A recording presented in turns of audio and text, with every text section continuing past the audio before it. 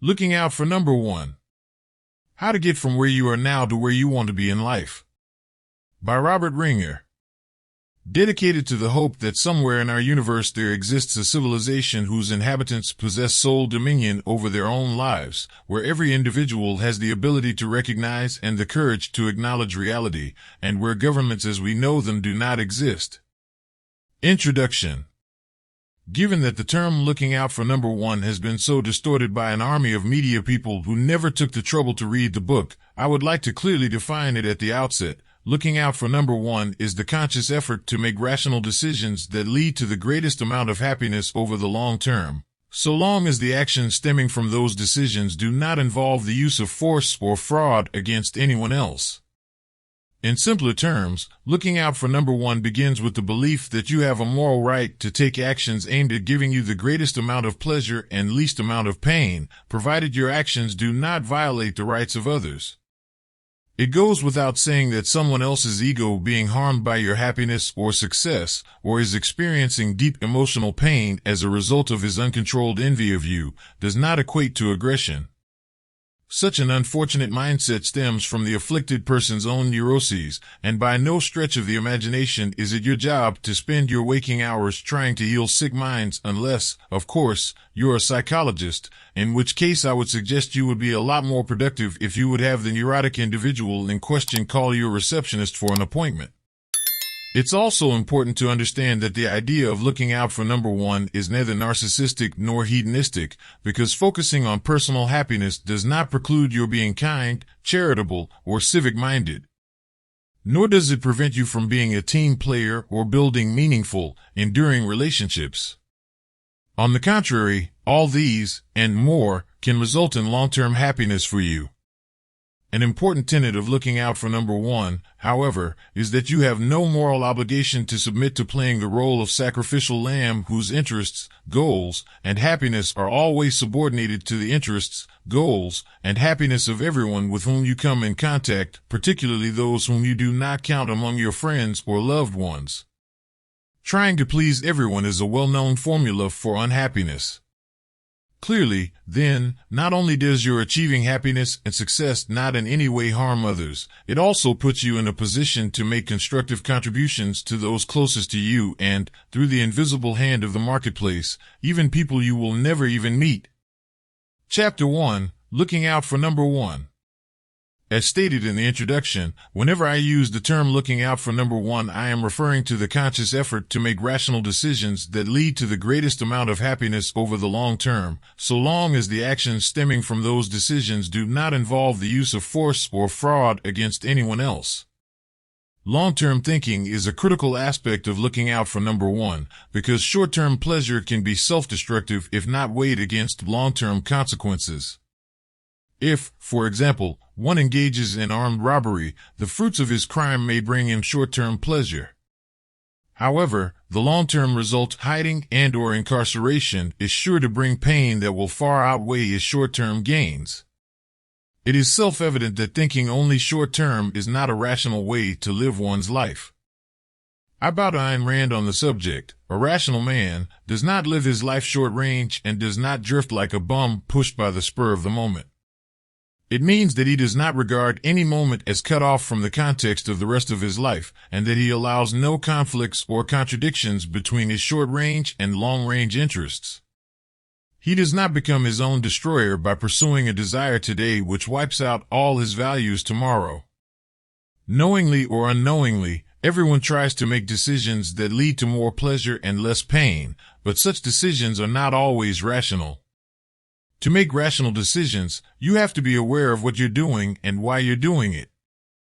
If you wish to consciously and consistently make wise pleasure/pain decisions, it is necessary to lift your consciousness to a high level of awareness. This means elevating your thought processes to a point that gives you the capacity to act out of choice, your choice, a majority of the time. While the high point on your mental awareness meter is taking action based only on your own rational choices, the low point is taking action based on what others choose for you. If you're in the habit of not basing your actions on rational choice, you're out of control, and anyone out of control is dangerous both to himself and those around him. In the event this describes your way of life, today is the best day to begin taking steps toward curing this self-destructive habit. Looking out for number one is a transforming philosophy that can bring about dramatic changes in your life. When practiced honestly and consistently, it will give you the power to replace financial pressure with financial stability.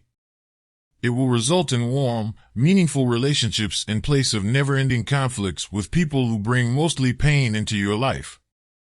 It will give you more free time in place of a harried life in which you never seem to have enough time for anything.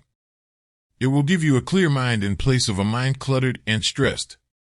On a broader scale, looking out for number one will lead you to the realization that life is worth living and that it can and should be a pleasant, meaningful, exciting experience. The natural offspring of this discovery are feelings of self-control and self-esteem, which in turn perpetuate a positive state of mind and an action-oriented life. Consciously or unconsciously, everyone's main objective in life is to be as happy as possible. But what, exactly, is happiness? Wise men have been arguing over the definition of this elusive term since the beginning of recorded history. I choose to define happiness in simple terms, one's state of mind when he is experiencing pleasure. If happiness is the main objective, then all other objectives are really only a means to accomplishing happiness.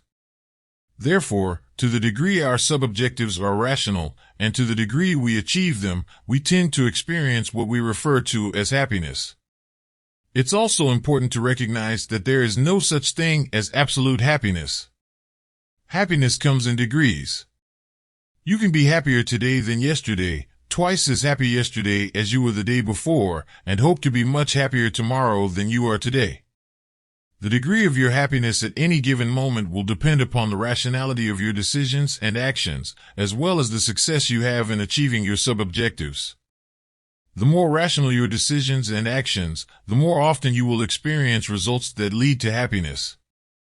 Your weight and balance happiness scale. Your cerebral computer, commonly referred to as the brain, contains a biological computer chip I like to think of as your weight and balance happiness scale. This remarkable scale automatically weighs every known alternative available to you at any given time and chooses the one it believes will result in the greatest amount of happiness for you. The only problem with your weight and balance happiness scale is that it sometimes malfunctions, i.e., it doesn't always ascertain the facts correctly and therefore does not always produce decisions that are in your long-term best interest. So, as with any computer, it's only as good as the operator who feeds it information. If you feed your weight and balance happiness scale irrational thoughts, it will make irrational decisions. That's why there is no escaping the reality that it's up to you to keep your scale functioning properly. It will never fail to make a decision for you, and each decision will be what it believes to be in your best interest at any particular point in time. Even the failure to make a decision is, in fact, a decision not to take action. The batting average of your weight and balance happiness scale is directly related to your level of awareness and your determination to take only rational actions. But there's another factor that comes into play with your weight and balance happiness scale. Even if we all exercised good reasoning powers before taking action, each of us would seek happiness in our own way. Some pursue happiness by becoming martyrs, others by being well-read and knowledgeable on a variety of subjects, and still others by accumulating great wealth. The differences in our pursuits are due to our varying ideas about what happiness is, i.e., what leads to our experiencing the greatest amount of pleasure. Of and by itself, this divergence of views is not a bad thing. It's only when others try to tell you what should make you happy that problems begin to appear. And when that occurs, you do yourself a great disservice if you believe that the opinions of others should be binding on you. How can you be certain that your weight and balance happiness scale is functioning properly? The pleasure/pain compartments of your brain will always give you an easy-to-read printout, i.e., you will either feel happy or unhappy. The happier you are, the more your scale is in balance. The unhappier you are, the more your scale is telling you that something about your thoughts and actions are out of sync. The greater the happiness you hope to achieve, the greater the price you should expect to pay. It is, of course, up to you to decide the price you're willing to pay, but it's wise to decide on that price before taking action. Aside from paying the price necessary for a better life, your only other option is inaction, i.e., accepting things as they are and living with the frustration, conflict, and pain that make life more of a burden than a celebration. Unfortunately, most people choose inaction because inaction is the easiest alternative. In effect, the choice they make through their inaction is to avoid relatively mild, short-term pain in exchange for a lifetime of dull, chronic pain, and dull, chronic pain is a virtual living death. Why worry about life after death if you're not living this one? The wisest, long-term choice is to commit to the effort, no matter how difficult it may be, to take positive, rational action every day of your life. This may mean making radical changes in your lifestyle, occupation, or place of residence. Such changes, of course, should be made only after careful reasoning convinces you they are warranted, because much of what it takes to make you happy may be right under your nose. Or, as an unknown author once put it, the bird in the hand looks awfully good after it's already left your hand. Winning. Is winning necessary to happiness? Since happiness is a result of accomplishing a series of sub-objectives, winning in areas that are most important to you is bound to make you happier than losing. However, if a person's sub-objectives are a result of bad choices, or if he has too many important sub-objectives, the result can be frustration and disappointment. While the problem of choosing inappropriate sub-objectives usually stems from irrational thinking, having too many sub-objectives is often a result of buying into the generally accepted notion that winning at everything is admirable. When people say, "He's a winner," what they usually mean is that a person is an overachiever. "He's competitive" conjures up images of a tense individual who never takes time to relax, who tends to go all out whether he's negotiating a business deal or playing a weekend game of golf. However, when I think of winning, I don't necessarily equate it to the highest score. For example, your objectives when playing tennis on a Saturday afternoon might be to relax and enjoy the company of another person. If at the end of your match you're relaxed and feel as though you've had a good time, then you've won. Unless it's competitive tennis, whether or not you end up with the winning score should not be the critical issue. Winning merely for the sake of winning elevates it to an end in itself, and thereby relegates the main objective, happiness, to a position of lesser importance. That's often the predicament of the person whose main focus is on making money. He gets so caught up in accumulating wealth that he forgets to take the time to enjoy it. That's why it's wise to put a lot of thought into deciding which sub-objectives are most important to your happiness, then set your priorities accordingly. Don't place an equal value on becoming a great tennis player, a renowned socialite, a successful business person, a gourmet cook, and a top-flight poker player unless your idea of happiness is exhaustion, stress, and high blood pressure. An obsessively competitive attitude can lead to several bad consequences. It can drain you of energy that is needed to accomplish more important objectives. It can make you look foolish for trying to compete fiercely in an activity into which you are not willing or able to put the necessary time and effort, or for which you do not possess much natural ability. It can cause enormous frustration, which in turn can adversely affect your attitude when it comes to facing more important challenges. Finally, an obsessively competitive attitude can cause strained relationships with people who might otherwise be valuable allies. The reality is that, regardless of how hard you try, you can't have all the candy in the store, if for no other reason than because neither you nor anyone else possesses enough time, energy, or talent to gain such a monopoly. This being the case, why frustrate yourself trying to win at everything? Leave some for the rest of us, because we're going to get our share whether you like it or not. That's because, collectively, we possess greater talent than you in many areas, or it may simply be because we're able to devote more time and energy than you to one area or another. Time is a fixed commodity that limits what you can accomplish during your lifetime. Thus, rather than helping you achieve happiness, the obsession to win at everything may only succeed in driving you mad. Is it moral? Is looking out for number one moral? As a preface to answering this all-important question, I should first describe the absolute moralist, a nemesis of all people of goodwill. The lifetime mission of the absolute moralist is to badger you into doing the right thing as defined by him, of course. Like Satan, the absolute moralist disguises himself in a variety of human forms. He may make his appearance as a politician, an environmentalist, or even your next-door neighbor. Whatever his disguise, however, you can count on the absolute moralist to be relentless. He is the self-appointed guardian of the law. He's the guy who shakes his fist and honks his horn at you for a full block because you inadvertently moved into his lane without what he considered to be proper clearance. It is his moral duty to make certain you understand that you've committed a heinous crime. The absolute moralist will stalk you to your grave if you allow him to do so. If he senses you're a ripe target, that you do not base your actions on rational self-choice, he will punish you unmercifully, making guilt your bedfellow until he convinces you that you are a subpar human being. Above all, the absolute moralist is a human-like creature whose main focus in life is to decide what's right for you. If he gives to a certain charity, he will try to shame you into understanding that it's your moral duty to give to the same charity.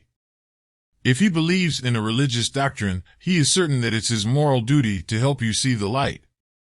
In the most extreme cases, he may even feel morally obliged to kill you in order to save you from your disbelief. In summation, the main objective of an absolute moralist is to control your life. He does not understand that appealing to your needs is the best way to motivate you to add value to his life. The simplest way to get the absolute moralist to leave you alone is to make the firm decision not to allow him to impose his beliefs on you, because it is totally within your power to do so.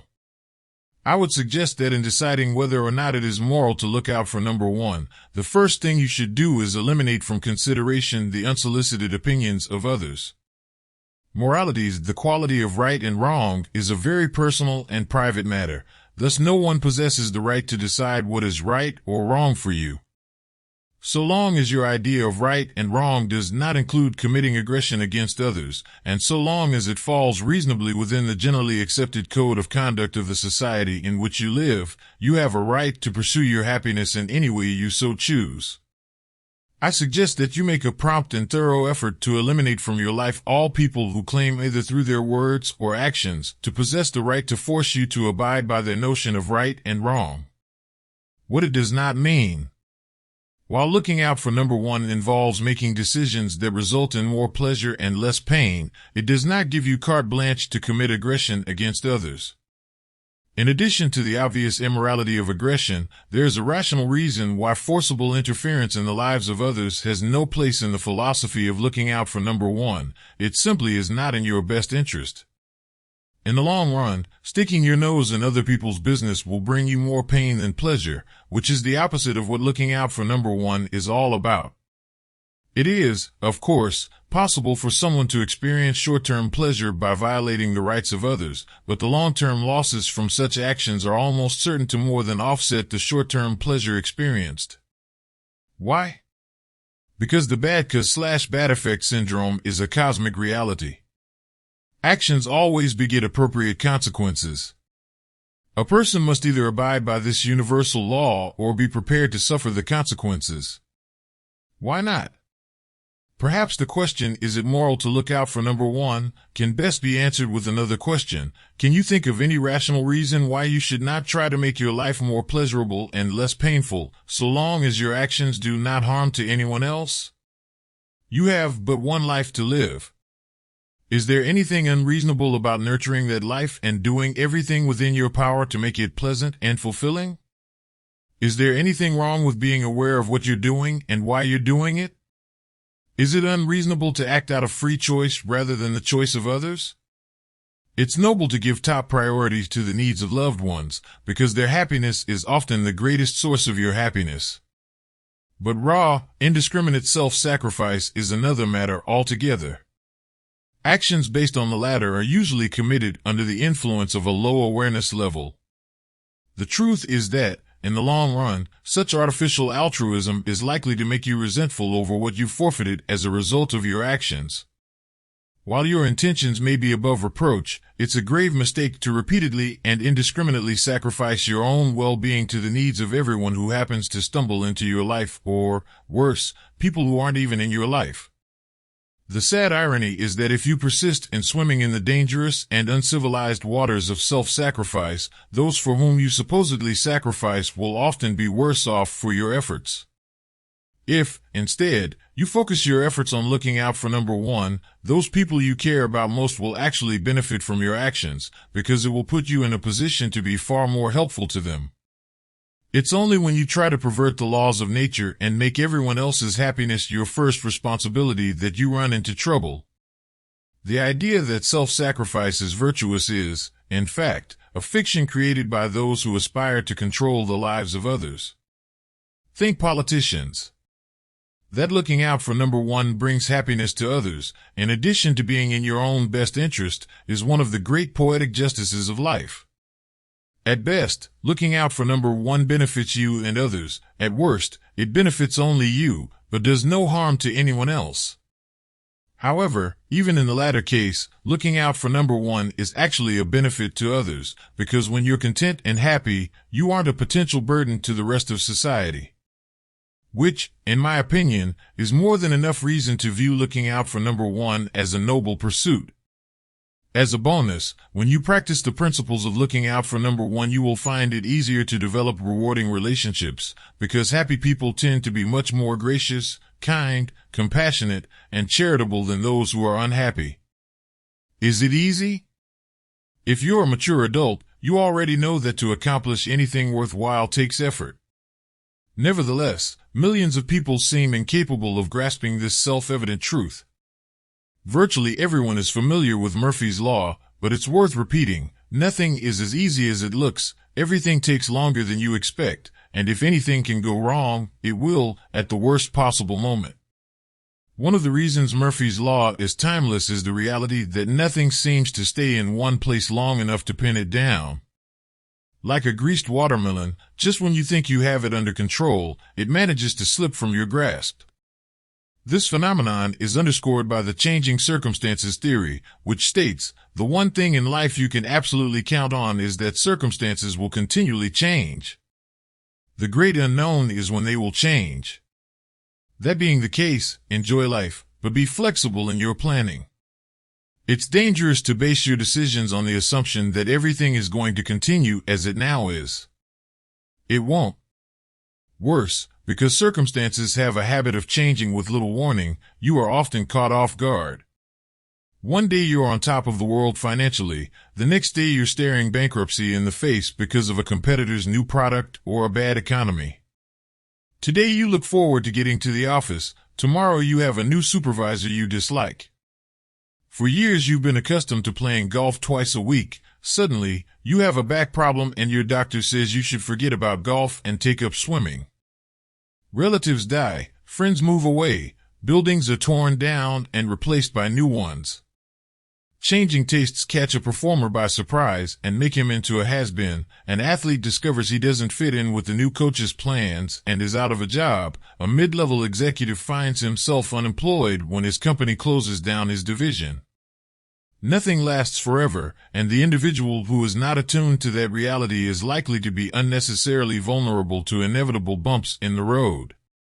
He is constantly caught off balance and finds himself unprepared to make the rational decisions necessary to leading a happy, fulfilling life. On the other hand, the better you understand the reality that circumstances constantly change, the more likely you are to make rational decisions. Your best insurance policy in this regard is to be found in the old adage, you can't win 'em all. In fact, a more accurate perspective would be to say that you can't lose 'em all. Because lose you will, and often. It's just the way life is. Losses are built into your life's equation by constant change and factors beyond your control. If you don't understand this reality, you're likely to end up with a shattered self-image and buckets of frustration following each failure. But if you acknowledge the reality that life has an annoying habit of not cooperating with your plans, your brain does not self-destruct whenever an obstacle arises. In addition, you will be far more likely to be prepared to take advantage of it when things finally do fall into place. Thus, even though you accept the reality that life is fraught with adversity, you do more than just hope for the best. You prepare for it. While enduring life's bumps and bruises in a daily stream of lost battles, each time you stumble you should make it a point to extract the lesson learned and use your newfound knowledge to be better prepared the next time around. The bad experience is history, so let go of it. Instead, focus on the knowledge you've gained, because that knowledge can prove to be far more valuable than the fruits of victory. The following anecdote from David Seabury does an excellent job of making this point. In South Africa, they dig for diamonds. Tons of earth are moved to find a little pebble not as large as a little fingernail. The miners are looking for the diamonds, not the dirt. They are willing to lift all the dirt in order to find the jewels. In daily life, people forget this principle and become pessimists because there is more dirt than diamonds.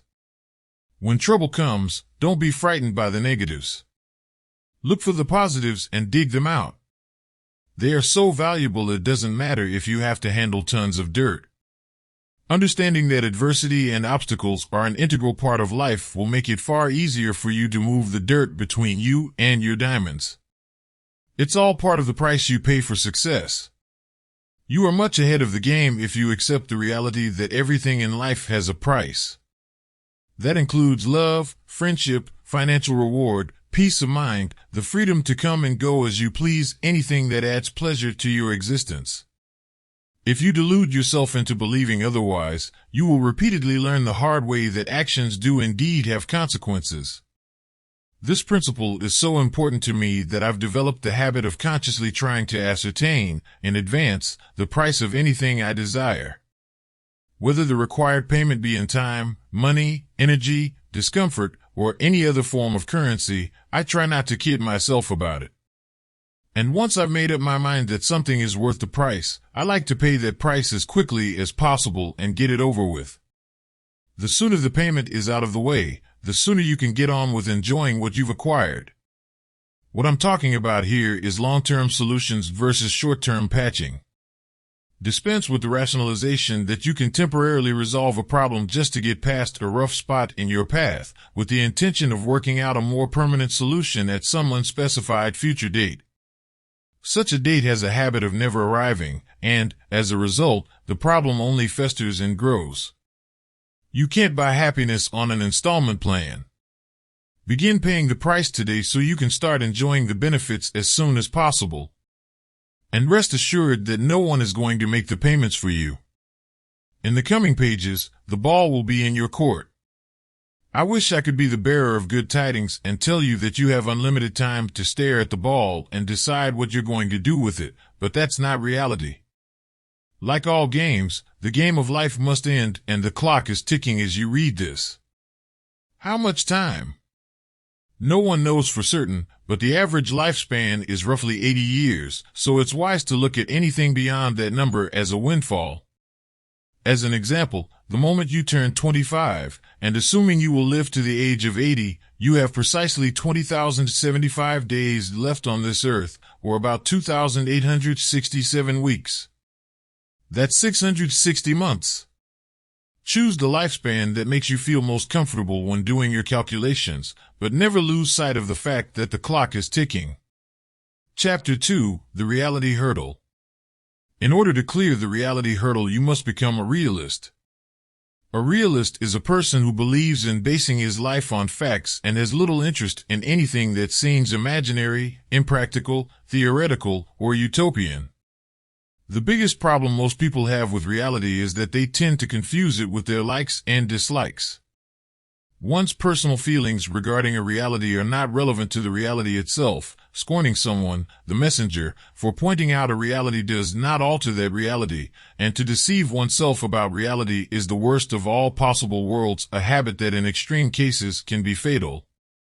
In the words of Bishop Butler, things and actions are what they are, and the consequences of them will be what they will be. Why then should we desire to be deceived?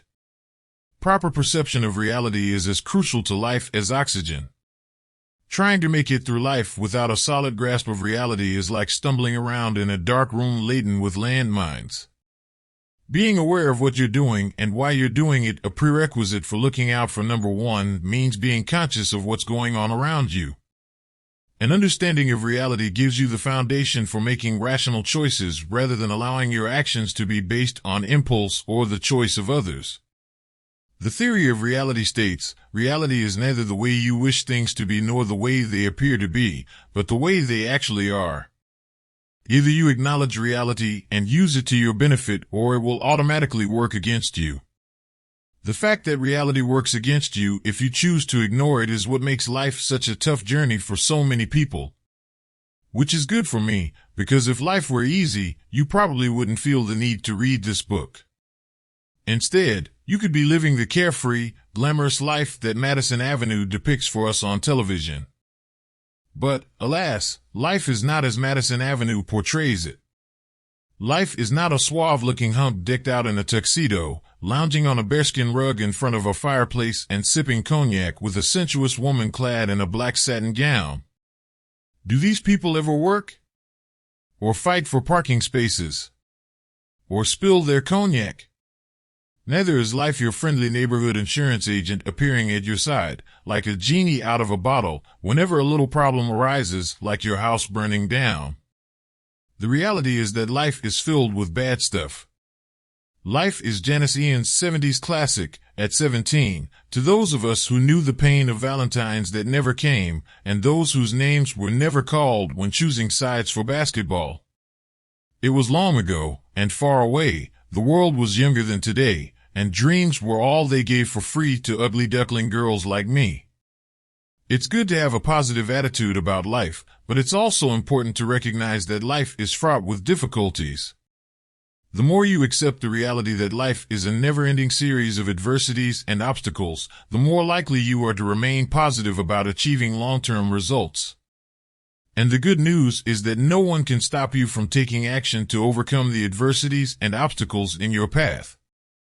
The danger of confusing personal desires with reality is explained in the is versus oughtus theory, which states, the degree of complications in a person's life corresponds to the degree to which he dwells on the way he thinks the world ought to be rather than the way it actually is. I think there ought to be no such thing as prejudice, racial, religious, or sexual. I think there ought to be a way to eliminate human rights violations in all countries. In fact, I think the world ought to have no governments or nations at all. I think it should consist of billions of free individuals who have the right to do whatever they please, so long as they do not commit aggression against others. Many even believe that there ought to be no necessity to work for a living. Why shouldn't people have everything they want without having to spend most of their waking hours working? It's not hard to understand why clueless college kids become so excited when introduced to Marxism for the first time. And how about a gorgeous, intelligent, understanding woman for every man, and a handsome, intelligent, understanding man for every woman? Surely everyone would agree that this ought to be a reality. While we're at it, there also ought to be no need to waste a third of your life sleeping, there ought to be no such thing as death, and there ought to be a real Santa Claus. Isn't it great to fantasize? For a moment there, I got so carried away thinking about all the things that ought to be that I almost managed to hypnotize myself.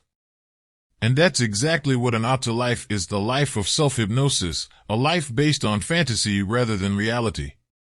It's easy to fall into the trap of allowing your desires and emotions to play tricks on you by creating illusions intended to pass for reality.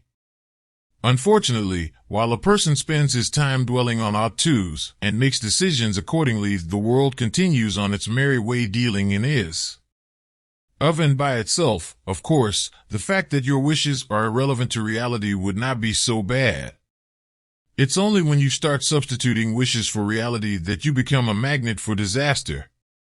Is living in an unreal world of ought-tos really all that bad? I can best answer that by asking another question. Is it really so terrible for a person to jump off a 10-story building because he believes that man ought to be able to fly? This may be a far-fetched example, but it graphically illustrates the dangers that lie in the path of the person who lives in a world of ought-tos. Such an individual may succeed in acting out of choice, but it will not be rational choice. You cannot make rational decisions unless you are aware. And if you do not have the ability and courage to recognize and acknowledge reality, you are certain to be unaware. Reality versus perception of reality. I have often heard it argued that reality is not an absolute, that each individual has his own perception of reality. The implication is that because each of us perceives the world through our own eyes, reality itself changes from person to person. While it's true that everyone perceives reality differently, reality could care less about our perceptions. Reality does not change to adapt to our viewpoints. Reality is what is. Reality is fact. Reality is truth. Reality, however, is not always known, and that's where perception of reality comes in. While reality is a fixed factor in the equation of life, perception of reality is a variable, which means that you must learn to differentiate between a principle and an opinion. The most significant aspect of a principle is that it can neither be created nor altered. Thus, a principle is the essence of reality. It is what it is, and it's up to us to discover it. The problem arises when people refuse to accept the reality that principles can only be discovered, and instead choose to believe they can create their own principles. Which means they believe they can create their own reality, a belief that can lead to disastrous consequences. There are an infinite number of natural laws to be discovered, but, fortunately, you don't have to have a detailed understanding of every one of them to achieve your goals. However, there is one law with which you must be totally familiar and which you must unfailingly use as a guide for your actions. The law I am referring to is the ultimate, immutable law of nature, the foundation of reality itself. Actions have consequences. Although I believe most of us intellectually understand the inherent truth of this principle, first-hand observation has convinced me that very few people give it more than a passing thought as they go about their daily lives. Why would people ignore such an all-powerful, immutable principle? Because truth can often be harsh, and, as human beings, we quite naturally gravitate toward less pain and more pleasure. We simply do not like our little self-delusive worlds to be upset by such a trivial matter as truth. We don't worry about consequences we may have to deal with tomorrow, we just want to feel good today. Unfortunately, we only succeed in deluding ourselves when we engage in such shallow thinking. The reality is that one must be willing to experience the discomfort often associated with truth if his objective is to achieve positive, long-term results. Another major obstacle to an accurate perception of reality is what I like to refer to as the paradigm restriction. We are all confined not only to the planet on which we live, but, metaphorically speaking, we reside within our own mental worlds. It is difficult to comprehend ideas and circumstances we are not accustomed to hearing and seeing within the invisible parameters that surround our lives. In other words, one of the causes of our differing perceptions of truth is that we all start from our own set of assumptions. This is precisely the reason why the serious seeker of truth must learn to question everything and be willing to give up cherished notions, even if it means suffering discomfort. The best antidote for the paradigm restriction is an open mind. This requires rejection of custom and tradition as a basis of fact, and, in its place, acceptance of logic and reason. Clearing the reality hurdle requires that you learn to correctly perceive reality and have the courage to accept it, which is where the Mr. Magoo's and ostriches encounter most of their problems. A Mr. Magoo is someone who simply does not have the mental capacity to correctly perceive reality. He's the individual who truly believes, in spite of mountains of evidence to the contrary, that pie-in-the-sky business deals can be closed, that politicians are better equipped than he is to determine what is best for him, and that other people will act in his best interest and subordinate their own interests to his needs. Which means, in simple terms, that a Mr. Magoo is totally out of touch with reality. Unless somewhere in the mysterious depths of a Magoo's brain there lies a reality perception seed that has not yet blossomed, his fate is irrevocably sealed. If he does possess such a dormant seed, there's always the hope that he can overcome the enormous odds against him and learn to correctly perceive and acknowledge reality. But if the seed has been undernourished and neglected for too long, the odds are against its ever sprouting. Of course, if such a seed doesn't exist to begin with, the Magoo's case is hopeless. About all you can do for such a person is offer him your condolences. An ostrich is an entirely different creature than a Mr. Magoo. The ostrich has the mental capacities to correctly perceive reality, but stubbornly refuses to do so, preferring instead to live in a fantasy world of aughts. Hard as it is to believe that anyone would make such a conscious choice, millions of people do so on a regular basis. The ostrich is more tragic than the Mr. Magoo, because an individual who knows the facts but refuses to acknowledge them is the greatest of all fools. These are the kinds of fools we see so often on television, such as students and professors from some of our most prestigious centers of learning who harbor convoluted, incoherent ideas about such abstracts as social justice and saving the world. They may have a significant amount of knowledge, but their knowledge is corrupted by their misguided desire to recreate the world in their own image. One note of caution: you should never confuse an ostrich with the liar. Aughts are not the liar's game. The liar is a person who correctly perceives reality, but purposely attempts to hide it from others. In other words, he is sharply focused on purposeful deceit. As one might expect, one of the most prominent natural habitats of the liar is to found in the bowels of government. With the exception of the liar, then, when a person speaks of reality, what he is really referring to is his perception of reality. Everything that has ever been written, taught, or believed is based on someone's perception of reality. For example, everything in this book is based on my perception of reality. You are, of course, free to accept or reject any or all of my interpretations of reality. And where we have differences of opinion, one of us will suffer negative consequences to the degree to which his perceptions are incorrect. Conversely, to the degree either of us is correct in his perceptions of reality, his results will tend to be positive. But the one thing that will never be affected by our respective views of reality is reality itself. The reality of relativity. Finally, an important reality of life that is too often forgotten: virtually everything that happens to you is relative. To effectively deal with obstacles, you must first place them in proper perspective. If you allow any problem to be magnified beyond its merits, you're sure to have difficulty handling it in a rational manner. In my early 20s, while stumbling around the streets of New York trying to promote a number of too-good-to-be-true deals, I developed an interesting relationship with an elderly, wealthy gentleman, Harold Hart, who was a classic Lower East Side to Park Avenue success story. He had started out as a struggling, impoverished youth, but managed to amass a fortune by his early 40s. He had it all: a chauffeured limousine to take him to and from Wall Street each day, an impeccable, expensive wardrobe, and a luxurious Park Avenue apartment decorated in early rich. On several occasions, I had the opportunity to visit Mr. Hart at his home, and came to know him quite well. The purpose of my visits was to try to induce him to invest in some too-good-to-be-true venture, such as a sulfur mine in Tibet or a gold panning expedition in Tasmania. Though I consistently failed in my efforts to get him to part with any of his money, I obtained far more than I had bargained for in the form of knowledge and wisdom. I vividly recall visiting Mr. Hart on one particular occasion when he was resting tranquilly in his favorite armchair. As usual, he was garbed in silk robe and pajamas, with servants waiting on him hand and foot. During the first few minutes of my visit, I recall observing the surreal scene as Mr. Hart sat quietly with a blank stare on his face.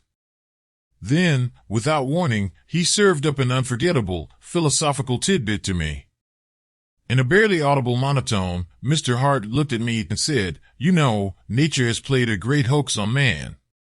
All your life you strive to achieve success, you overcome endless obstacles and setbacks, you play all the silly little games that are required of you, and, if you're lucky, you finally make it to the top. Well, I made it to the top a long time ago, and you know what? It doesn't mean a damn thing. I tell you, nature has made a fool of man, and the biggest fool of all is me. Here I sit, in poor health, exhausted from years of playing the success game, knowing that time is running out, and I keep asking myself, now what? What's your next clever move going to be? The endless hours I spent working, worrying, maneuvering, negotiating, it was all for nothing. It's all so meaningless now, because, as I near the end, I realize that life is nothing more than a giant hoax. We think we're so important, but the truth is that we're nothing. A few months after that cheerful little dissertation, I was informed that Harold Hart had passed away. That was many years ago, but today his words, and the tone in which he spoke them, still ring in my ears. Has nature made a fool of man? Is life just a big hoax? Though many years have passed since that memorable evening in his Park Avenue apartment, I still am not certain of the answers to these questions. However, even if life is not a hoax, even if it is of universal importance, it does not necessarily follow that every problem we face is significant when juxtaposed against the endless complexities of the world, let alone the universe. The reality is that all problems are relative. Nevertheless, some people react to a spilled cup of coffee with the same degree of stress that one would expect to experience when told that a terrorist attack is imminent. What such people lack is an understanding of the theory of relativity, which states, in order to settle on a rational course of action or inaction, one must first weigh all pertinent facts in a relative light and carefully define his terms. That you and I have problems is a given. The fundamental question is, problems relative to what? Is middle age depressing you? In countries where the average life expectancy is 40, men and women are spared such depression. Health problems? While any illness is disconcerting, the severity of a non-terminal illness must still be measured against the fatal medical conditions of untold millions of people worldwide. Grocery bills getting you down? Hundreds of thousands of people die every day from starvation in third world countries, while millions more suffer from malnutrition. Unemployed? Relative to a person who lives in an underdeveloped country and has an annual income of $300, temporary unemployment in a Western country isn't all that serious of a problem. Coping with the high cost of rent? Maybe you'd rather be a pavement dweller in Calcutta, India. These lucky people are born, live, and die on the pavement. The only thing they have to worry about is finding a rag to spread under their heads at night. While these kinds of horrors continue along at their normal pace, we throw tantrums over being relegated to a poorly located table in our favorite restaurant, are frustrated because we can't seem to lose weight, and worry endlessly about money problems. It's all a result of the human tendency to be self-absorbed, a tendency that in turn makes it difficult for people to think about the pain and suffering of others. Human dilemmas such as loneliness, financial problems, and government oppression at times overwhelm us. They prod some to drink, others to take drugs. They cause ulcers, migraine headaches, and high blood pressure. They can also produce stress and anxiety and precipitate serious mental and emotional disorders. The more your perspective is restricted to your own sheltered environment, the more likely you are to perceive minor difficulties as major problems. And when that occurs, it results in an unwarranted loss of finite time and energy. Harkening back to Harold Hart's somber words on that unforgettable evening in his apartment reminds me that a person should make it a point to periodically step back and ask himself, what if, in the overall scheme of things, my problems don't even matter? What if I'm allowing myself to become stressed and anxiety-ridden when, with just a slight reorientation of my perspective, I could experience tranquility and contentment? Macro problems. To place your problems in proper perspective, from time to time it's healthy to think about macro problems. By macro problems, I'm referring to potentially world-ending issues. Take, for example, overpopulation. Barring outside interference, the population of a species increases in geometric proportions. Giving the majority of expert opinion the benefit of the doubt, this has resulted in man's proliferating to a population of about 10 million in a span of somewhere between 1 to 3 million years, assuming you buy the Darwinian theory of evolution, at least to the extent you believe that today's man evolved from a humanoid that lived prior to the development of civilizations, then increasing his numbers to 6 billion plus in just the next 10,000 years. In graphic mathematical terms, what this means is that the world's population is increasing at the rate of more than 2 people per second. It is generally estimated that we will reach a world population of 14 billion by the middle of this century, assuming, of course, that we make it that far. So where does it all end? Well, believe it or not, there's a limiting factor called space.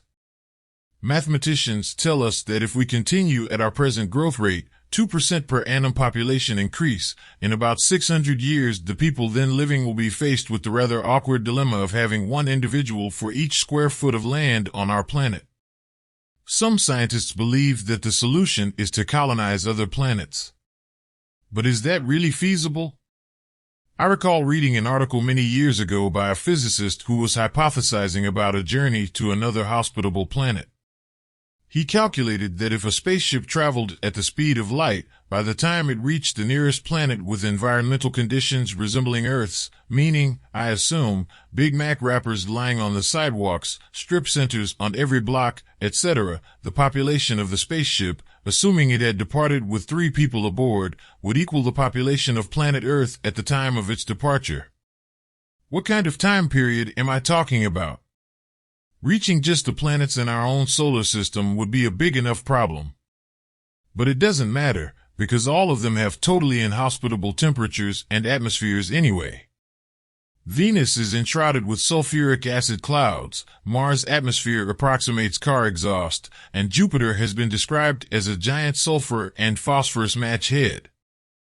Given these anti-life realities, it is highly unlikely that we will ever colonize another planet in our solar system. How about other solar systems? Would you believe that the nearest star, nearest Proxima Centauri, is 4.3 light years away? That's 25 trillion miles. What this means is that if we could build a spaceship capable of traveling at the speed of 1 million miles per hour, it would take 6,000 years to make a round trip to our closest neighbor. The ultimate problem shrinker. The greatest problem shrinker I've ever run across is the late exobiologist Carl Sagan's cosmic calendar. As Sagan explained it, if the eons that comprised the lifetime of Earth were compressed into the span of a single year, recorded history would occupy the last 30 seconds of the last day of such a year. Which means that the combined length of time it took to fight World War I and World War II, the Korean War, the Vietnam War, the Gulf War, and the Iraq War, which, by secular standards, were pretty serious problems, would occupy only a millifraction of a second in the lifetime of our planet.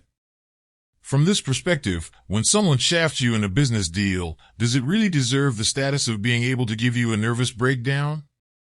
If you tried to squeeze such an event into Sagan's cosmic calendar, there wouldn't be a time measurement small enough to record it.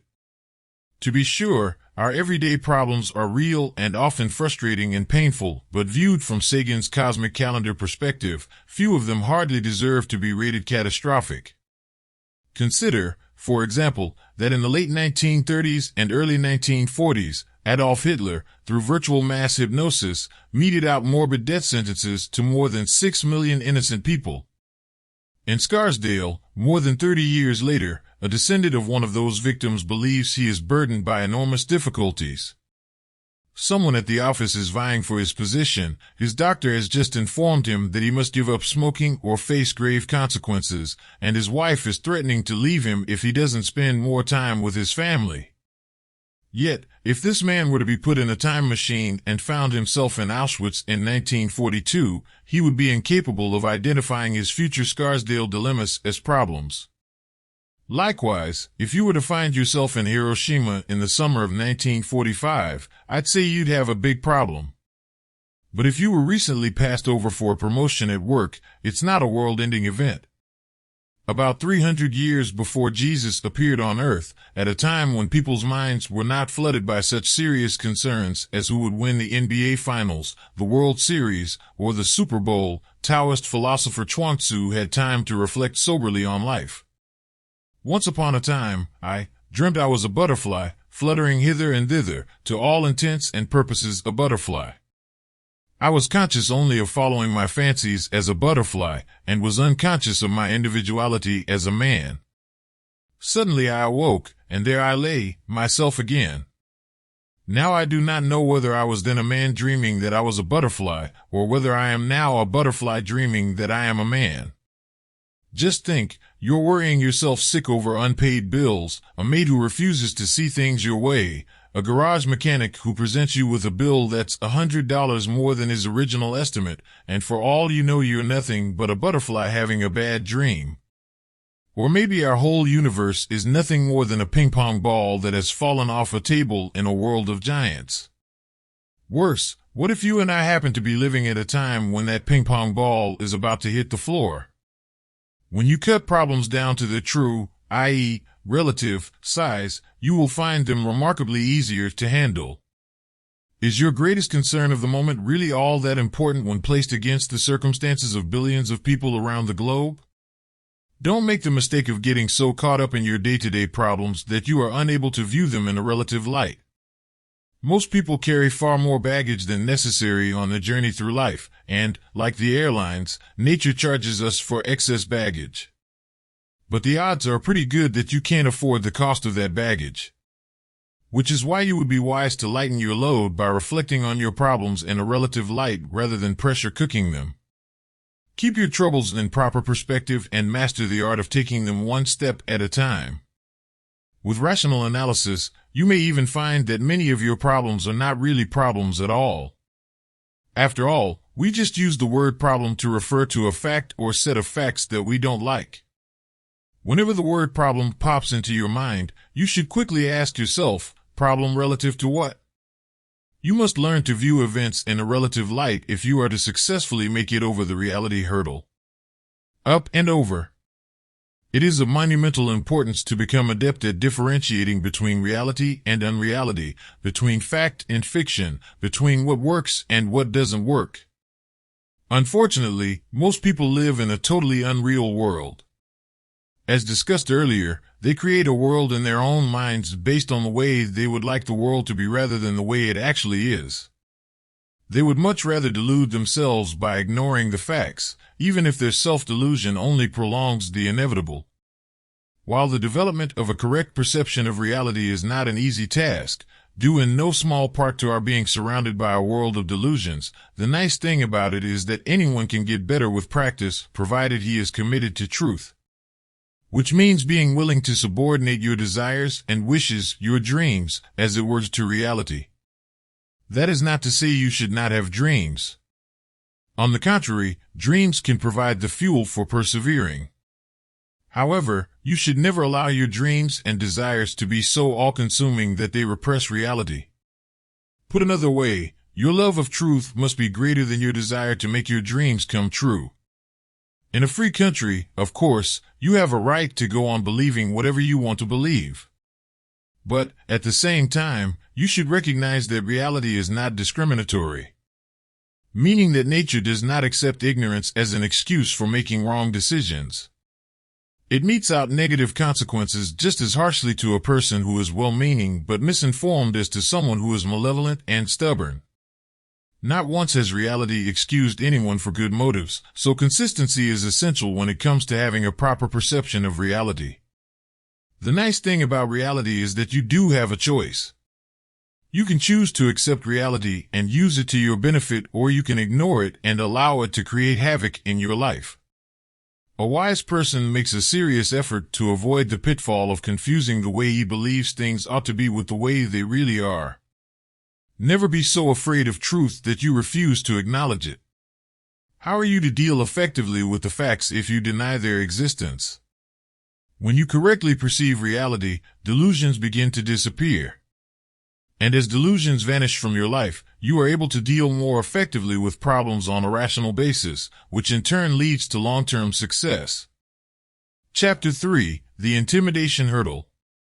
Without being consciously aware of it, a large percentage of our day-to-day actions are motivated by fear. For example, you can be motivated by the fear of physical harm, the fear of losing a business deal, or the fear of being embarrassed. While such fears may sometimes be well-founded, often they are just a result of being intimidated, because intimidation is motivation through fear. In order to recognize when you're being intimidated, you have to familiarize yourself with the many ways in which intimidation is camouflaged. Whenever you suspect that you might have inadvertently gotten trapped into playing the role of the intimidator, ask yourself a simple question: Why am I doing what I'm doing? If you can trace the reason for your actions to motivation through fear, no matter how subtle it may be, then intimidation is the culprit. All too often we react like Pavlovian dogs and obey the commands of others without stopping to analyze why. Actions based on intimidation can become such an accepted mode of behavior that we reach a point where we don't even recognize the true source of our motivation. Of course, there will always be self-righteous, professional halo wearers who become indignant at the mere mention of the word intimidation. Whenever you run into such holier-than-thou characters, you should be vigilant about refusing to allow them to throw you off guard. It's been my experience that those who protest the loudest about the evils of intimidation are the very people who most frequently employ it. Given that human beings are masters at self-delusion, many high-level intimidators sincerely believe they are saints. But whether or not someone admits, even to himself, that he uses intimidation as a tool is irrelevant. If the shoe fits, it fits. Intimidation through wealth. Wealth can give an otherwise inept person a strong, even overwhelming posture. To psychologically defend yourself against such a person, you should keep in mind that another individual's net worth does not dilute your own intrinsic value. Money should be respected, but never overrated. Make the other person come up with something more than a good balance sheet before conceding an inch of ground to him. There is no requirement for you to grant him permission to have power over you. What you bring to the table could very well be worth far more than the other guy's money. Intimidation through credentials. What is an expert? All too often, he's just someone who can tell you all the reasons why you can't do something. Personally, I prefer to discover for myself what I am or am not capable of accomplishing. Sometimes an expert is nothing more than an ordinary guy from out of town who knows his job. I have always marveled at how an individual's expert status seems to increase in direct proportion to the distance between his current place of residence and his hometown. The printed word helps to create experts, too. For years I was saying many of the same things I now write about in books, but I didn't attract too many listeners. I don't want to make you feel bad, but if you had been around me during those times, you could have gotten most of the information in this book for free. In fact, I probably would have treated you to lunch just for listening to me. Some years ago, a director and an instructor in psychiatry, both from the University of Southern California Medical School, teamed up with an assistant professor of medical education at Southern Illinois University to conduct an unusual experiment. They arranged to have a Dr. Myron L. Fox, purportedly an authority on the application of mathematics to human behavior, speak to a group of 55 educators, school administrators, psychiatrists, psychologists, and social workers. His topic was mathematical game theory as applied to physician education. 42 of the 55 people in attendance agreed that the speaker's examples helped to clarify the subject and that the material was well organized and the lecture stimulating. Which was fine, except for the fact that Dr. Fox was a hired actor and his lecture was never meant to be anything but pure double talk. At best, experts are people who are knowledgeable in their fields, knowledgeable, but not infallible, and the best ones will openly admit it. As specialists, they tend to suffer from myopia. To paraphrase the great logotherapist Viktor Frankl, an expert is often nothing more than a person who cannot see the forest of truth for the trees of facts. The certificate. An expert with a certificate on his wall is in a strong position to be an intimidator, but only if you allow yourself to become enamored by his expert credentials. Just because someone has a license from the government, a university, or any other institution that allows him to practice his profession without having to worry about unlicensed competition, a phenomenon known in organized crime as protection racket, doesn't mean he has all the answers. No diploma, license, or other piece of paper can take the place of knowledge and ability. In this regard, your attitude towards self-anointed experts should be, don't try to overwhelm me with your diplomas or years of experience. Instead, impress me with your knowledge and demonstrable results. If you're accustomed to checking out a person's certification credentials for confirmation of his expertise, particularly if his only credential is a piece of paper issued by some bureaucratic institution, best you break that naive habit as quickly as possible. Then get in the habit of checking a person's premises when he speaks. If his premises are sound, only then does it make sense to consider not blindly accept what he has to say. A classic example of intimidating credentials can be seen in medical doctors.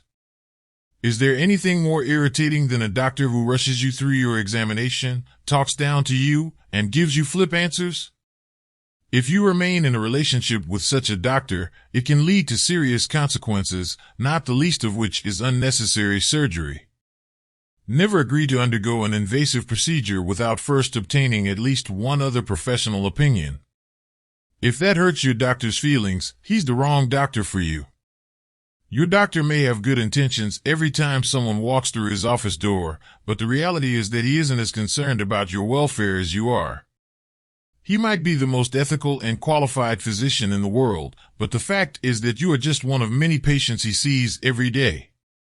He may be a medical doctor, but he's also human, which makes it impossible for him to have the same degree of interest in your health as you do. Never forget that in your life, you are the main event. And if you lose the main event, you don't get another chance. True, you can't take matters completely into your own hands when it comes to medicine, because you obviously can't perform surgery on yourself. But there's nothing to stop you from obtaining a second, or even third, qualified opinion when a doctor hands down an ominous diagnosis. Because doctors are human, they're entitled to make mistakes. Just make certain that you don't end up being on the wrong end of one of the more serious mistakes your doctor may make. If you aren't vigilant in this area, looking out for number one can quickly become a moot point. If you haven't already done so, it would be much to your benefit to develop the self-discipline to avoid making decisions based solely on the opinions of purported experts. By all means, listen to what the experts have to say, but be certain to weigh what you hear against all other available evidence. Above all, weigh it against your reasoning power, then make decisions accordingly. Whenever you start to relapse into allowing yourself to be intimidated by experts, remember that the great Greek philosopher Aristotle once insisted that the Earth was the center of the universe and that 7 planets, which he believed included the Sun and the Moon, revolved around it. Based on scientific knowledge available at that time, his pronouncements were perfectly reasonable. The problem is that new evidence in virtually every field emerges almost daily, which all too often makes last year's experts look rather foolish. Hey, if you can't trust Aristotle, who can you trust? The good news is that no expert can hold your mind captive against your will. Intimidation through custom and tradition. Intimidation through custom and tradition can affect many areas of a person's life and play havoc with his reasoning powers. It runs the gamut from law and religion to protocol at social gatherings to the proper setting of a dinner table. Human beings have been known to be a bit overzealous when it comes to protecting the status quo. In the strictest sense of the word, most people are conservative in that they lean toward preserving existing conditions, feeling safer with established customs. This ingrained fear of change can cause people to resort to their irrational worst in defense of their protected monopolies. When it comes to custom and tradition, people tend to spend a great deal of time and energy doing things for which they hope to be appreciated. It's nice when it happens, but it's a big mistake to base your actions on the desire to gain the gratitude of others, as spelled out in the "you won't get credit for it" theory, which states, never do anything with the expectation of being appreciated. The most valid reason for taking an action is that you sincerely want to do it. Often, when we yield to peer or societal pressure and do something just because it's the right thing to do, we are surprised and disappointed to discover that people not only do not appreciate what we've done, but may even dislike us for it. A good example of this is when you begrudgingly tip a waiter who has given you bad service. Because it's an established custom to leave tips in restaurants, when a waiter serves you cold food, makes you wait 20 minutes for a glass of water, and snarls at you for asking a question, you may find yourself torn over whether or not to leave him a tip. Unfortunately, notwithstanding such terrible service, the fear of feeling embarrassed might overrule your reasoning powers and motivate you to leave a tip anyway. But in an attempt to file at least a mild protest against the waiter, you decide to tip him a little less than the standard 15 to 20%. Zap! Custom and tradition has intimidated you into making an irrational decision for which you won't get credit. Instead, what you will get is a triple loss. 1. You didn't enjoy your meal because of the bad service. 2. The waiter scorns you for leaving him less of a tip than he expected, and, insult of all insults, may even disrespect you for not having the courage to refuse to tip him at all. And 3. You're out the money you did leave him as a tip. In the ancient language of hieroglyphics, you're what is commonly known as a jerk. But, take heart. If you dine out often enough, the money you save in tips during the next year alone as a result of employing the you won't get credit for it theory should pay for the cost of this book many times over. Common sense tells us that if a belief was irrational or immoral when it first came into existence, it doesn't become any more rational or moral with the passage of time. The seniority of a custom bears no relationship whatsoever to its rational or moral validity. Those who revere long-standing customs merely because of their entrenchment are living their lives on shaky ground morally, philosophically, and rationally. If an established practice works well for you and does not harm others, that's fine. But practices that have no basis in fact, whose premises rest on quicksand, should be discarded. If past ideas contradict reality, logic, or current circumstances, they should be abandoned without ceremony.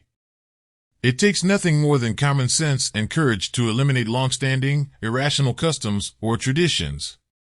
Since looking out for number one requires an awareness of what you're doing and why you're doing it, it's incumbent upon you to rid yourself of customs and traditions that are either irrational, immoral, or both. Regardless of how old or how well accepted a custom or tradition may be, it is obliged to stand the test of time and changing circumstances. Intimidation through conformity. Intimidation through conformity is a first cousin to intimidation through custom and tradition. When you're intimidated into going along with a new fad, a new idea that has gained wide acceptance, or the latest in thing, you are conforming. Whenever you find yourself doing something just because everybody else is doing it, your action is motivated by the fear of standing apart from the herd. As every concerned parent knows, teenagers are especially prone to such misguided actions. Just because something is in vogue doesn't make it good or bad. It only means that more people are doing it, wearing it, or saying it. But if you rationally decide upon a different course of action, that doesn't make you inferior, stupid, or weird. All it means is that you're comfortable enough with who you are to base your actions on your own independent thinking. The 1000-duplets. Speaking of standing apart from the herd, in the 70s, when I was single and living in Los Angeles, I once took a drive down to Manhattan Beach to survey the social situation I had heard so much about. As I trudged across the sand toward one of the volleyball nets, vigorously sucking my thumb and performing dazzling loop-the-loops with my yo-yo, I became puzzled. It was like a weird dream, as though I had landed on a faraway planet. There, in Manhattan Beach, I saw them, the 1000-duplets. It seemed there were 1,000 identical twins standing around with cans of Bud Light in their right hands. Each of the 1000-duplets was tall and displayed six-pack abdominals, a dark tan, and well-coiffed, bleached blonde hair. Cocked at just the right angle at the front of their blonde mops were sunglasses, the kind no one ever wears over his eyes. It wasn't a commercial. It was real life. These guys were actually concentrating on assuming cool poses and, of course, making sure their sunglasses didn't fall off. And the girls around them were neither pretty nor smiling like the ones you see in those TV ads. I found this scene to be not only perplexing, but depressing. Even if I were able to balance a pair of sunglasses at the top of my forehead, I could never hope to fit in. My hair wasn't blonde, my stomach wasn't flat and rippled, I didn't drink beer, and there was no way I could ever tan my tortoise shell. As I made my way back to my car, I looked over my shoulder to catch one last glimpse of the 1,000-duplets, did a final loop-the-loop with my yo-yo, and thought to myself, amazing, really amazing. What an anonymous life, that of the 1,000-duplet. Many unanswered questions still haunt me. Like, what kind of woman gave birth to 1,000 boys? How do they know they're in the right apartment at night? And if their sunglasses should fall off and break, are they exiled to Redondo Beach? If reality TV had been in vogue back then, I'm convinced I could have sold the idea to one of the major networks. I can see it now, the trials and tribulations of the 1,000-duplets. Each week, one bikini-clad movie star wannabe would have romantic interludes with a number of 1,000-duplets, then ultimately pick the one she believed had the most awesome abdominals, the darkest tan, the blondest, best coiffed hair, and the biggest unemployment check. The herd instinct in all of us makes conforming feel natural, but the fact is that conforming may not be in your long-term best interest. With time, you will discover that people will admire you more for having the courage to do what you think is right, even though they may chide or admonish you in the short term. Any parent who can get a teenager to understand this reality deserves to be in the Parent Hall of Fame. Tenaciously resist the inclination to do something just because it's in style. While it may seem like the easiest thing to do at the time, it can be far too costly over the long term. Conforming, as the channel of least resistance, can carry a heavy price tag, the loss of one's self-respect. Intimidation through slogan. By slogan, I am referring to any phrase, saying, or adage, new or old, intended to effect a knee-jerk response from listeners. Whether the intended purpose of the slogan is good or bad by your standards, a slogan is irrational to the extent one tries to use it as a basis for getting others to stop doing something they are doing or to do something they don't want to do. Slogans are an effective tool for keeping others in line, especially when used by absolute moralists. Consider such slogans as, "War is peace," "Freedom is slavery," "Ignorance is strength." You may recognize the above words as Big Brother's slogan in George Orwell's all-too-real novel 1984. It is intended to be the definitive irrational slogan. Orwell was making the point that people can be made to believe just about anything if they hear it often enough. Through slogans backed by traditional government force, all citizens in 1984 are kept in line, conforming to the point where they are virtually mindless, ready to accept any slogan as fact. In real life, doublespeak is a powerful tool used by governments to convince the masses that hell is paradise via a never-ending stream of clouded and twisted phrases and slogans, such as shared prosperity, the good of society, and fair share. Governments are masters of intimidation through slogan, and they have the money, the manpower, and, if needed, the guns to back up their slogans. The bottom line is that you should never allow yourself to be intimidated by a slogan. A slogan, of and by itself, is not a valid reason for taking action, particularly if such action results in pain or discomfort. More often than not, the real purpose of a slogan is to try to intimidate you into helping the slogan maker advance his own agenda. Be vigilant about not buying into it. A rational person bases his behavior on facts. Intimidation through guilt. Guilt is a state of mind you need not endure. Within the boundaries of a generally accepted code of conduct, you and you alone must decide what is right and wrong for you. And once you've done so, there is no reason to feel guilty for acting in a manner considered improper by someone else's standards. In this regard, beware the absolute moralist, the shameless meddler we unmasked in Chapter 1. Because he is convinced that his view of morality is right for everyone, the absolute moralist is able to justify just about any action he deems necessary to convert others to his beliefs. Consequently, he shackles himself with no restraints when it comes to meddling in the lives of others. The absolute moralist is a master at inducing guilt feelings aimed at intimidating people into seeing things his way. Self-righteous individuals are also master guilt inducers. All absolute moralists are self-righteous people, but not all self-righteous people are absolute moralists. Those who are obsessively focused on claiming the moral high ground possess monstrous egos. However, What you see and what you get when dealing with a self-righteous person can be quite different. Be wary of the individual who states his virtuous case in such a way as to make you feel guilty for not being up to his moral standards. There is no end to the number of guilt games people play. Given an opening, there are individuals who will gladly criticize and blame you for everything from losing their jobs to passing up opportunities for better jobs. Overcoming the fear of being condemned for refusing to do what others want you to do requires a great deal of self-discipline. Never accept a responsibility just because someone thinks you should. An important step in clearing the intimidation hurdle is to understand the wisdom contained in the no theory, which states, learn to say no politely and pleasantly, but immediately and firmly. Simple to say, but often difficult to do. Again, morality is a very personal matter, and, as such, you should not allow others to decide your moral code for you. Make the foundational decisions regarding your own moral standards, then refuse to allow another person's opinion on the subject to evoke feelings of guilt. Because that's just what it will be, someone else's opinion. Also, don't be so willing to accept criticism and blame, and, whether or not it's justified, don't waste time feeling guilty about it. If you engage in behavior that you later decide was wrong by your standards, guilt is not the solution. Instead, make the necessary apology, in a straightforward manner, one time, then forget about it. On the other hand, if you're not guilty, skip the apology and just forget about it.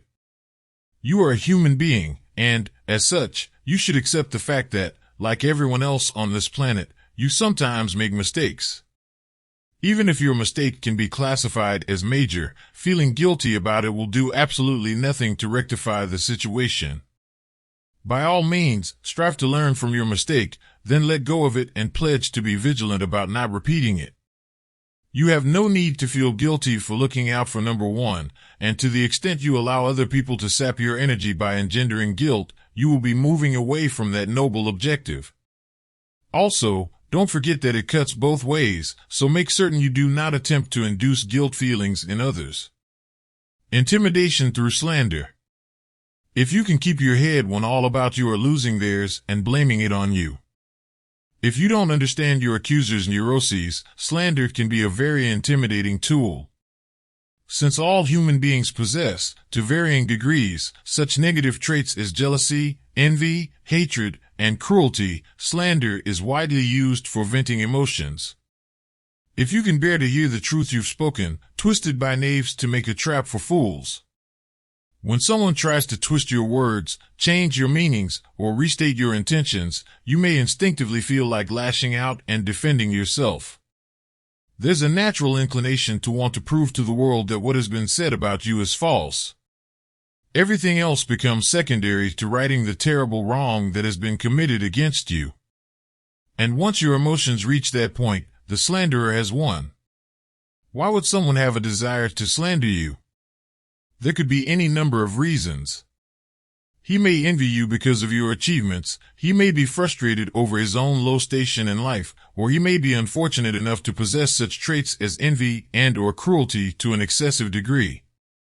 Whatever his reasons, the moment you begin analyzing your critic's intentions, you've already taken a step in the wrong direction. Recognize that it's his problem, not yours. Then simply ignore his remarks. Or being hated, don't give way to hating. Hatred can be jarring to an individual who generally minds his own business and is focused on his own affairs.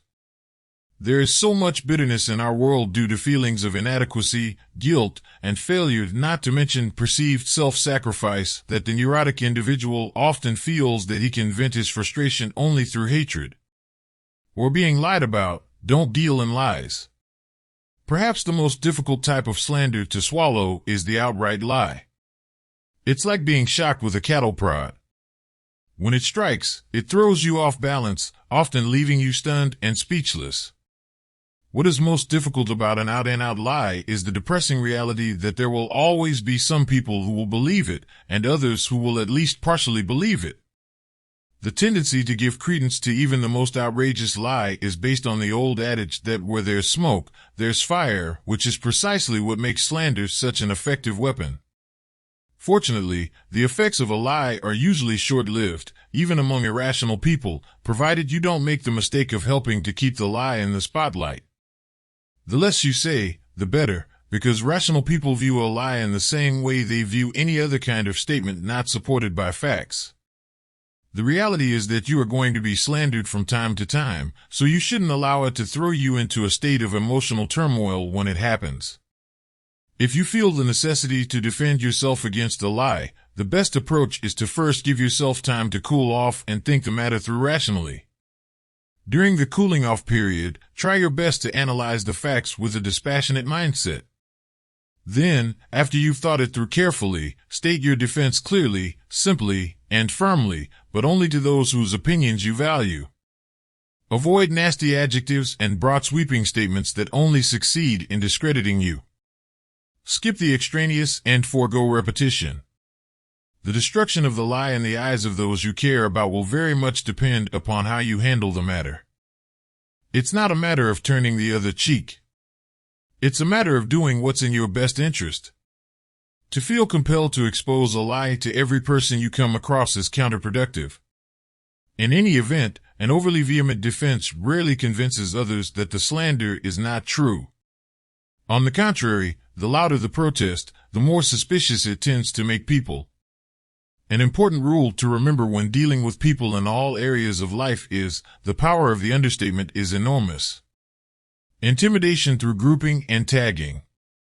Human beings have a habit of creating fictitious entities to describe large numbers of individuals. Government, the people, and society are classic examples of this.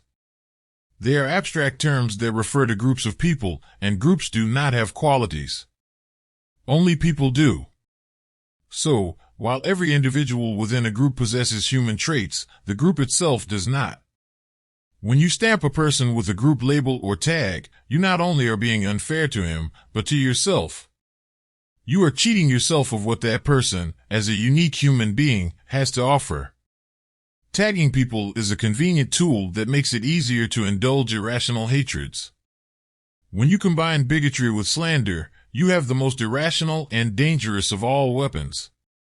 Those who suffer from a lack of self-esteem need scapegoats, because if they can vent their anger on others, they need not search within for the true cause of their lack of self-esteem.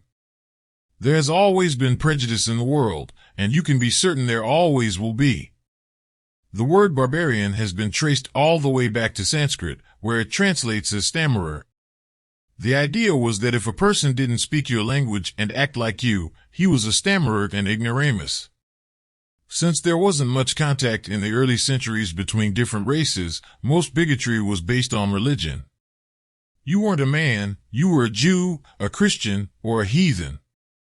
Then again, you may have been a woman, which automatically saddled you with a number of traits you may not have possessed.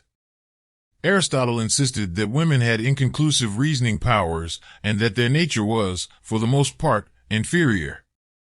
In his judgment, a man would be thought a coward who had no more courage than a courageous woman. As centuries passed and the world grew smaller, the opportunities for coming in contact with human beings with different physical characteristics increased. And though millions of people still clung to irrational methods of grouping and tagging, the phenomenon of differing skin coloring made scapegoating much easier, especially for people with feelings of inferiority. As early as 1758, Carl von Linné, the famous Swedish botanist, made the characteristics of all black people accepted scientific fact. In working out a system of classifying every known living being, which actually became a cornerstone for modern biology, Linné scientifically described the black African as crafty, indolent, negligent, and governed by caprice. With science on its side, racism gained an air of respectability. Later, in the United States, all sorts of irrational actions continued to reaffirm Linné's scientific judgment. In 1857, Chief Justice Taney of the Supreme Court, in handing down the famed Dred Scott decision, reasoned that a black person has no rights which a white man need respect. Abraham Lincoln, in one of his well-publicized debates with Stephen Douglas, stated, I am not nor ever have been in favor of bringing about in any way the social and political equality of the white and black races. There must be the position of superior and inferior, and I as much as any other man am in favor of having the superior position assigned to the white race. But this kind of grouping wasn't reserved for blacks. If you were different from the majority of the population, you qualified as a faceless, brainless member of a group. President Theodore Roosevelt once exclaimed, "I don't go so far as to think that the only good Indians are dead Indians, but I believe 9 out of every 10 are, and I shouldn't inquire too closely into the case of the 10th. The most vicious cowboy has more moral principle than the average Indian. While it's fine to be proud of your heritage, you should also recognize that you had nothing to do with the actions of your ancestors. In fact, you never even knew them. What your ancestors accomplished is no feather in your cap, nor should you feel responsible for their sins. The real issue is how you live your life and what you have accomplished. Be proud of who you are. If your great-grandfather was a rapist or horse thief, that would not affect my opinion of you. Of course, if he was a criminal defense attorney, that might be another matter. Make it a point never to take an irrational stand against someone because of his race, religion, or any other irrelevant characteristic out of fear that you may not be accepted by your peers. If your peers don't accept those who refuse to play the grouping and tagging game, the solution is not to appease them but to find new peers. Don't be intimidated by those who would try to place you in a cookie-cutter category, and make certain that you are never guilty of grouping or tagging others. Exorcising invalid fears. The various kinds of intimidation I have discussed in this chapter are but a small sampling of the ways in which people can be motivated to take action through fear. Some fears are valid, but most are not, and it's the invalid fears that should be exorcised from your life. And the key to accomplishing that is to constantly ask yourself the question, why am I doing what I'm doing? Whenever the answer is fear, the second step is to analyze whether or not your fear is valid. If so, example, someone might literally be holding a gun to your head. By all means do what needs to be done to make the best of a bad situation, but nothing more, i.e., keep your emotions under control. But if your fear is irrational, shift gears and employ your intellect to decide on a correct course of action. You've crossed the intimidation hurdle when you are able to make such course corrections quickly and consistently. Chapter 4, The Crusade Hurdle. By crusade, used interchangeably in this chapter with the word cause, I am referring to the platform of any group, regardless of its purported objectives, that calls for aggressive action to advance an idea or eliminate an existing idea or circumstance. Perhaps you are presently involved in such a group, though you may not have thought about it as a crusade. I am not against the existence of causes per se, because everyone certainly has a right to pursue whatever interests he so desires so long as he does not commit aggression against others in the process. Further, I would have to concede that many causes have noble objectives, the best examples of which are private charities whose financial records are open to the general public. Most causes, however, are not noble. Worse, many use aggressive tactics to such an extreme that they are a menace to peaceful individuals who just want to be left alone. There is a seemingly endless supply of proclaimed good causes one can support, so the first problem is to figure out which one or ones to join. Some of the better-known causes we hear about almost daily involve debates about climate change, saving endangered species, preservation of the Earth's rainforests, pornography on the internet, racial profiling, legalization of drugs, pro-choice versus pro-life, euthanasia, gay marriage, gun control, and special rights for the handicapped, elderly, illegal immigrants, and numerous other groups. The Diaper Corps, all people under 25 years of age and those over 30 who still play with rattles, is responsible for many of the most absurd movements we hear about almost daily. Were such movements not given publicity by the media, most of their would-be causes would undoubtedly die swiftly. Young people are amazingly flexible.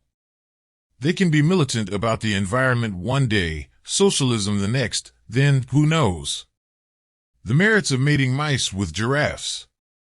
One of the most disturbing things about crusades is that they tend to become ends in themselves. The official objective of the group somehow gets lost in the rearranging of the facts, the endless bureaucracy of its corporate structure, and the never-ending bashing of its foes. With all this going on, the crusade never quite seems to get around to its stated purpose. That's why the all-or-nothing approach is usually favored, i.e., you must accept all tenets of the group, no questions asked. Mass movement leaders throughout history have been well aware that outside interests detract from the energies needed to keep a movement going full steam. Whether a crusade is created by the diaper corps or irrational adults, its true value should be judged on the basis of logic, reality, and fact. And even if its stated purpose passes the test of reason, a movement is still unjustified if it interferes with the lives of non-members. An unsound crusade of any kind is a major hurdle that can complicate your life in numerous ways, and avoiding such complications begins with understanding that the concept of group action is fundamentally unsound. The cookie-cutter phenomenon. One of the most fascinating things about crusades is that no matter what their members purport to believe in, their structures are remarkably similar. Throughout history, the nature of crusades may have changed, but their basic characteristics have remained intact. Some of the more common components of virtually all crusades are described below. Grouping and tagging with an official stamp. All crusades put labels on individuals, which is reason enough to avoid them. But, unlike general grouping and tagging, crusades are puffed up in stature by the use of official-sounding names. A common cause, whether rational or irrational, unites those involved, which sounds relatively harmless on the surface. The problem is that it is erroneously assumed that just because you support a cause, its leader speaks on your behalf, which means you involuntarily lose your individuality the moment you take part in group action. Organizations themselves would be irrelevant to non-members if they did not undertake crusades. To use a hypothetical example, a tennis club is a perfectly harmless group so long as its members stick to playing tennis with one another. But if they suddenly decide it's their duty to make everyone in the world play tennis, then embark on a campaign to solicit new members through pressure tactics, the tennis club is transformed into a tennis crusade. Though the above example may sound a bit far-fetched, it is precisely how a seemingly harmless group transforms itself into a crusade. It all starts when members of the group begin to interfere in the lives of others by pressuring them to join or by attempting to force them to do, or not do, something that will bring their actions in line with the group's objectives. And that's the point at which the group threatens to become a dangerous obstacle to your happiness. You should steadfastly refuse to relinquish your individuality to any group of people just because it happens to have a particular characteristic in common with you, whether it be sex, skin color, religious affiliation, or occupation. Be careful about allowing such people to refer to you as one of us. You should insist on remaining an individual and showing the world what you, as a unique entity, have to offer. It is dangerous to accept the blanket characteristics of any group. If you're a woman, you're different than any other woman in the world. If you're an elderly person, there is no other elderly person exactly like you. If your skin color is brown, there isn't another brown person in existence with the same traits you possess. Plain and simple, if you're a human being, you're a one of a kind, which is why you should never allow the crusade hurdle to become a barrier between you and your efforts to demonstrate your uniqueness to the world. Distortion. Virtually every movement excels in the distortion or deletion of relevant information. Those promoting a crusade quite naturally paint only their side of the picture, so one should not be particularly impressed with the seeming worthiness of any cause or the reasonableness of any group's sales pitch. More often than not, such a sales pitch is based on false premises, so it is incumbent on you to challenge all premises. Also, remember that figures do lie. Some figures bandied about by crusaders are just plain false, so never make the mistake of assuming what you hear is correct just because the information is in print or is given in an authoritative manner. And even when figures are correct, they can still be used out of context to cleverly make one's case. Emphasis on the future. Not only are the motivations for becoming involved in most causes questionable, but causes rarely achieve their stated goals. In fact, if causes had to rely on their track records alone, they would find it much more difficult to attract supporters. The most obvious examples of this are crusades to end war and poverty. Judging from 6,000 years of recorded history, poverty would appear to be a natural consequence of the ebb and flow of human events, particularly those related to government capriciousness. Poverty is a subjective condition, but we can certainly all agree that extreme forms of poverty are found only where the most tyrannical forms of government exist. When people are free to pursue their own interests, wealth is created in the process. In so-called democratic countries, no one who is willing to work is poor in the third world sense of the word. As to peace movements, short of self-styled saviors conquering every country on earth and holding in check those with aspirations to invade other countries, world peace is not possible. Crusaders can preach peace to their heart's content, but their words will have no effect whatsoever on the next Hugo Chavez, Osama bin Laden, or Ahmadinejad. And for every malevolent individual who today holds the reins of power, there are thousands of individuals as bad, or worse, waiting in the wings for the opportunity to grab those reins. Given these realities, an emphasis on the future has been an important tool of crusaders for centuries. So long as success is projected far into the future, dedication to the cause can be justified. The less a movement offers in the present and the more it offers in the future, the better its chances of success. Most crusades would fizzle out rather quickly if they promised immediate results. So if you intend to start a movement of your own, I would suggest that you give your enlistees a far-out target date for achieving the crusade's objectives. The year 2140 might be a nice date to shoot for. If you can sell them on a date far enough into the future, you may be able to keep your members in line throughout your lifetime. Organization. Critical to the success of crusades is the degree to which they are corporately organized. The better the planning and structure of a group, the more it gives the illusion of being a living entity. That, in turn, makes it easier to strip its followers of their individuality. Individual characteristics, after all, pose a threat to the group's purported objective, meaning the objective of its leader, so the better organized the movement, the more odd its members are likely to be. The devil. Most mass movements find it necessary to create a devil. If there is a crusade to preserve the coastline, the devil is the individual who doesn't want his beach property confiscated for the public good. If it's a crusade to increase corporate responsibility, the devil is the corporate executive. Heretics were the Inquisition's devil, Jews were Hitler's devil, and today, America and Israel comprise the big and little devils for much of the Arab world. If no other devil is convenient, a group leader will settle for just about anyone who doesn't belong to his movement. The good guys are those involved, the bad guys are those who haven't yet seen the light. The use of force. Perhaps the most irrational aspect of all when it comes to getting involved in a cause is that many of them resort to force to achieve their ends. What actually happens in most cases is that crusaders appeal to the government to force people to act in accordance with their desires. Often, this aggression comes in the form of lobbying government officials for special rights, i.e., pressuring politicians to pass new laws to help them achieve their objectives, knowing that the power holders have the guns and manpower to make certain these objectives-turned-laws will be enforced, and special rights for some always violate the rights of others. Whenever a group is formed for the purpose of inducing politicians to create a new law, what it really amounts to, when stripped of its slogans and pretenses, is appealing to the government to impose the group's personal beliefs on others. Though most people have strong beliefs about one or more causes, such beliefs represent nothing more than personal opinions, and, as such, are morally inferior to individual liberty. If people are serious about living in a free society, liberty must be given a higher priority than all other objectives, including any and all causes that certain people may deem to be noble.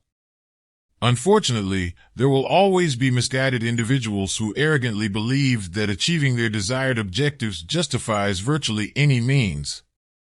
This is especially true of those who sermonize about world peace, the environment, eradication of poverty, or such abstracts as social justice and shared prosperity. All too often, the end game for the leader of a cause is repression of individual freedom. As Nobel Prize novelist and poet Anatole France so rightly pointed out, those who have given themselves the most concern about the happiness of peoples have made their neighbors very miserable. Relying on persuasion to take something from others or to force people to do something they don't want to do is a difficult proposition. A well-organized crusade makes it much easier and safer to violate the rights of others via the threat of government force. Hiding behind the strong arm of government blurs the reality that such interference is being perpetrated by one's neighbors. If members perceive that an abstract entity, the group, is committing aggression, they can morally justify it by contending that it benefits society as a whole. You should refuse to relinquish your individuality under pressure from any group whose members might all happen to desire a similar social change. And if a group's intention is to bring about social change through the threat of government force, that, of and by itself, is an excellent reason not to become involved. The use of force for anything other than self-defense is never morally justified. Slogans. The deployment of slogans is another common denominator of most movements. As a general rule, the less a slogan actually says, "Think, hope, and change," the greater its appeal. Slogans are employed because to the unthinking individual they appear on the surface to be interchangeable with fact. Love it or leave it makes it a fact that the country belongs to those making the statement and that you are under an obligation either to agree with their political views or move to another country. The more clever the slogan, the less the crusader need concern himself with facts. The spectacle. The spectacle goes hand in hand with slogans when it comes to stirring the emotions of crusade members. From the smallest protest march to the most elaborate parade or ceremony, spectacles are an essential element of most crusades, so much so that they often can be the glue that holds together a shaky structure that would otherwise crumble. When reality threatens to shatter a group member's faith, a spectacular ritual, however meaningless, can be the ideal antidote for keeping him in line. Political rallies are perfect examples of this phenomenon, with balloons and confetti falling from the ceiling, music blaring, and intellectually comatose people laughing, shouting, and wildly thrusting vote for signs into the air. Ditto with military parades before, during, and after a war. The greater the spectacle, the more effective it is likely to be. The spectacle is an escape from reality, a vehicle for pretending. Profile of a crusade leader.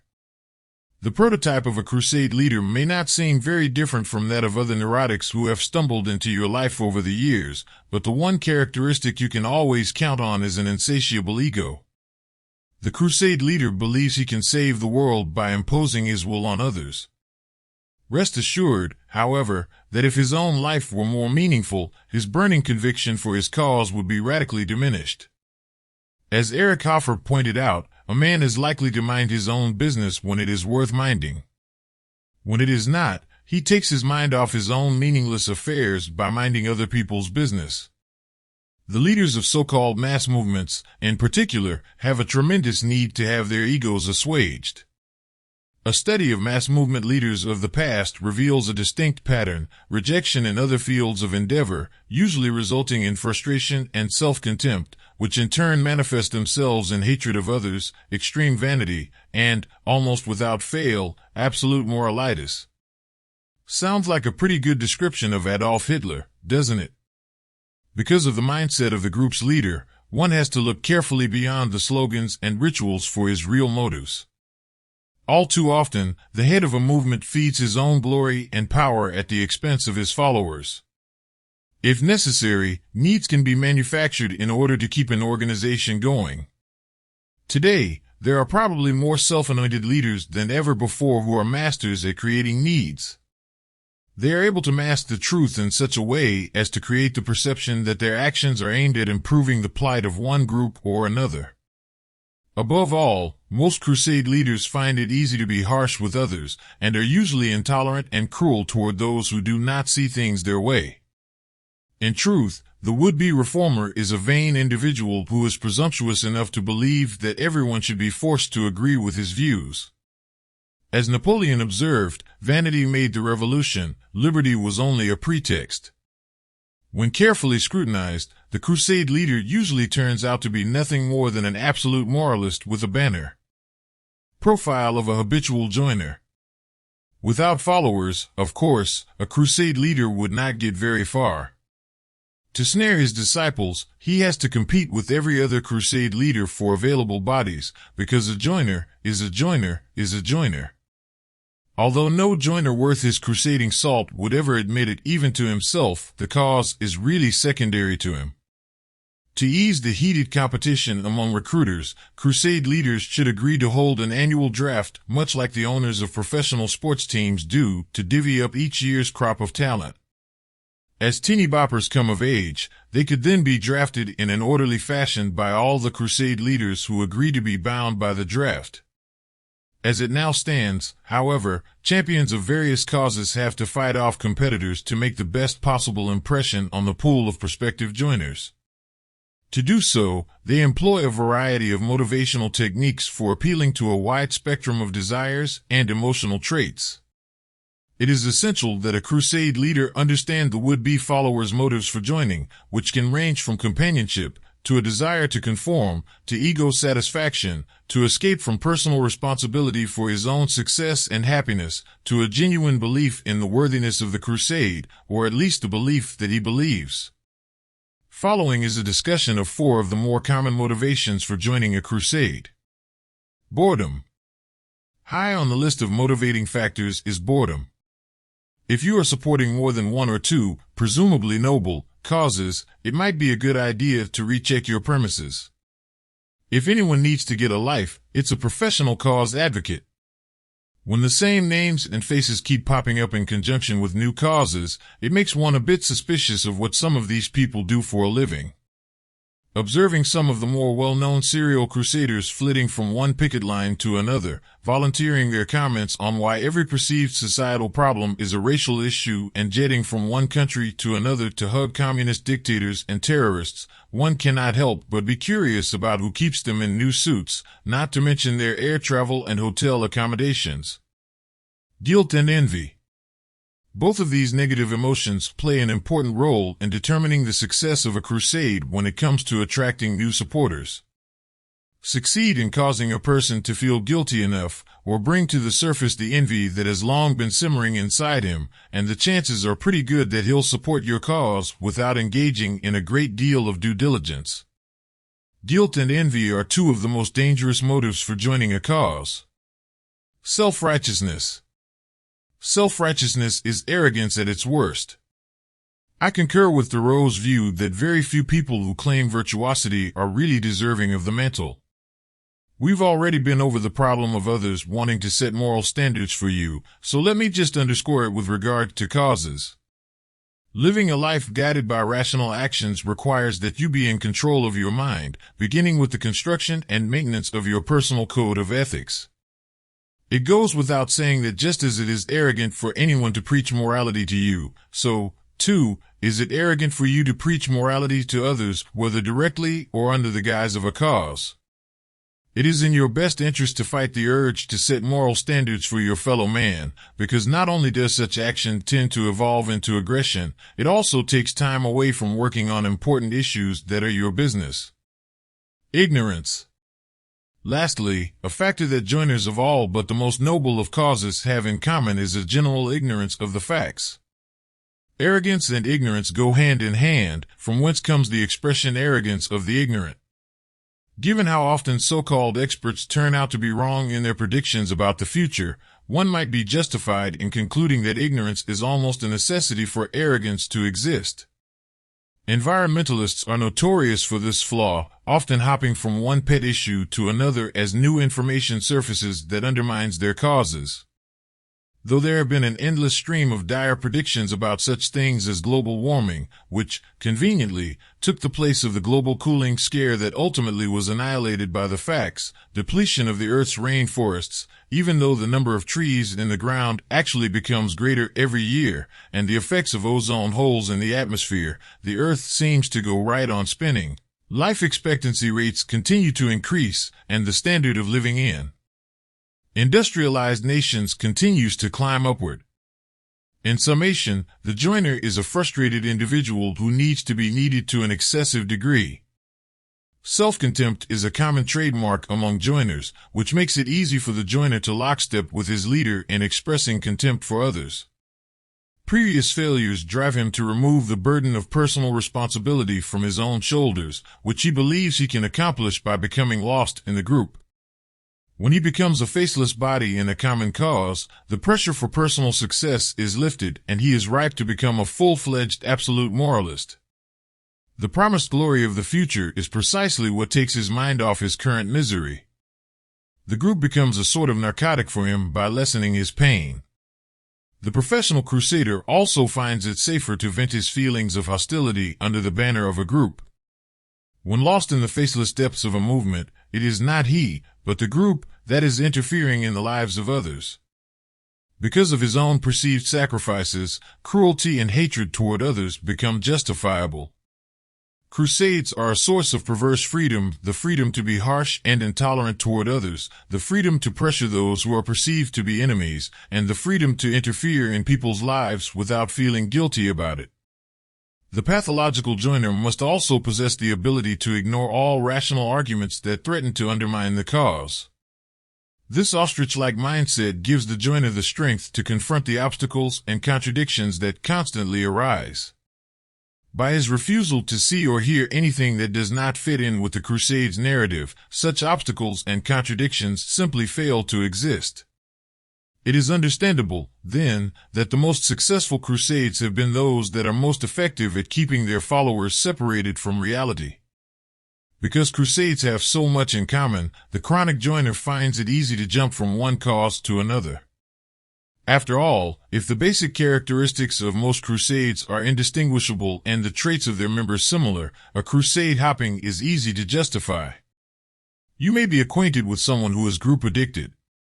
If so, ask yourself how many times that person has embraced a new cause and each time proclaimed, in effect, that this cause is different than all of the other causes he has previously supported. An easy way to check yourself against vulnerability to the crusade hurdle is to examine the number of times you have jumped on new causes, as well as how fast and how radically you have made such jumps.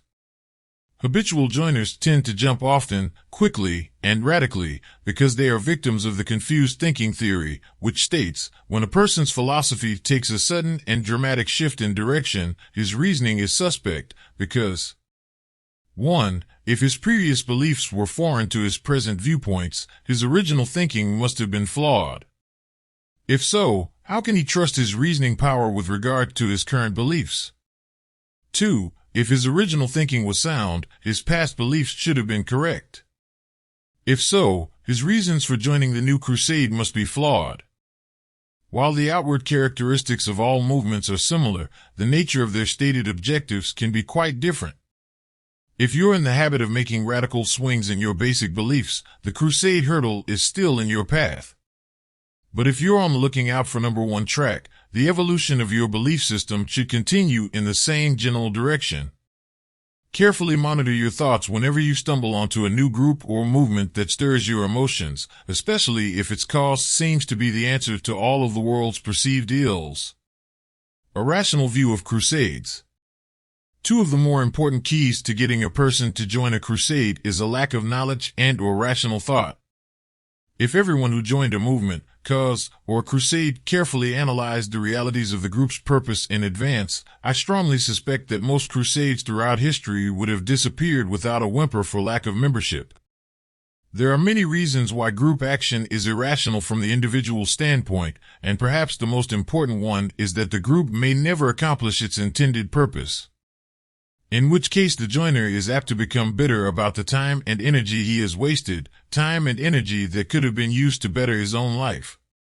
In part, this explains why so many hardcore followers of crusades come from the diaper corps. Once an individual has had some real-world experience under his belt, he is far experienced in the workings of life and thus far more hesitant to waste his finite supply of time on a cause that others happen to believe is worthy. In many respects, there is not strength in numbers, but weakness. Suppose you want to help the poor. Charity is a noble activity, assuming you can afford the time and/or money to engage in it. If it makes you feel good to help those who are less fortunate than you, by all means do so.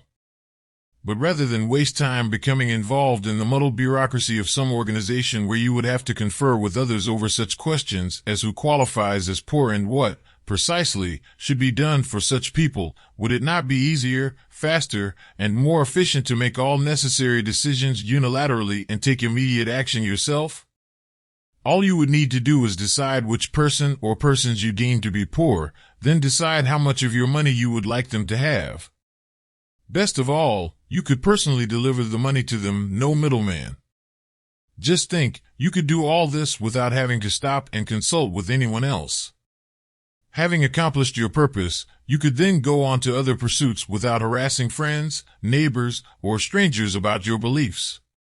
Simple, efficient, immediate results, the kind of results that are all but impossible to achieve through group action. If you acted in precisely the above manner, I would be inclined to believe you if you told me you had a desire to help the poor. But if you tried to solicit me to join a charitable organization to help those who are in financial need, I would look you over real carefully and ask a whole bunch of questions that you probably either couldn't answer or would prefer not to. Since it's very easy to help others if that is your true purpose, I'm skeptical of the motives of do-gooders who form organizations to carry out charitable and public good projects. The first thing I look for in such people is a big ego. Second, I look for an ulterior motive behind their purported intent. The next time you're tempted to work for a charity, or even contribute to one, I suggest you ask yourself the following questions. Do I have first-hand knowledge of exactly how the money I am raising is going to be spent? Can I be certain it is being used to help those the group purports to be aiding? And, if so, do I really know what percentage of the money, after bureaucratic waste, will actually end up in the hands of the designated recipients? People who gave to charities targeted to help impoverished Haitians after that country's catastrophic earthquake in 2010 have been dismayed to discover that almost nothing has been done to help those most ravaged by the quake. Even if a crusade is successful, and keeping in mind that successful is a subjective term, you have no way of knowing that you will live long enough to witness the results. To work on a crusade all your life and not be around to see its fruition would be a cruel fate indeed. From this perspective, the Crusade's emphasis on the future can be seen for the sham it really is. This, I believe, is the key that holds the Islamic death and destruction movement together. The stated mission of this hate crusade is to eliminate from the face of the earth every infidel. Since this objective can never be accomplished, there is no pressure for a final result from mindless followers. Which is why you can count on the radical Islamic movement to go on in perpetuity. As to rewards, radical Islam is perhaps the perfect crusade, because martyrs are led to believe that their return on time invested comes in the afterlife, which means there is no danger of their ever being able to convey to other followers the reality that things didn't work out quite the way they expected. But there is an even worse fate possible. What if the group's stated purpose is accomplished during your lifetime, but the results turn out to be very different from what you had in mind all those years that you were donating your valuable time and energy resources to help bring them about? Although most groups never come close to achieving their stated objectives, disillusionment is the rule rather than the exception for those that do. The reason for this is obvious. Given that each person in an organization is unique, your perception of the group's purpose and the perception of the group's leader, not to mention the perception of every other member of the group, are likely to be quite different. You can be certain that the masses in the early years of the Bolshevik Revolution in Russia were not envisioning the same results as the leaders who proclaimed that communism would free them. As in George Orwell's 1984, they had no idea that the freedom promised by the Bolshevik leaders would translate into slavery. Ditto with Castro's Cuba, Mao's China, and Ho Chi Minh's Vietnam. Finally, the hardest reality of all for the diaper corps to grasp, your own personal growth in knowledge and reasoning power may shed a whole new light on a cause you once thought to be worthwhile. New facts continually arise that may take the glitter off a once seemingly worthy crusade. The great author and futurist Alvin Toffler, Future Shock, The Third Wave, Power Shift, wrote that when he was a Marxist in his late teens and early 20s, he, like many young people, thought he had all the answers. He went on to write, "I soon learned that my answers were partial, one-sided, and obsolete. Thus, in most cases, joining a crusade is hard to justify. If you join a crusade just to conform, you are not acting rationally. If you join for companionship, you are being dishonest with the other members of the group, unless that is the group's stated purpose. If you join for ego satisfaction, you are on dangerous ground, because the more you feed your ego, the hungrier it gets, which only leads you further from a rational course of action.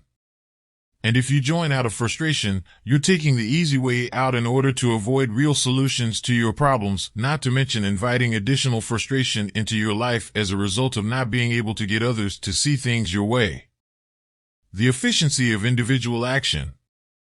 Perhaps the most critical element that professional cause advocates fail to factor into their crusade equations is technological advance. Not only does technology continually render perceived crises irrelevant, it also continues to raise the living standards of potential cause joiners. In our modern age of prosperity, nothing annoys crusade leaders more than the realization that otherwise perfectly good prospects for their causes are relaxing in the backyards of their suburban homes, grilling steaks on the barbecue, and watching their kids splash around in their 10 by 20-foot swimming pools. Convincing these folks that they're being exploited by the rich is a pretty tough sell. Even if you believed in a group's objectives and actually had first-hand knowledge of the facts, it still would be less complicated and more efficient to act on your own rather than in concert with others. In addition, as previously pointed out, collective action encourages one to avoid personal responsibility. As with the charity example discussed earlier, if you feel strongly about a cause, by acting alone you can start doing something about it immediately. But if your approach is to build a sophisticated organizational structure to promote the cause, you may never get around to your stated purpose. The nature of such organizational efforts, endless politics, debates over differences of opinion, funding, and other bureaucratic obstacles, can easily use up all your available time and energy. All too often, the organizational effort becomes an end in itself. If you feel a sincere urge to take action for or against something, don't waste time trying to convert others to your way of thinking. If you believe in a particular philosophy, you should be too busy living it to spend time trying to convert others to your way of thinking. If you have a desire to have your ideas heard, why not write a book about them or offer to lecture on those ideas for a fee? Above all, don't feel that you have a moral obligation to help people see the light. Chances are pretty good that you have enough problems of your own that require your full time and attention. Life burdens us with too many non-productive projects as it is, from brushing our teeth to getting our hair cut to filling our gas tanks, so why look for more? The fact is that the world doesn't have problems, people have problems. Notwithstanding all the real or imagined world disaster crises, the reality is that you have it within your power to lead a fulfilling, meaningful life starting right now. Perceived disasters that may or may not make their appearance in your lifetime or ever should not be allowed to rob you of that opportunity, nor should those who choose to spend their time crusading to save the world from such perceived disasters. Looking out for number one requires that you maintain control over your actions rather than allowing the desires of a group to determine them for you. Unfortunately, millions of individuals have to spend a significant amount of their valuable time and energy fending off those who constantly try to interfere in their lives through crusades. Don't allow yourself to be emotionally swept along by the herd instinct, the rhetoric of absolute moralists, or the slogans of a mindless band of people. Staunchly refuse to yield to the intimidating pressures of others to become involved in group action. A group may dwell endlessly on how it can help you become a happier individual, but such claims are meaningless. Why? Because the very premise of group action negates that possibility.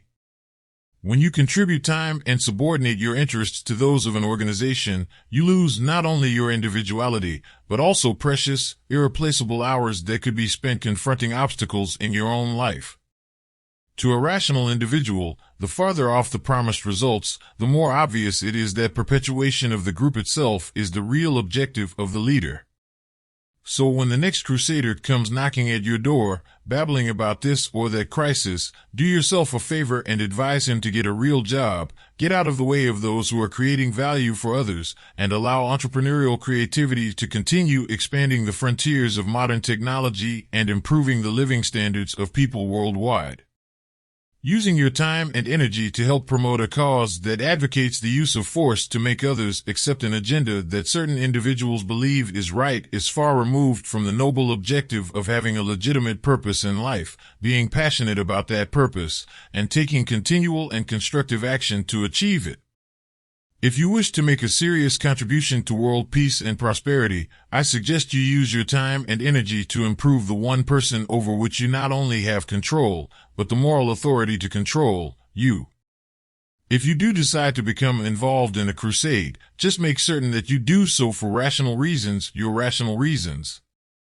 And be doubly certain that you are honest with yourself about your motives. Any rational motive is fine, so long as you understand exactly what you're doing and why you're doing it. Also, be careful not to chastise others for not becoming involved in a cause that you believe to be worthy. How others spend their time and what they believe in is none of your business. When you start being so presumptuous as to concern yourself with getting others to become involved in the cause you believe in, you are taking the first step toward becoming a crusader. On the other hand, if you make the decision to focus on your own life rather than becoming involved in a crusade in an attempt to solve some group's perception of a societal problem, I wish to extend my personal thanks to you for eliminating yourself as a burden to the rest of mankind, as well as my congratulations for your success in clearing the crusade hurdle. Chapter 5: The Financial Hurdle. There are those who protest that making money shouldn't be so important, that there are other things in life that are far more rewarding than financial success. And I happen to agree with them. Nevertheless, numerous polls have found that poor people, regardless of their country of residence, tend to be unhappy. Such polls clearly show that the vast majority of people on this planet care a great deal about money, especially those who have very little of it. Though you may not be on the verge of starvation, the odds are pretty good that you're struggling to maintain your present living standard. Expenses have a way of increasing in direct proportion to rising income, the result being that most people never achieve financial peace of mind. Money, of course, is really just a means to an end. But, paradoxically, if your mind is cluttered with thoughts of financial instability, it tends to blind you to the reality that the best things in life are free.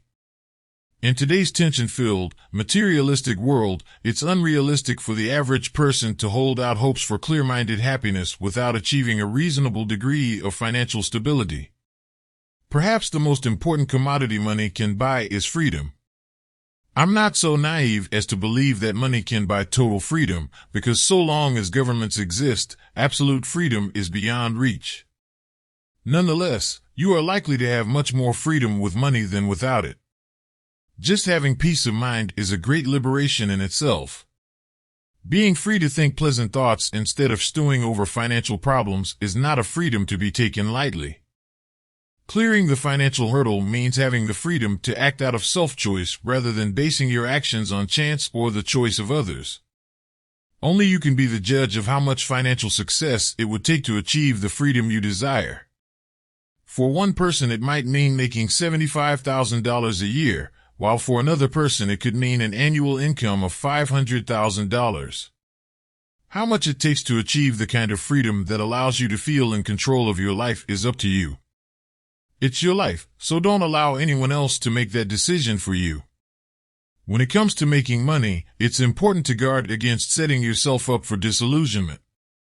If you manage to achieve financial success, you already know that it doesn't buy happiness.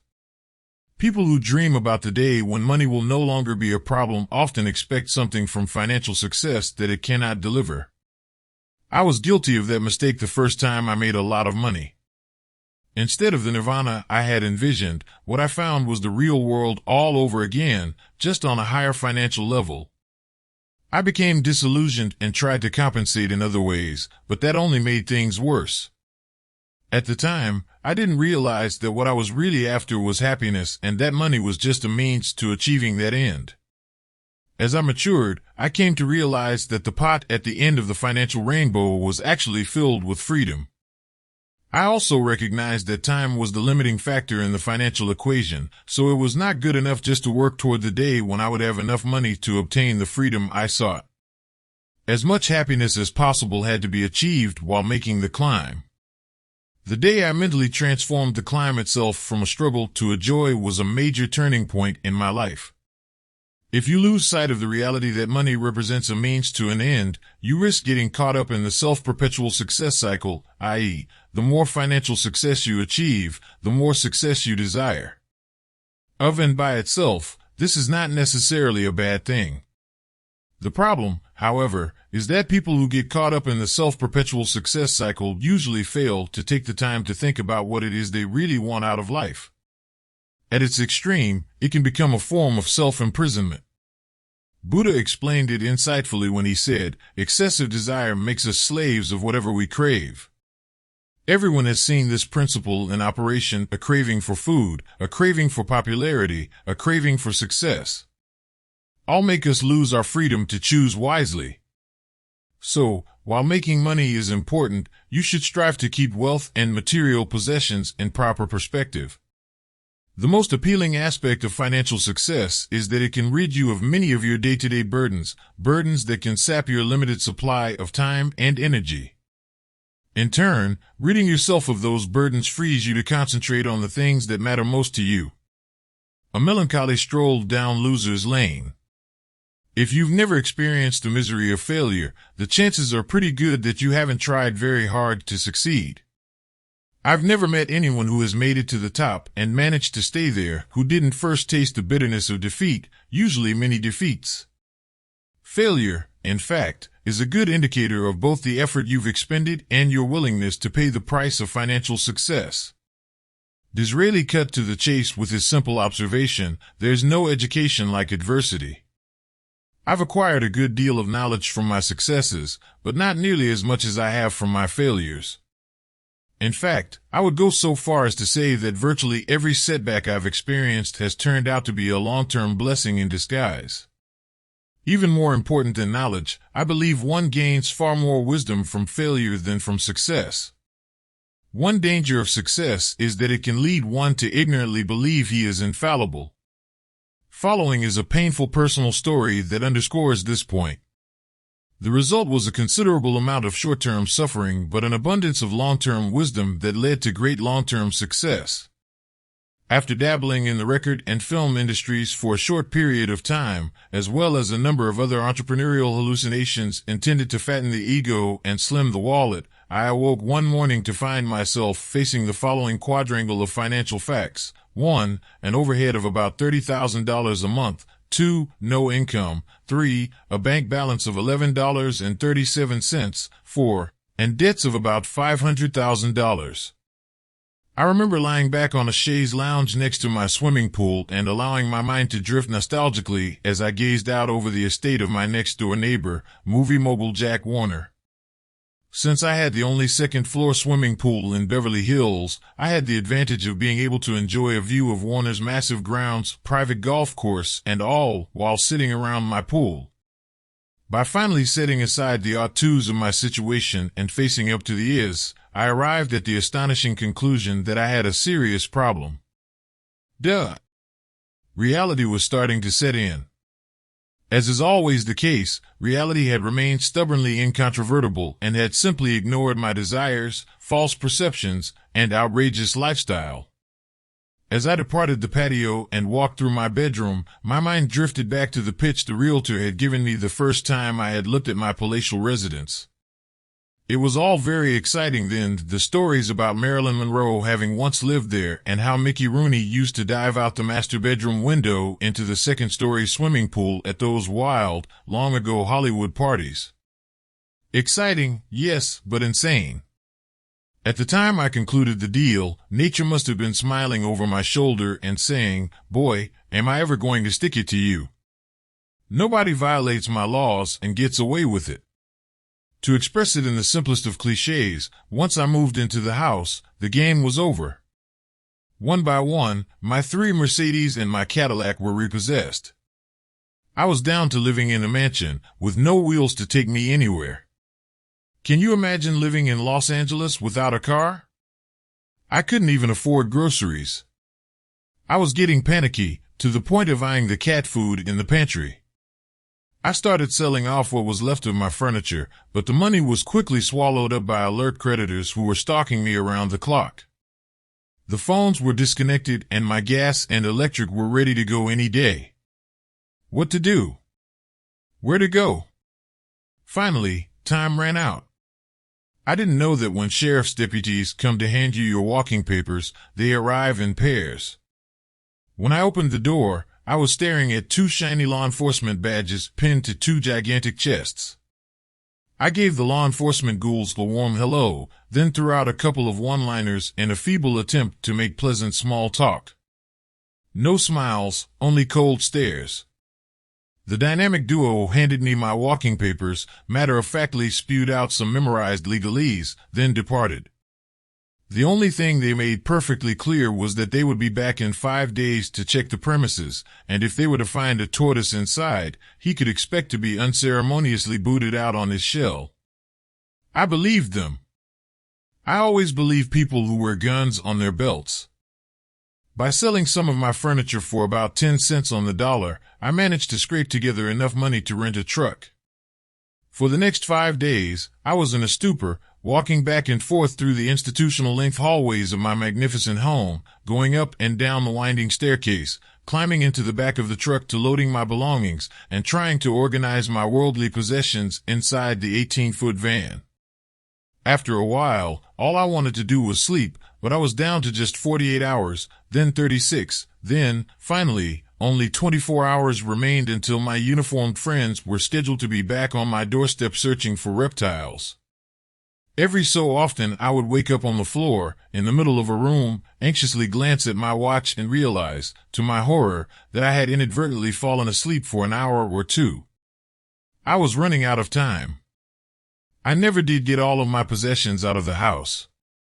When E-Day, i.e., Eviction Day, arrived, I was forced to leave thousands of dollars worth of clothes and other personal belongings behind.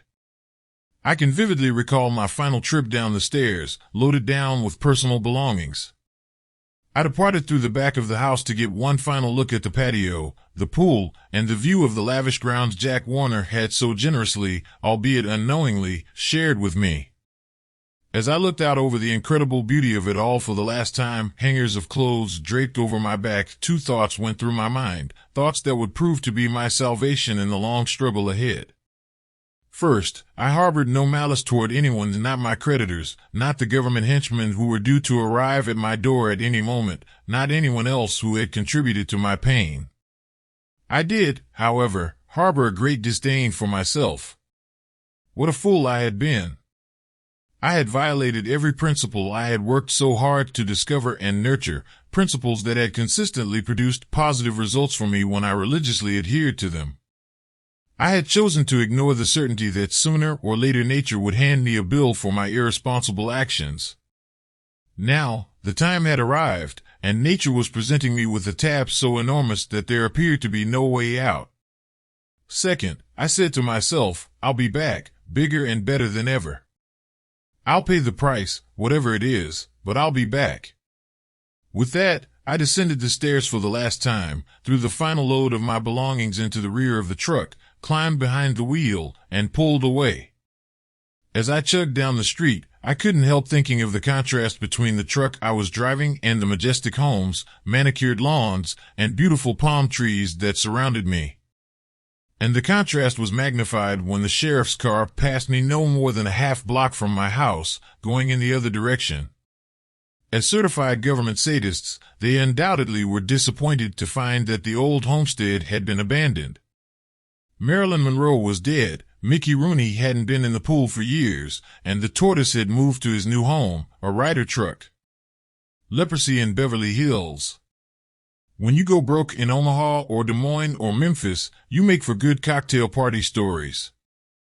Of course, most of your old acquaintances would just as soon not be seen with you, and you get the usual blackball treatment everywhere you go. But at least there's no spitting. Not so in Beverly Hills. In the Golden Ghetto, they actually spit on you. Heaven forbid you should go broke in Beverly Hills, where bankruptcy is synonymous with leprosy. No one even talks about you at cocktail parties. You're yesterday's news, you're dead. If you just stay off the streets, the beautiful people would be happy to leave you alone. Just don't become an eyesore, or all of those clueless Hollywood liberals who drone on endlessly about the plight of the homeless will have you arrested. Don't get me wrong. Beverly Hills has nothing against diseases.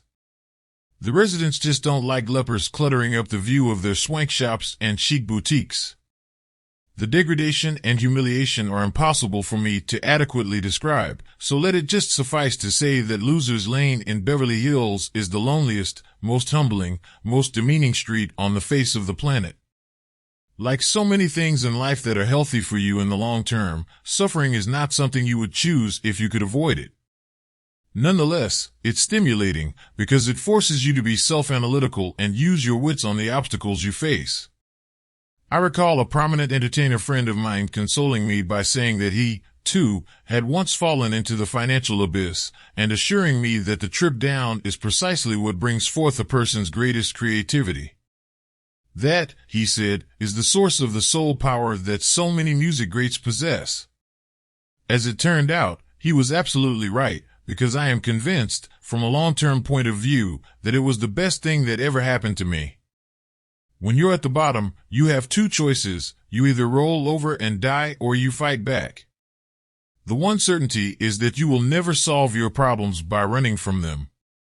Or watch the things you gave your life to, broken, and stoop and build them up with worn-out tools. As creditors scoured the bushes looking for me, things began to heat up. What stands out most in my memory is the sadistic enthusiasm of so many of the creditors and collection agents who were on the hunt for the tortoise. For some of them, it became akin to a crusade. When you're the one being chased, your perception is that you are the focal point of every collection agent's life. Every now and then, legal man, commonly referred to by laymen as attorney or lawyer, succeeded in serving me with papers, which usually led to a default judgment. But that was only a dead end for him. Whether a deposition was being taken or a default judgment being entered, legal man, much to his dismay, was forced to face the frustrating reality that the bare bones of a financial corpse could not be converted into dollars at his command. As a result, his sadistic zeal usually turned to bewilderment rather quickly. To give you an idea of legalman's frustration, I quote verbatim from the transcript of one such deposition. Legal man, where do you now live? The tortoise, right now, I'm living on a truck. Legal man, could you be a little more specific about that? The tortoise, it's a Ryder truck, RYDR. Legal man, who owns the truck? The tortoise, the Ryder company, I guess. I leased it from them. Legal man, when did you do that? The tortoise, when the sheriff put me out of my house. If it was possible to experience joy in the midst of financial devastation, it might have been at that moment, watching legal man scratch his head, peep over the rims of his glasses, and display a totally perplexed look in front of his client. Notwithstanding the grim realities, it became clear that legal man honestly believed I had devised some sinister plan to secretly stash away untold piles of cash. Unfortunately for both him and me, such was not the case. The ghastly truth was that the cupboards really were bare. And when the aroma of money is absent, legal man quickly loses interest. His grab-the-chips-and-run approach to practicing law was a great aid to me in keeping the harassment down to near humane levels during many delicate moments over the next couple of years. The road to freedom. The purpose of describing my lowest ebb was to give you a better perspective of your own financial situation. You may just be getting out of college. You may be someone pushing 40 and working 10 to 12 hours a day at a job you don't enjoy. You may be a woman who's had it with being a slave to her house and family, longing to get into the workforce, or you may be an executive with a high income and all the material comforts of life, but no time to enjoy them. Whatever your present situation, if you're not free, if you're not able to spend the majority of your time on activities and pursuits that make life worth living, there's a way out.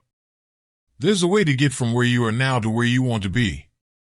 I did it from the most impossible set of circumstances imaginable. Many others have done it, and you can do it if you want it badly enough. Whether you're facing the standard variety of poverty or suburban poverty, high income offset by equally high overhead, the same formula applies.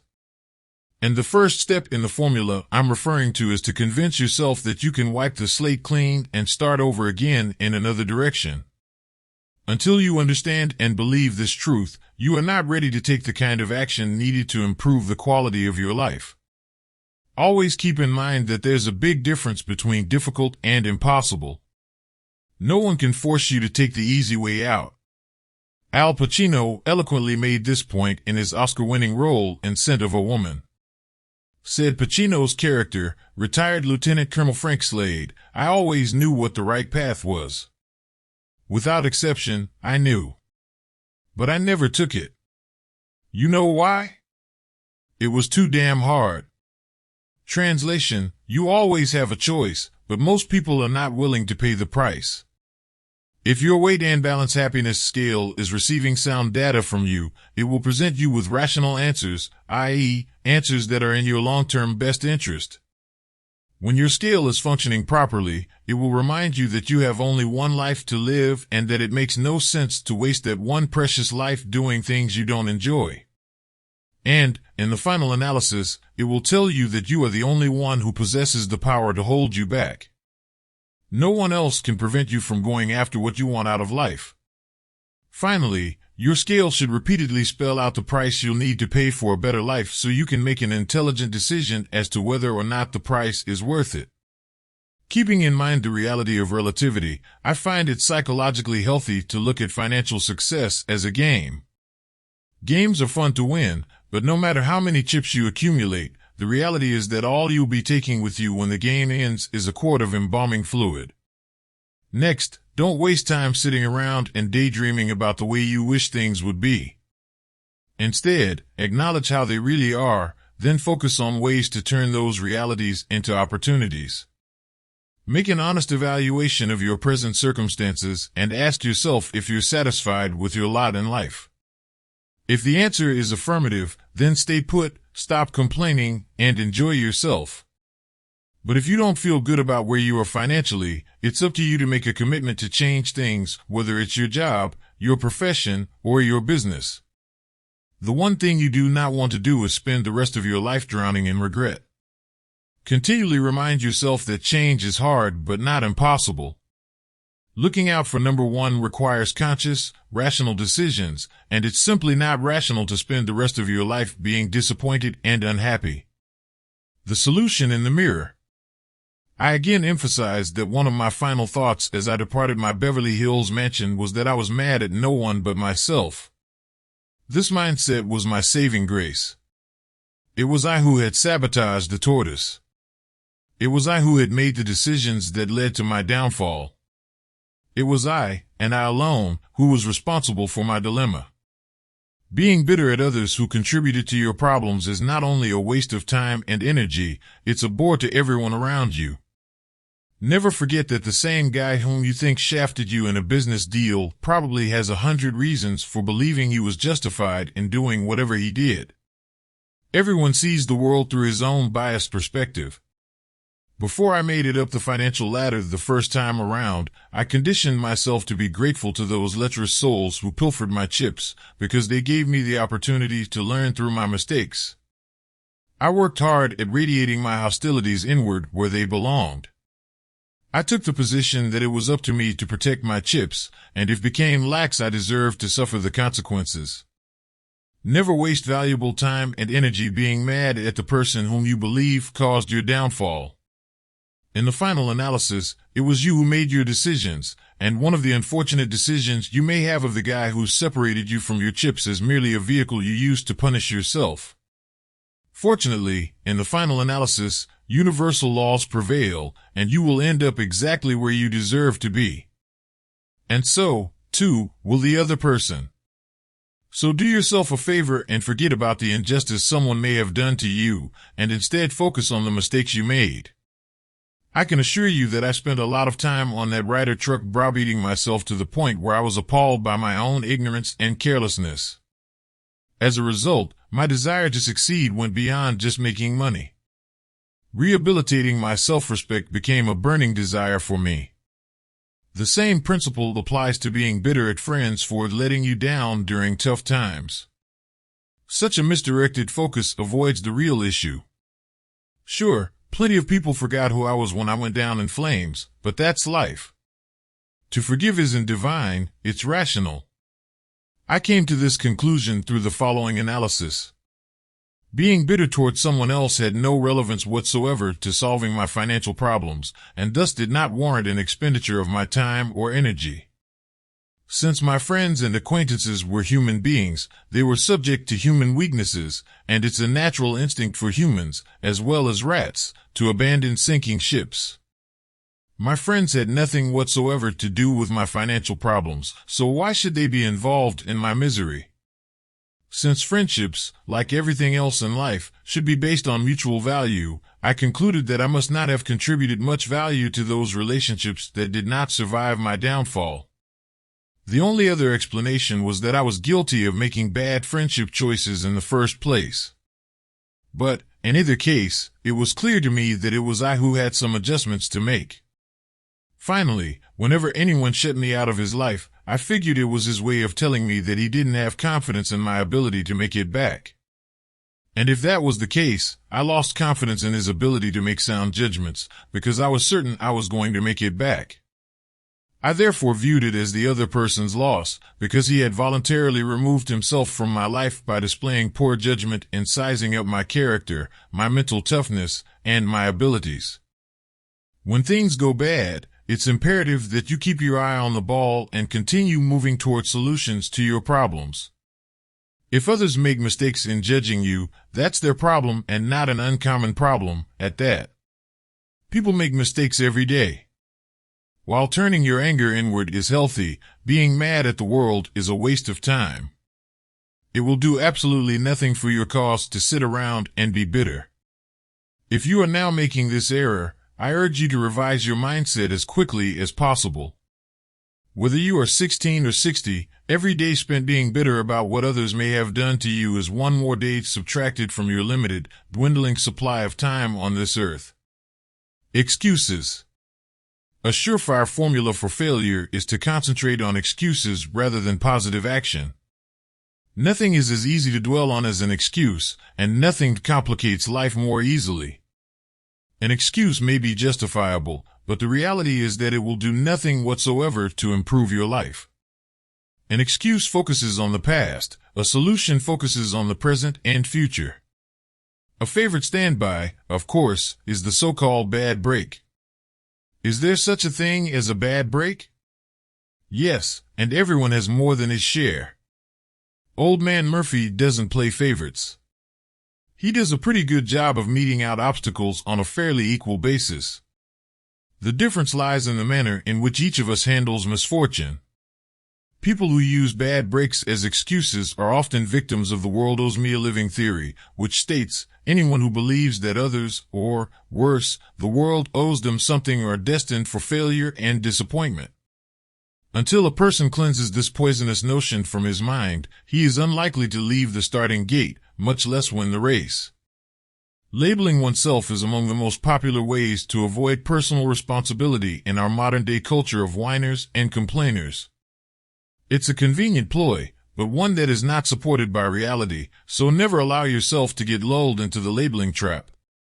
In this regard, the glass ceiling and the double standard pay scale are two favorites of women's rights groups, but a woman focused on creating value doesn't have time to get bogged down in such issues. By attaching herself to women's causes, she underrates her own unique abilities. Today, the number of women in major roles in both industry and government is undeniable. Did the glass ceiling stop Oprah? Or ABC's Diane Sawyer or Robin Roberts? Or Condoleezza Rice? Or any of the hundreds of women who hold upper echelon positions such as chairman, president, and CEO of major corporations? Some might be inclined to say, that's all right for a handful of women who have exceptional talent, But what about the rest of us? To that question, I would respond that your focus should not be on others.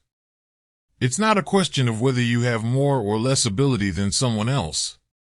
It's a matter of discovering what your unique abilities are, then exploiting those abilities to their fullest extent. The same principles apply on every level of the financial ladder. Take, for example, laws that force restaurant owners not to discriminate when it comes to hiring. This can result in white waiters working in a soul food restaurant or black waiters working in a Chinese restaurant. What's wrong with this? Plenty. From both a constitutional and natural law standpoint, no one has a right to force a business owner to hire anyone. The restaurant is his asset, and an individual has a natural right to do whatever he wishes with his own property, including discriminating to his heart's content. Some people argue that the government has an inherent duty to enforce its will in public places, and a restaurant is often used as an example of a public place. But the reality is that a restaurant is not a public place, it is a privately owned enterprise. If an owner chooses to not hire Latinos, men, women, blacks, or whites, and I don't approve of his hiring policies, I can take immediate steps to do something about it on my own by simply not frequenting his business. The above example is what free enterprise is all about. If absolute moralists would just leave it alone, it would work fine, automatically adjusting itself to meet consumer demands.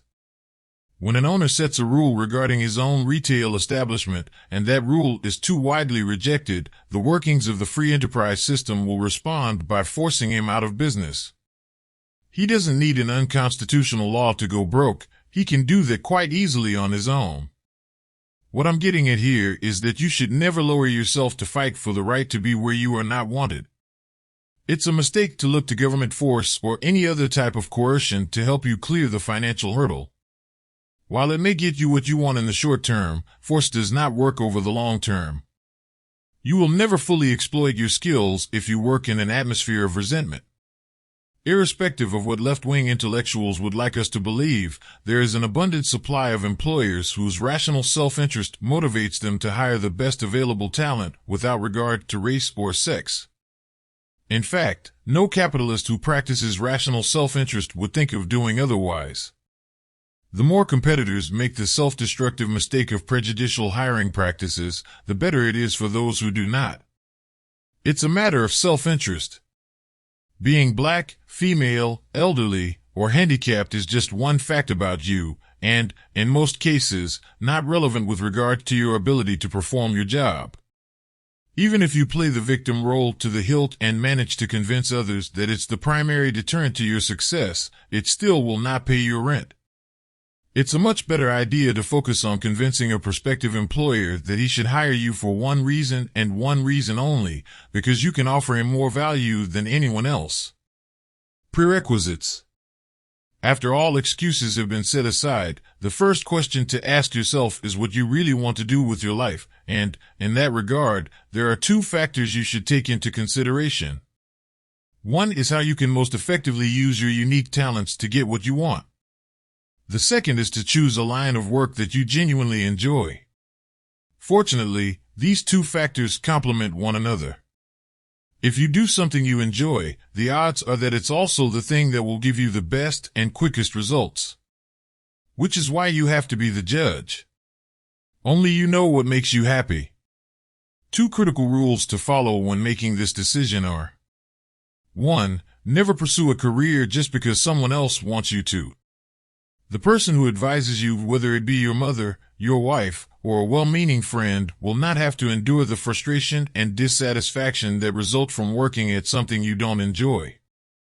Do not make the mistake of trying to be what someone else thinks you should be. 2. Never listen to anyone who tries to convince you that what you are contemplating is too unrealistic or too hard, or that it's too late for you to undertake it. If it's what you've always wanted to do, do it. Keep in mind the old stock market axiom about the public always being wrong. Take a cue from Jonathan Livingston Seagull and don't be afraid to spread your wings above the negative masses. Nature's omnipresent reality, price paying. Price paying can be a dreary activity, so much so that after a while you might begin to wonder why it doesn't just go away and leave you alone. Unfortunately, it won't. Whether you like it or not, the price-paying toll machine will always stand between you and your goals. And the annoying thing about this machine is that it never malfunctions. You either pay the required toll or it doesn't let you pass. There are no exceptions. So, after carefully deciding what you really want to do with your life, the next step is to face up to the cost. Don't kid yourself and try to imagine that you're going to get off easy. The price that will be required of you will depend on a number of factors, such as the importance of your non-financial objectives, your emotional makeup, your skills, and who the most important people in your life are. Such factors as these, coupled with the extent of your financial aspirations, will determine the price you can expect to pay in terms of time, energy, money, and the jealousy and the resentment of others, not to mention having less time with friends and family and the sacrifice of countless other activities that may now be an important part of your life. This is where you need to do some really serious factual meditation, i.e., thinking about the facts of your situation in a relaxed environment. You should analyze the total price on your own without input from others. If your weight and balance happiness scale is functioning properly, which is dependent upon your feeding it correct information, it should be able to determine whether the price you will have to pay is worth what you hope to gain in return. Reassess your luggage. In Chapter 2, I discussed the importance of ridding yourself of excess baggage. If you allow too many unnecessary burdens to enter and remain in your life, you'll end up fighting the predators in the money game with one arm tied behind your back. For example, if you're trying to support someone in luxury when your financial situation isn't up to the task, you're playing in quicksand. Or if you're married to or living with a person who isn't patient and understanding, who is not sympathetic to your goals, it's tantamount to having a traitor in your ranks. A non-supportive domestic partner can sap you of valuable time and energy. If you're in love with someone who fits either of these descriptions, you may be faced with one of the biggest price-paying decisions you'll ever have to make. Is your desire for financial success strong enough to part ways with your mate? If you're like most people, you probably have a great many burdens in your life, and it's crucial to your financial success that you rid yourself of as many of those burdens as possible. If you're serious about clearing the financial hurdle, you simply can't afford the extra baggage.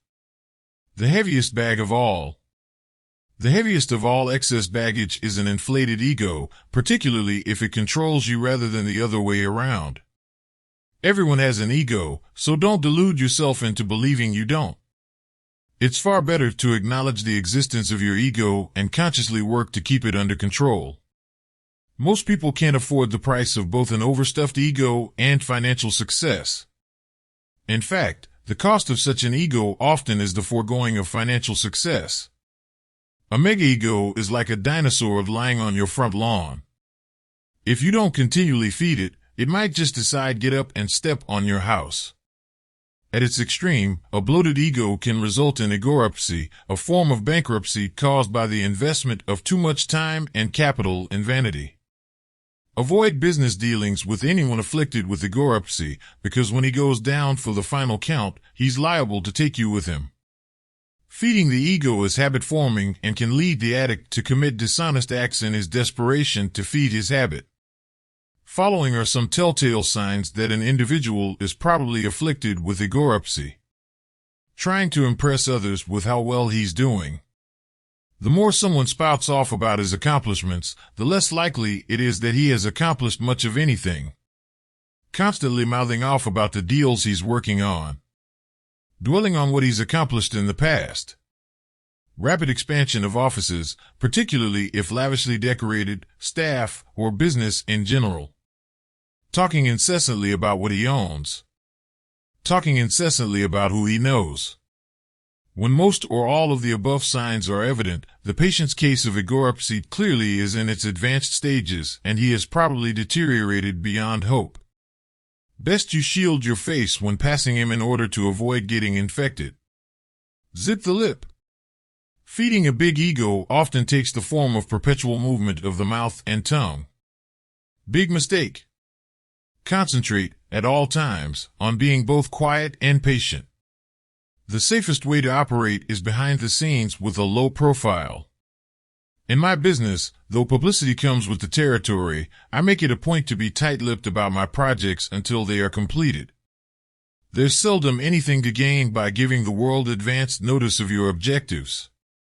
How many times have you jumped the gun and talked about your plans prematurely, only to be embarrassed when they fell through? If you manage to achieve your desired end, people will know about it soon enough. Additionally, you may even gain a reputation for being humble as a result of not shooting off your mouth about what you're working on. The next time you're tempted to make an advance announcement to the world, remember that Murphy is out there waiting to trip you up. Even if you succeed in backing up your words, people will perceive you as a braggart. It's certainly not worth the risk of having a bunch of neurotic individuals jealously gnashing their teeth and doing everything possible to see to it that you end up dining on your own words some fine evening. If Satan isn't alive and well on planet Earth, his chief aide certainly is. He's a little guy, with a sadistic smirk on his face, who carries around a miniature pitchfork. The next time you shoot off your mouth about a plan you have in the works, quickly turn your head to the left. There you'll see him, sitting on your shoulder and whispering in your ear. He's none other than the zip-the-lip leprechaun. The devil has assigned this homely little chap the task of urging incurable chatterboxes to let everyone know about their plans. Once he succeeds in getting you to run off at the mouth, he jams his pitchfork into your shoulder as his way of saying, "Gotcha." His greatest delight comes in snatching defeat from victory at the last possible moment. The best way to let others know what you're going to do is to actually do it all the way through to completion. The more confident you are that something good is about to happen, the less reason you have to risk putting your foot in your mouth. Your ego will be more than sufficiently assuaged, massaged, and patted after you have succeeded. What I'm talking about here is a simple piece of advice contained in the zip-the-lip theory, which states, if you've got something good going, shut up. The nice thing is that the more you succeed, the more reason you have to feel secure, which should result in your having less of an urge to talk about your plans and more of a desire to produce results. Billionaire babies. You've undoubtedly known at least one person whose bloated ego manifested itself with endless talk about multi-million-dollar deals. However, many hotshots who reside in the USA's first space colony, Los Angeles, take it one step further. Tinseltown egomaniacs don't fool around with millions. Los Angeles is the home of the billionaire babies, guys who don't concern themselves with mere million-dollar deal discussions. Yup, these are the flaky characters who like to talk in billions. The first time you encounter a billionaire baby, you assume he's just putting you on. But when you finally realize he's serious, you begin scoping the room for possible escape routes. I once knew a seemingly intelligent Tinseltown guy who contracted a severe case of billionaire babyitis. He knew not one paltry millionaire. All the people in his deals were billionaires. At first, I thought it was just his way of figuratively expressing people's wealth. Ultimately, though, I became convinced that Tinselman actually believed there were carloads of billionaires running around loose on our planet, all of them dying to do deals with Southern California charlatans, of course. On a number of occasions, I met some of the billionaires he had mentioned. One drove a classic Rolls-Royce, which I later found out was on a month-to-month lease. Another one lived in a spectacular mansion, but it turned out that he was only a front for a group of investors who had put up the money to refurbish the estate with the intention of reselling it at a profit. And, of course, there was Mr. Big Spender, who was being chased all over town by collection agents. I've known many wealthy people over the years, including a couple of real billionaires, and there's one thing they all seem to have in common. Not only do they not toss money around carelessly, they speak about it in reverent tones. A term like billion is not to be uttered cavalierly. All this calls to mind the BS theory, which states, when you B.S others, you're merely being dishonest. But when you start believing your own BS, bankruptcy is probably just around the corner. Megalomaniacs, people who suffer from delusions of grandeur, are hopelessly caught up in the BS trap. Whenever you come in contact with such a self-delusive individual, don't stop to chat. Just smile, shake hands, bid him adieu, then walk as fast as you can in the other direction. A person who believes his own BS tends to make decisions based on the landfill of the mind, and anything anchored to landfill is doomed to crumble at the slightest sign of a tremor. Just make certain you're not around when the tremor occurs, because it can be extremely dangerous to your wealth. Avoid getting intertwined in the BS neuroses of others, and, even more important, be vigilant about making certain it doesn't rub off on you. One of the best ways to accomplish this is by never trying to be something you're not, by diligently avoiding ego satisfactions, and by focusing on total honesty in both your words and actions. Standing on principle, falling on ego. It's also important not to get sidetracked by irrelevant challenges. Learn to disregard irritations that are unrelated to your main objective. More often than not, when someone makes a fuss over a relatively minor point, it's really just his ego getting in the way of his own best interests. I prefer to avoid confrontations, mainly because they slow me down. If it's of monumental importance for the other guy to win a point that isn't relevant to my main objective, I'd just as soon give him the satisfaction.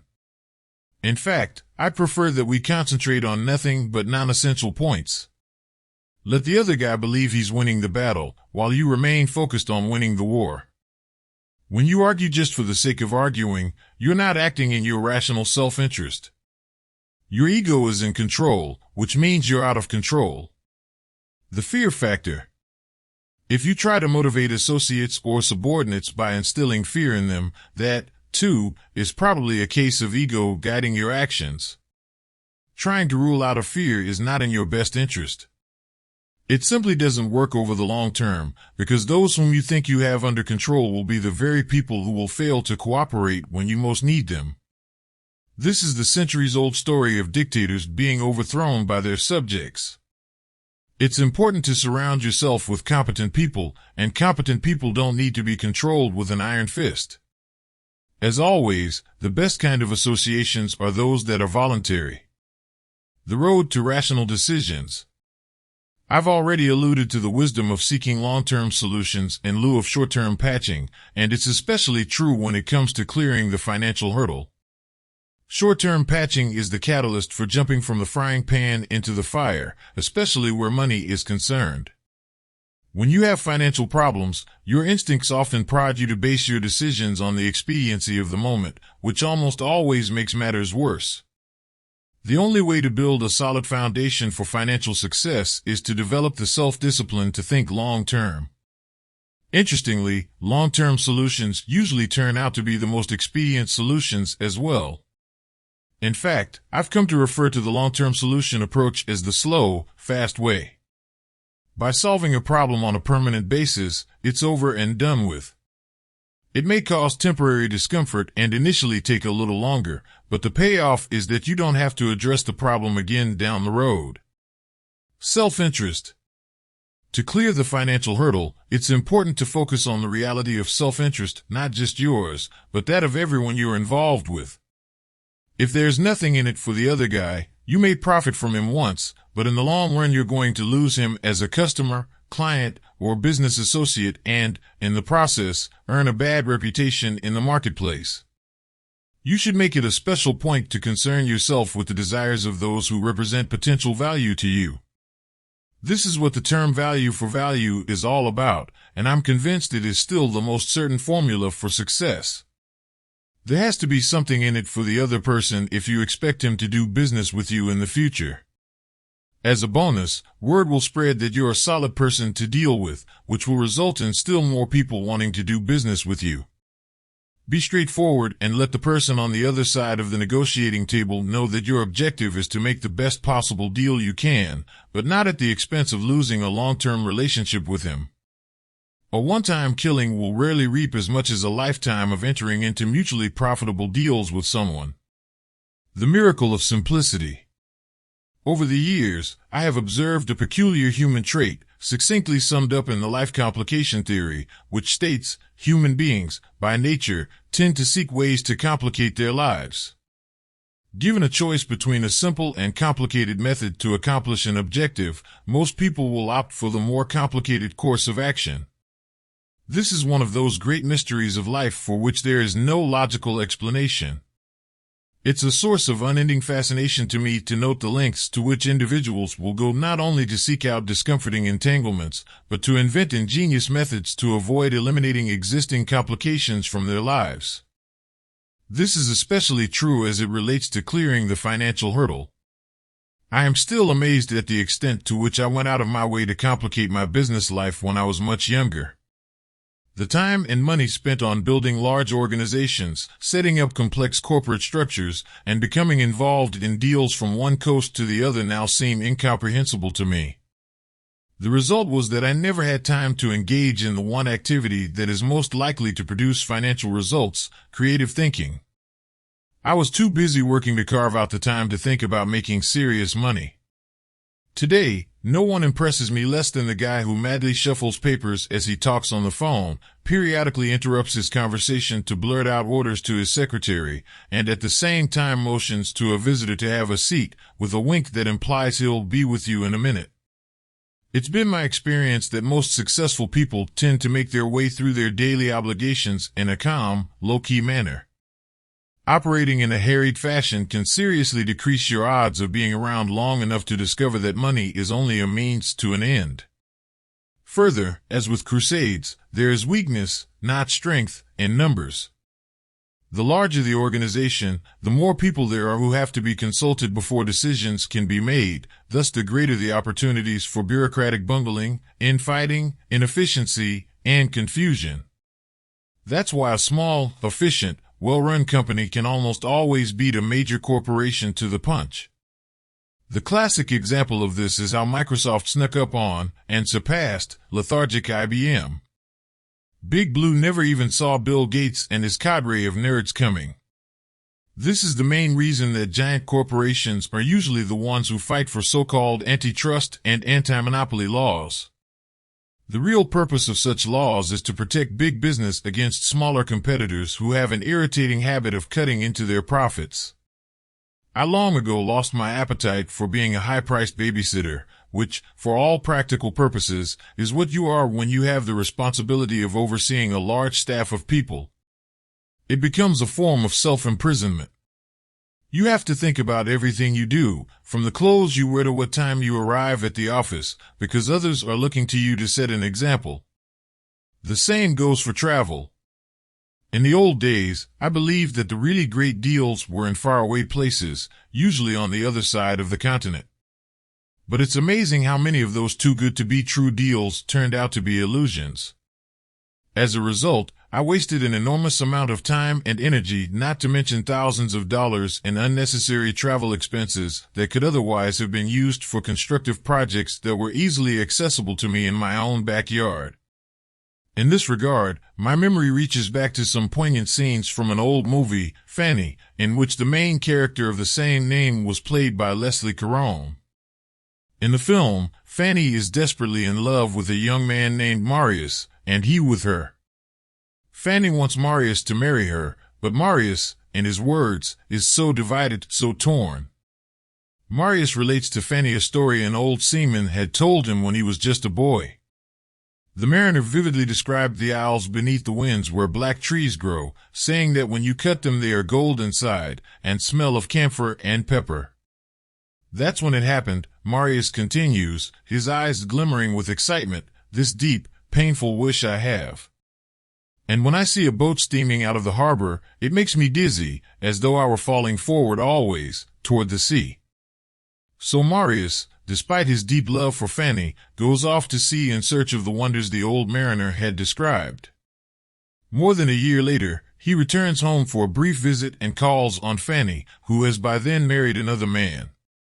In a dramatic scene, Fanny asks Marius if he had seen the isles beneath the winds, and Marius, in a somber tone, replies affirmatively.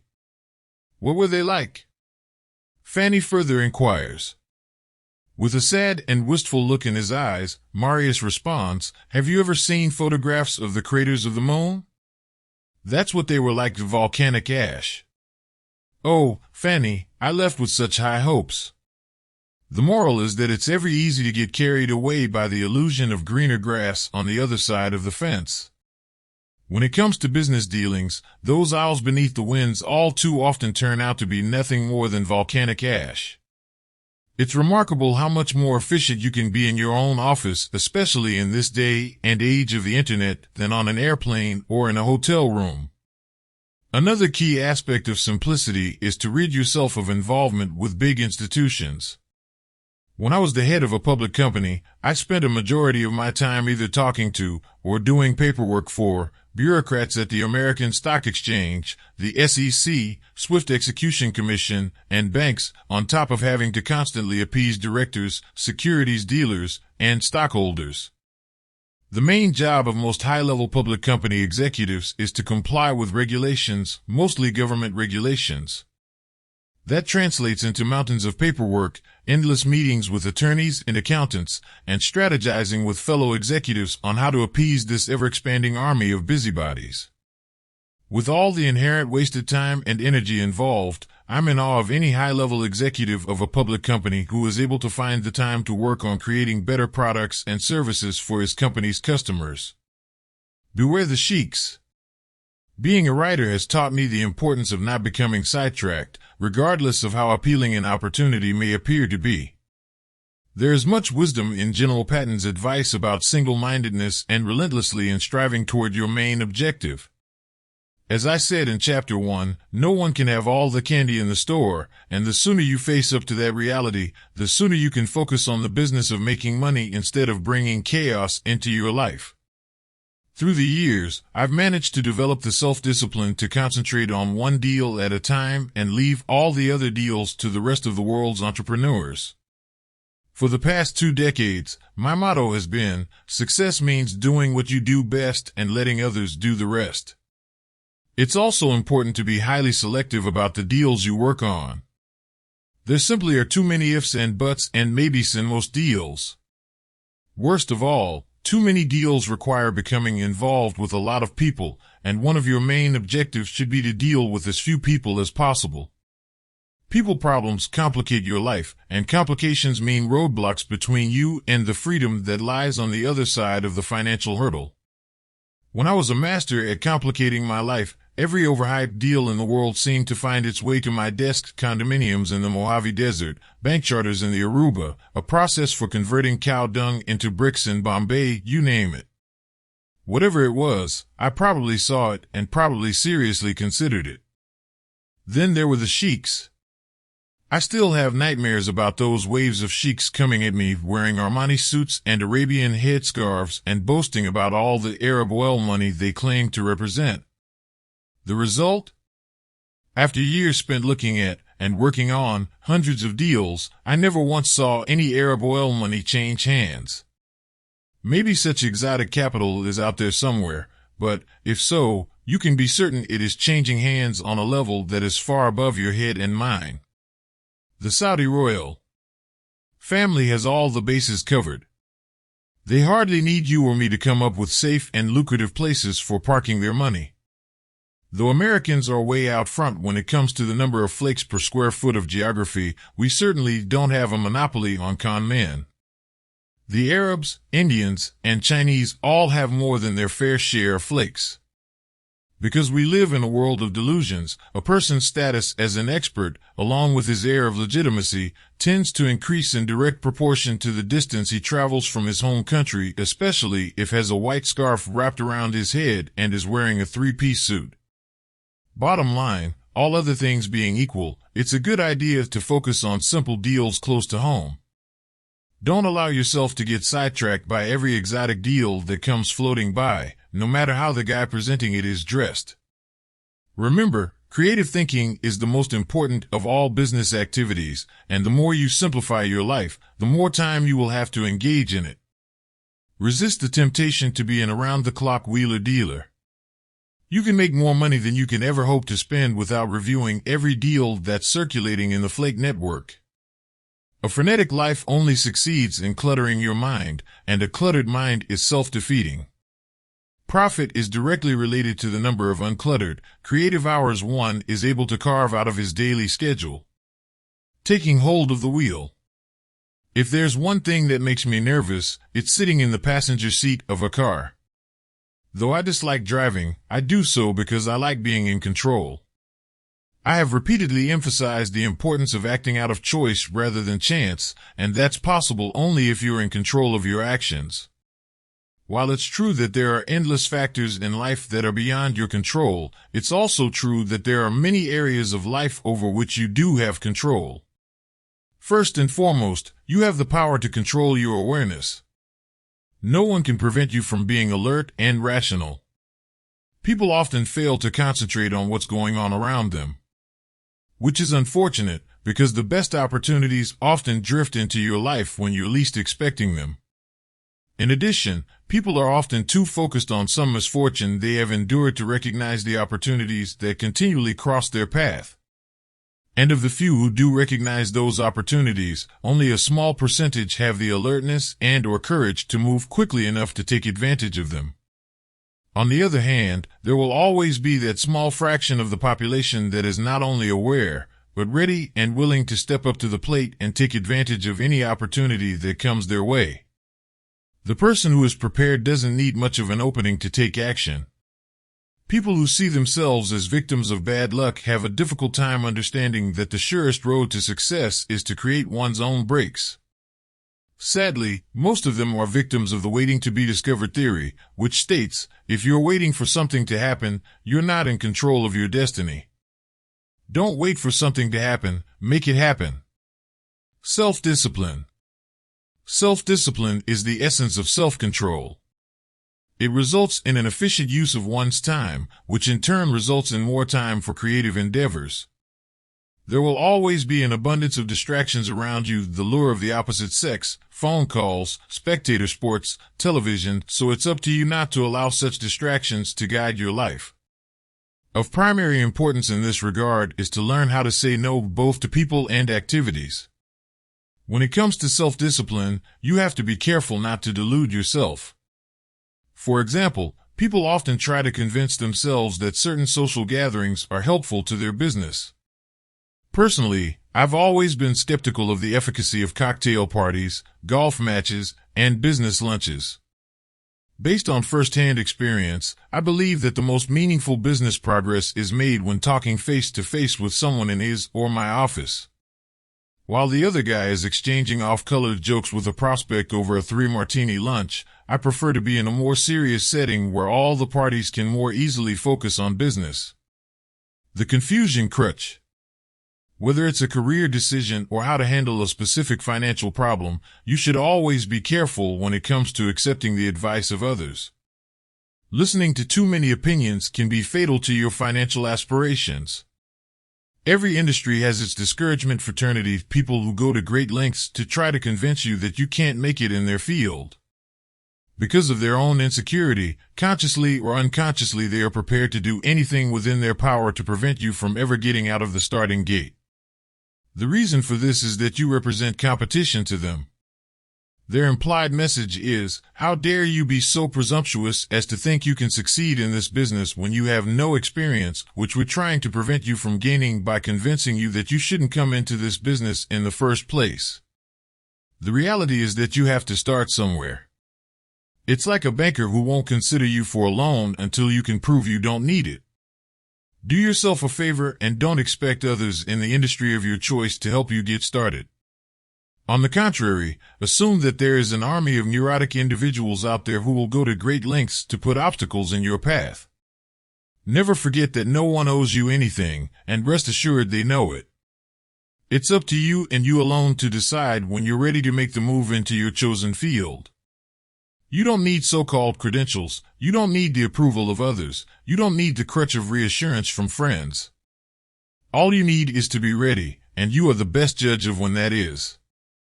If you believe your time has arrived, ignore the negative input of the discouragement fraternity and boldly move forward without regard to what anyone else thinks. Playing your own game. It's not what you say or do that counts, but what your posture is when you say or do it. There's no question that a person can exercise a great deal of control over his own posture. Someone else may have more financial strength than you, but he cannot force you to play by his rules without your consent. A rational man, said Ayn Rand, never leaves his interests at the mercy of any one person or single, specific concrete. He may need clients, but not any one particular client. He may need a job, but not any one particular job. People often think of this as bluffing, but you're not bluffing if you really mean what you say. Personally, I make it a point never to bluff. I'm careful about throwing out ultimatums to people because once I do, I follow through. You can only afford to throw down the gauntlet if you're good at what you do. If you don't bring value to the table, being tough is an exercise in futility. Once you decide how you want to play the game, your first task should be to pick the right person or persons with whom to play it. It's easy to have things your way against a weak opponent, but the tougher the opposition, the more vigilant you have to be when it comes to setting the tempo and guidelines. The strength of your posture will to a great extent depend upon the parties with whom you choose to deal, which in turn will go a long way toward determining your success. In particular, if you're having financial difficulties, don't try to play in the big leagues. When you're operating from a position of financial weakness, the tone of your voice and the look in your eyes give you away. If you can't afford to lose, it's not only hard to hide your financial weakness, it's difficult to make rational decisions and almost impossible to avoid being intimidated by financially stronger opponents. If at times you have no choice but to be involved with someone who's on a much higher financial level than you, there are two weapons that can help you control the situation. The first is to make certain you're good at your craft. If it's obvious that you're someone who can create value, the other person will respect you even if you don't have staying power. As a result, he may be willing to deal with you for reasons of pure self-interest without using strong-arm tactics. Ironically, the second weapon works best when you're destitute. Even in those bad old days in Beverly Hills, when I was groveling around on all fours and nursing my leper sores, I came to the conclusion that I still had one advantage over most of the opposition. I had everything to gain and nothing to lose. Because I knew I was at the very bottom, I took a strong stance when it came to drawing the line on not being pushed around or allowing anyone to intimidate me. It's also a good idea to remember this principle when you are the one with the upper hand. Never push the other person so far that he has nothing to lose, because he might just decide to jump off a financial cliff and pull you along with him. Getting paid. There's nothing more frustrating than putting 110% effort into one deal after another and consistently ending up on the short end of the stick. Remember, no matter how well you perform, your efforts are only a means to an end, getting paid. Your main focus should always be on the precise method by which funds will be transferred from someone else's bank account into yours. This seemingly simple proposition almost never happens by accident and almost never without resistance on the part of the party who is supposed to pay you. To underscore the importance of what I've just said, it's the only sentence in this entire book that I'm not only going to repeat, but repeat in bold italics. This seemingly simple proposition almost never happens by accident and almost never without resistance on the part of the party who is supposed to pay you. To be forewarned is to be forearmed. Should you come to the conclusion that you can't control the payment of monies due you, then the only solution is to bypass the person who is supposed to pay you and take matters into your own hands.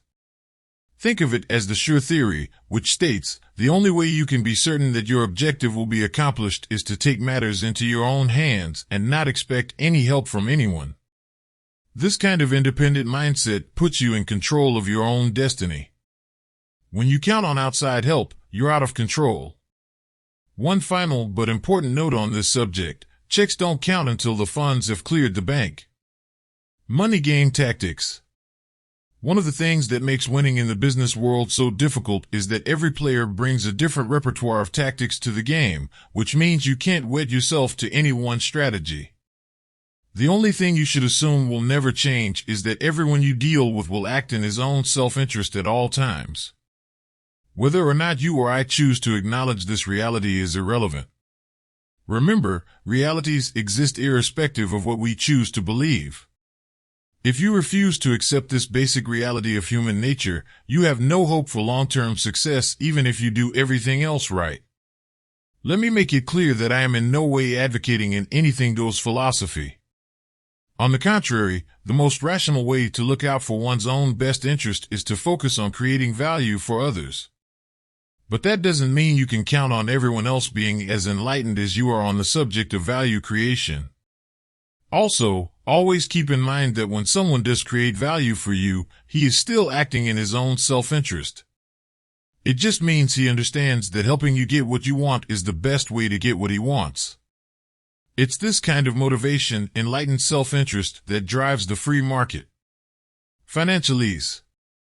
You should make every effort to learn the language of the money game financialese in order to correctly interpret the remarks of other players. Some translation examples of financialese include: statement, don't worry about a thing. Translation, you'd better start worrying about everything. Statement, let me know if there's anything I can do to help. Translation, don't bother me. Statement, I would never do anything dishonest. Life is too short to make enemies. Translation, I'll do whatever it takes to get the best of you. Life is too short to worry about making enemies. Statement, my reputation is beyond reproach. You can check me out with my bank. Translation, I've managed to accumulate a lot of money by shafting guys like you who were stupid enough to believe that all they needed to do was check me out with my bank. Of course, not every opponent who crosses your path will be speaking financialese, but prudent to assume he is. By doing so, if it turns out that financialese is his native tongue, you won't be left standing in your jockey shorts, scratching your head and trying to figure out what happened to your clothes. The cash flow game. The object of the cash flow game is to use the other guy's cash for as long as possible. Big corporations and wealthy individuals understand the truth embodied in the financial geometric growth theory, which states money tends to grow exponentially in smart hands, the end result being that the rich get richer. Consider the following list of good things that the cash-rich individual or company is going for him / it. Excess cash can be put to work in the best combination of low-risk, high-yield investments that can earn the investor still more cash. Cash tends to draw the best people and best deals to those who are known to have lots of it. Cash provides staying power, an intangible that all too often is the difference between success and failure. The cash-rich individual is more likely to make sound, rational decisions. Cash can be leveraged, often without its owner having to put up any money at all. As the legendary Meshulam Rickless used to point out when he was building his McCrory Corporation empire, the intelligent use of a cash-rich balance sheet can produce a river of additional cash, what he referred to as the effective non-use of cash. The point is that cash begets cash, but in ways that are not understood by, and not visible to, the average person. The only limitation to how much can be made from a cache of cash is the creativity of the individual who possesses it. In the words of Stuart Wilde, the secret to money is having some. Unfortunately, this theory works in reverse as well. When you're squeezed for cash, bad things tend to happen. Consider. When word gets around that you're in financial trouble, good deals no longer find their way to your desk. With a lack of staying power, you're always dealing from a position of weakness. You're likely to make scared money decisions, an example of short-term patching, instead of sound decisions based on a long-term perspective. You have no leverage, and, as a result, no one is willing to lend you money or invest in you. You have to spend an enormous amount of time and energy putting out fires, while cash-rich opponents spend their time thinking of creative ways to increase their cash positions. Comparing the two possible ways in which geometric growth can work, it's not hard to understand why savvy players place such a big emphasis on cash. It would be difficult to think of a unique cash flow scheme because the world's largest corporations have already thought of every conceivable way to get their hands on the other guy's cash interest-free. The so-called security deposit paid to owners of rental properties is an old favorite. So, too, is the non-interest-bearing checking account, wherein banks usually make you pay a service charge for allowing them to have the free use of your money. And many basic monthly charges, such as Internet ISP services, are billed in advance, i.e., before the customer actually uses the service for the period being billed. American Express bluntly refers to its version of the cash flow game as the float. The company sells travelers' checks to people, knowing that an average of 65 days will elapse between the time they are purchased and the time the buyer cashes the checks. During that 65-day period, a large percentage of the cash is invested in safe instruments such as tax-exempt municipal bonds. You may not have the power to employ the cash flow schemes of giant corporations, but you can still use this valuable principle to your advantage on a smaller scale. Always proceed from the axiom that every day that someone else's money is in your pocket, you are that much ahead of the game. Likewise, every day that your money is in someone else's pocket, you are losing the use of that cash, along with all the benefits it can provide you via the financial geometric growth theory. To the extent it can be avoided, never relinquish cash without putting up a fight. Be vigilant about trying to hang on to as many chips as possible for the longest possible period of time. Legal man, the game's master croupier. In a rational, ethical world, legal man would never have even been allowed on the playing field. Unfortunately, we don't live in a rational, ethical world.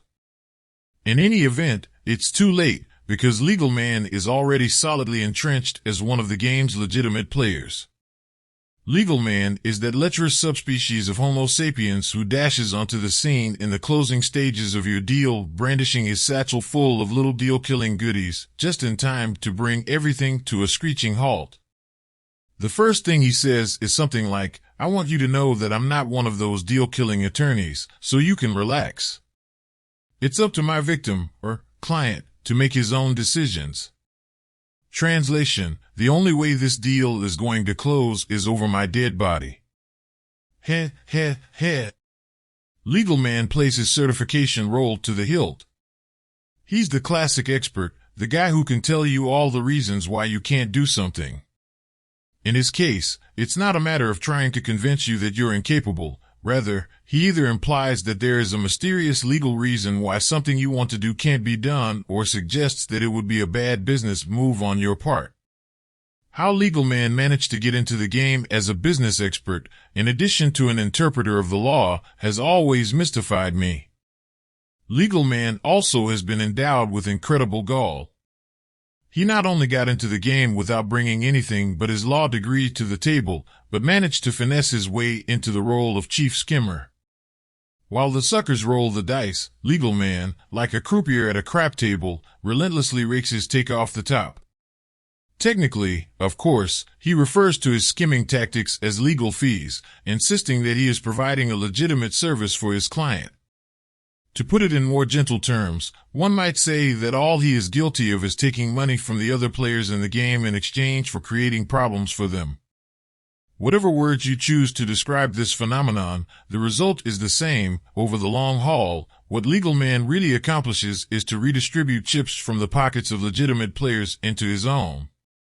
The name of the game from legal man's standpoint is to keep the hostilities flying back and forth, stir up endless litigation, and drag out every confrontation as long as possible. Time is always on legal man's side, because each day that the fighting continues is another day that he has the opportunity to rake chips onto his pile with his nifty croupier stick. Mercifully, once he's pilfered the last bit of gold from all the other players' teeth, he picks up his little bag of deal-killing goodies, spreads his cape, and disappears into the suburbs to enjoy his evening martinis. Carl Sandburg described it best when asked, "When the lawyers are through, what is there left? Can a mouse nibble at it and find enough to fasten a tooth in?" Great legal man myths. One of the main reasons legal man is able to get by with such outrageous and avaricious behavior is that he has succeeded in enshrouding himself in a cloud of mystery. He relies heavily on the government protection racket for the legal profession, i.e., only those with government-approved licenses are granted permission to carry a croupier's stick.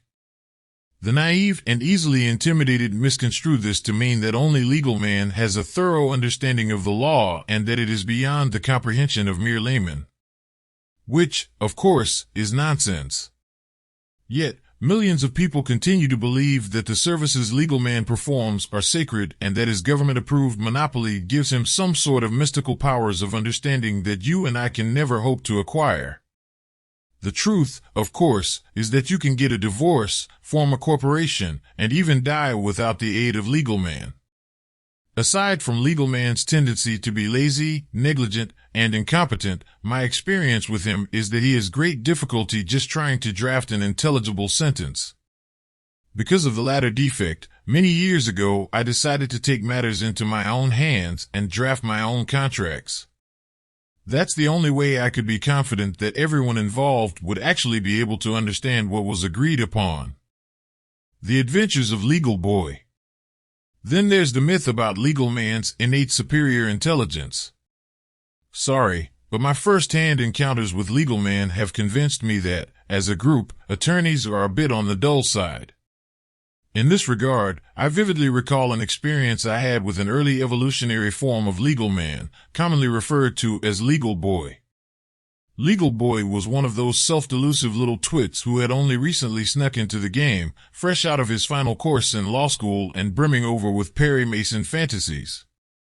Having gotten top grades in circumcision 401, 2, and 3, he was eager to begin wielding the spanking new, pink croupier stick his family had given him as a graduation gift. Of course, sophisticated players in the money game usually just ignore Legal Boy. True, they might engage in an occasional chuckle or two as they watch him running around in his $150 three-piece polyester suit and shouting incoherent legal phrases at anyone who will listen. But, for the most part, they don't really acknowledge his existence. Even so, if Legal Boy is persistent enough, he will eventually find a few naive souls willing to listen to his gibberish, which is how he begins the arduous task of building a client list. In this particular case, one of those naive souls happened to be a creditor of mine from my Beverly Hills leprosy days. He had obtained a default judgment against me in the amount of $24,000 because at the time he filed suit against me, I was in such dire financial straits that I couldn't afford to defend myself. I only owed his client $8,000, but the law allows a plaintiff to file for treble damages. Meaning that when you're sued, there's an added penalty for being so poor that you can't afford legal fees. That's right, if you can't afford to defend yourself, you have to pay 3 times the actual amount of your debt. Somehow or other, my creditor had stumbled upon Legal Boy at just about the time I was starting to take significant steps up the financial ladder. He explained to this giant of jurisprudence that he had already obtained a judgment, but hadn't been able to collect on it. Which is all Legal Boy needed to hear to shift into his go-get-em routine. He immediately started calling me several times a day and bombarding me with the silliest threats imaginable. Like any overzealous cubby, his manner of speech was rapid and incoherent. My adversary completely bought into Legal Boy's dramatic performance and played the role of mesmerized client to the hilt. It was Legal Boy's moment in the sun, and he was loving every minute of it. With his confidence increasing daily, he relentlessly pressed forward with his just watch me nail this tortoise routine. Legal Boy knew where my office was, so he could have served me with judgment/debtor papers at any time. To my pleasant surprise, however, he didn't. My only guess as to why he failed to take this incredibly easy step was that he must have done exceptionally well in negligence 401 when he was in law school. Had he taken the trouble to serve me, he would have quickly discovered that all the money I possessed, about $100,000, was in a checking account at a bank right next door to my office. Then, all he would have needed to do was walk into the bank with the sheriff, and in 5 minutes they would have handed him $24,000, the treble damages amount, in cash. My creditor was no longer willing to accept the $8,000 I actually owed him. Nope, he wanted the $24,000 treble damages amount, and that just didn't fit in with my moral code. Of course, even in those pre-computer days, any entrepreneur worth his salt could find out, in a day or two, in what bank or banks any person in his hometown had accounts. But you don't learn simple, real-world skills like that in law school. You learn them by actively participating in the money game, for the most part through adversity. Since Legal Boy lacked experience and possessed a cerebral mass the size of a pea, he apparently didn't know how to go about such a routine procedure. Luckily for me, he didn't even take the trouble to serve papers on the bank right next door to my office, which was the most obvious place to start searching for money. He was too wrapped up in his hard-nosed negotiations performance to take any meaningful action on behalf of his client. From the outset of this little financial skirmish, I had figured that, considering my vulnerability, it would be a bargain if I could settle the matter for something in the area of $13,000.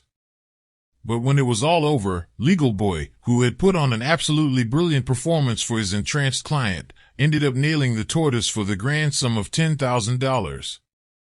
Not in cash, mind you, but in monthly installments over a period of a year.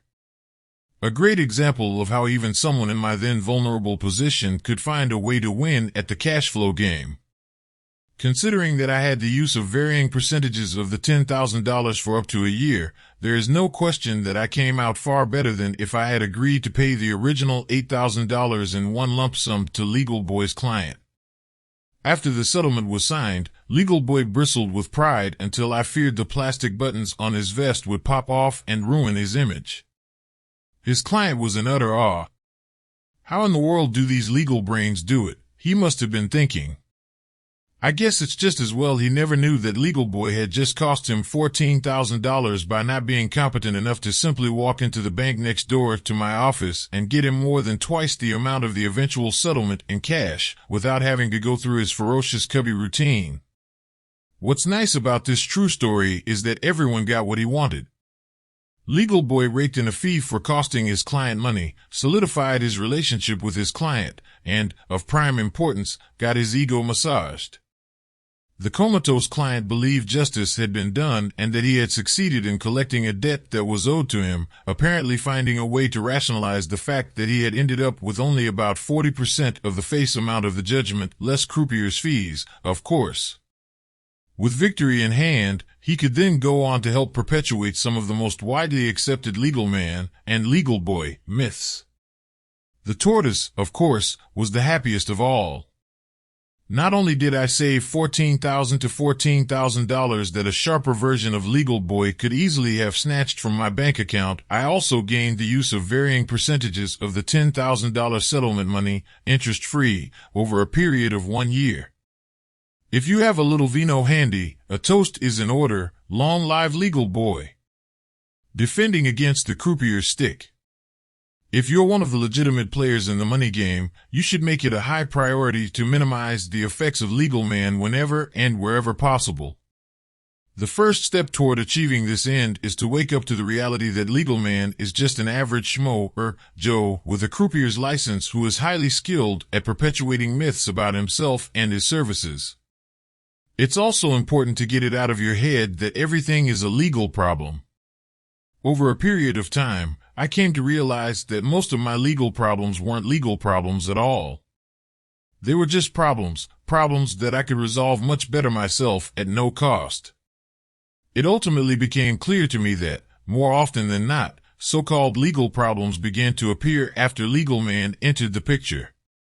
The original problem between two parties usually becomes relegated to a minor status with the advent of the new, more serious problems that Legal Man manages to introduce into virtually every situation. Through experience, I became quite good at anticipating the kinds of problems that Legal Man was adept at injecting into an otherwise harmonious situation, and I put a great deal of effort into trying to head him off at the pass. I did this by addressing potential phantom problems before he even had a chance to bring them up. And when I discussed them, I never talked in terms of problems. Instead, I referred to them as items to be taken care of, and I saw it as my job to follow through and take care of such items. Unfortunately, your resistance to using Legal Man is only half the battle, because the other party to your deal may decide to call him in unilaterally. And when that happens, it almost always spells trouble. If, for example, you sell real estate or insurance for a living, you know that the appearance of Legal Man can all too often result in your sale falling apart at the 11th hour. In businesses like these, where it's hard to keep Legal Man out of the fray, your best bet is to try to out-finesse him. However, even when you become skilled at doing so, he's still going to succeed a good deal of the time, so never make the mistake of underestimating him. Legal man is normally very good at his chosen profession, deal killing, so stay alert at all times.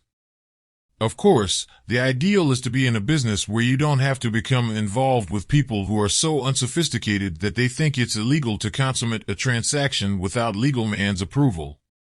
I believe it's more than just a coincidence that I've closed some of the biggest deals of my life without legal man's input. It's also instructive to note that in every one of those deals, the other party not only was sophisticated, but wanted to conclude the deal as much as I did. Thus, sophistication and a high level of motivation are two keys worth looking for when searching for makeable deals. It's the unsophisticated individual who is most likely to call in legal man and allow himself to be worked into a tizzy by artificially created problems. I cannot deny that there are times when you may actually need legal man, but you should exhaust all other avenues before you resort to bringing him into the picture. Allowing legal man out of his cage should be looked upon as a measure of last resort. And when and if you do have to call on him, be prepared for a long, drawn-out battle. Also, check your bank balance because the billing damages are likely to be worse than your original legal problem.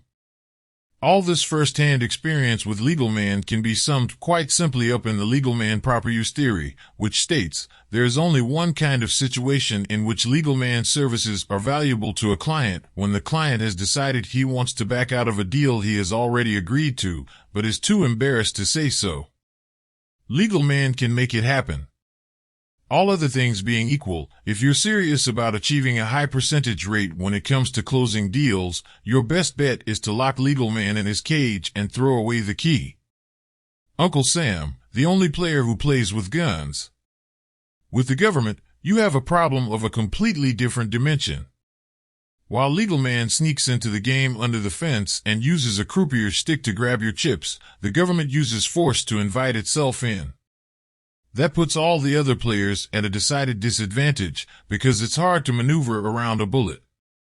Of course, the average Magoo or ostrich doesn't see, or refuses to see, the reality that the government uses the threat of force to get what it wants. There are many reasons for his detachment from reality. One is that he is intimidated through custom and tradition into blindly cooperating with those in positions of power. Second, he is often intimidated into peaceful cooperation through the government's use of slogans, particularly patriotic slogans. Finally, the government's monopoly on the use of force is what allows it to maintain control through the unspoken threat of violence without its actually having to employ such force. It's no wonder that an anything-goes attitude prevails in business when you consider that one of the players is allowed to use guns to steal from everyone else in the game. Seen in this light, the financial hurdle becomes a game played by you and your competitors, using your wits and skills to make money by creating better products and services, while at the same time trying to protect your assets from that greatest of all robber barons, the government. Never deceive yourself by ignoring the reality that the government is your chief adversary when it comes to getting ahead financially.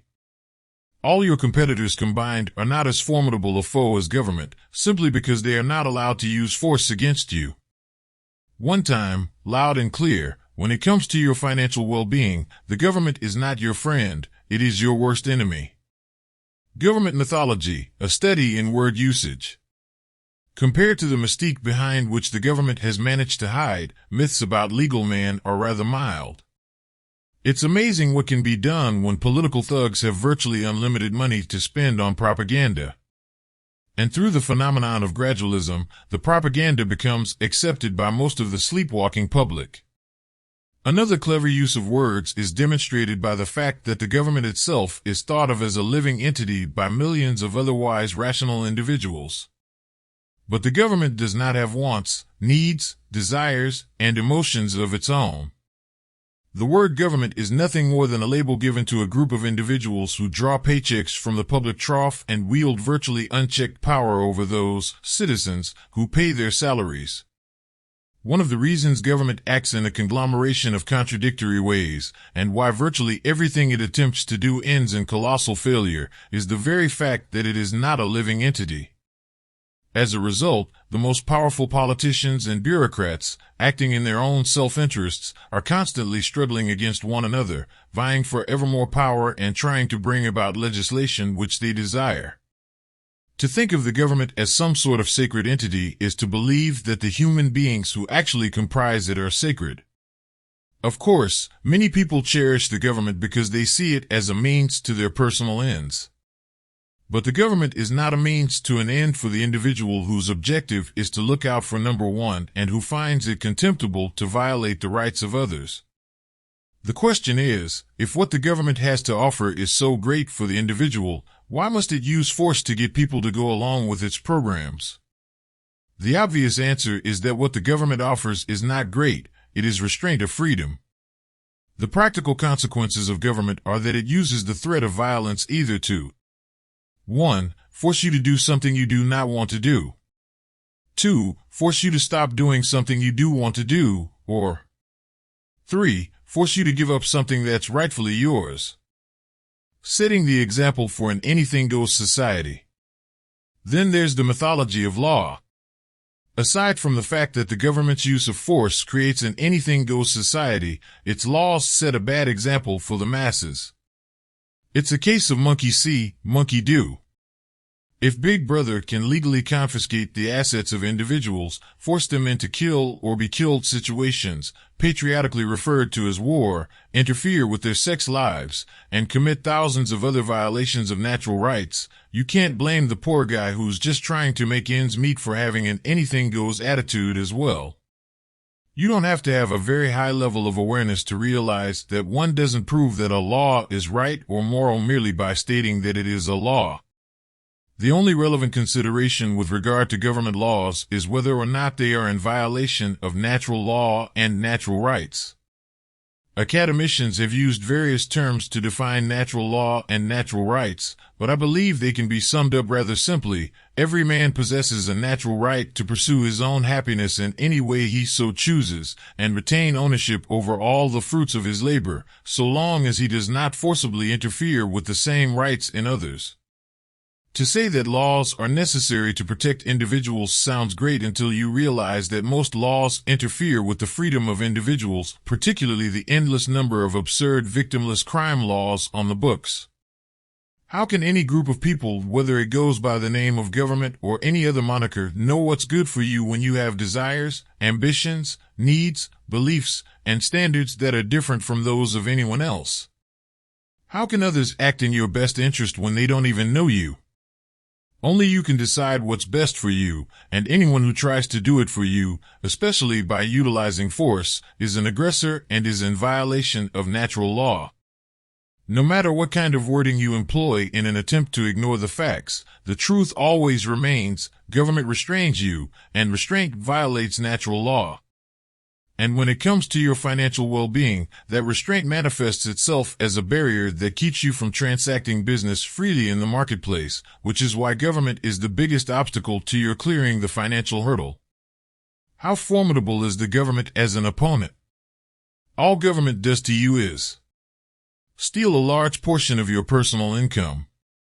Close the doors to your business if you don't fork over a specified percentage of your profits. Make the money you do retain worth less every day by printing currency with no backing behind it. Charge you rent for living in the home you thought you owned, euphemistically referred to as property taxes. Tell you what minimums you have to pay your employees and whom you must hire. Dictate what you can charge for your products and services through price controls handed down by the FTC. Pass judgment on what products you can sell through the FDA. And, the real coup de grace, make it illegal for you to compete against its own poorly run monopolies, such as the United States Postal Service. A walk through Central Park at midnight is safer than having benevolent government watching over you. Defending against the monster. Over the past several decades, thanks in great part to our modern information age, government's mystique and sanctity have been rapidly eroding. The facts are becoming too noticeable in your pocketbook, your home, and in many other aspects of your life. Is there any way to put an end to this aggression? Not completely, but you can certainly do a number of things to hinder the government's ability to squash your efforts to succeed. For one, always start from the assumption that if you come up with a way to make a profit by creating a product or service that the market values, sooner or later the government will try to make it illegal. In other words, circumstances will continually change. If you accept this reality, you're in a much better position to move in another direction when the rules shift. Always make a concerted effort to avoid as much contact with the government as possible. It drives the power holders crazy when they don't have a means of keeping tabs on your day-to-day activities. But even with their millions of employees, drones, and internet snooping techniques, they can't watch over everyone around the clock. In order to compensate for this deficiency in the system, they've set up a network of regulatory agencies and commissions, the number and scope of which are staggering. These bodies, example, the SEC, FTC, FCC, FDA, CAB, are, of course, unconstitutional in every respect. But from the standpoint of looking out for number one, that's irrelevant, because the fact is that they exist whether or not you or I like it. Remember, our objective is to find the best ways to deal with reality rather than trying to change things over which we have little or no control. All of these agencies are headed by non-elected bureaucrats who have virtual carte blanche to make or break any individual or company. More often than not, their arbitrary regulations see to it that competition is eliminated, which protects giant corporations and guarantees that consumers will pay higher prices for inferior products and services than they would in a free market. If you're in business for yourself, my best advice to you regarding government is to try to pick an industry or occupation that's regulated as little as possible. And if you're already in a heavily regulated business and don't believe it's practical to get out, the best thing you can do is keep a low profile and stay out of the way of applicable regulatory agencies. Never take regulatory agencies on head-to-head. You'll only be wasting valuable time, energy, and money. The deck is stacked against you from the start, so that even if you win in court, the feds will see to it that you lose down the road. Finally, even if you do manage to stay out of an industry or occupation not presently burdened with a strong-arm government oversight agency, you should still operate on the assumption that such will not always be the case. It's always wise to keep in mind the changing circumstances theory and be prepared to make your move when busybody government hacks decide to step in and starting changing the rules of the game. Murphy's Ghost. Finally, there's the player you can always count on to disrupt your best-laid plans, the ghost of Old Man Murphy. As I previously stated, Murphy doesn't discriminate. He's happy to inject problems into just about anyone's life in a wide variety of areas, including love, friendship, and health, but nothing is quite as exhilarating to him as causing people to trip over the financial hurdle. Being a ghost, he is, of course, invisible, but the problems he creates to thwart your every financial move are not. Can you do anything to stop him? You certainly can't fight something you can't see, so the only answer is to try to prepare yourself for his inevitable appearances at the worst possible time. I believe that all Old Man Murphy really wants is a little respect. It's only when you start getting overconfident and assuming that you have everything under control, when you can't see how anything can possibly go wrong, that you raise Murphy's ire and are in danger of having him hand you your head in a Ziploc bag. The truth is that he's a relatively docile ghost, so long as you heed his law. Perhaps you're one of those people whom Murphy has treated so shabbily that you haven't even been able to get out of the starting gate. If so, don't despair. He's just testing your mettle. A wise, elderly gentleman once told me, after I had long tried in vain to clear the financial hurdle, that once you get the hang of it, once you start making money, riches come so quickly, and in such great abundance, that you wonder why you had so much trouble succeeding all those years. At the time, I found his remarks hard to believe, but first-hand experience has proven to my satisfaction that he was absolutely right. Once you've got it. Let's assume, for the moment, that you finally managed to clear the financial hurdle, meaning you've achieved enough financial success to do as you please. Now what? Should you just kick back and relax? To do so, as many have found, is a surefire formula for boredom and unhappiness.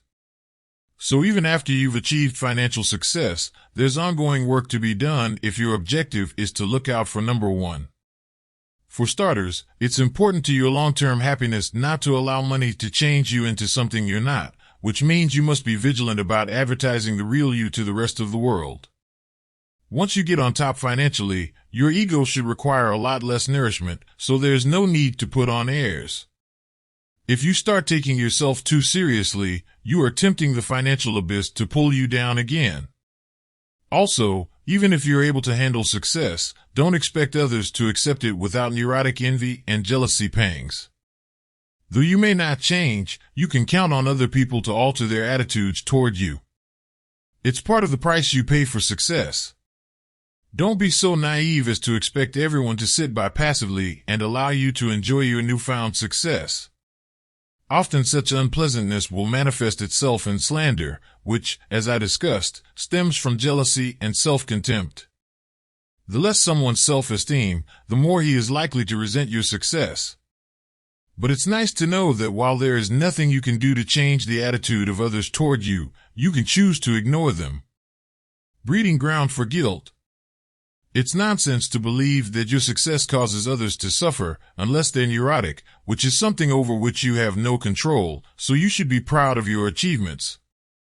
If you are fortunate enough to gain financial independence, don't allow others to prevent you from enjoying it. It's irrational to think that just because there are people who live in poverty, you should feel guilty about your success. Unless someone else is poor because you robbed him, no poverty-stricken individual should be an obstacle to your happiness.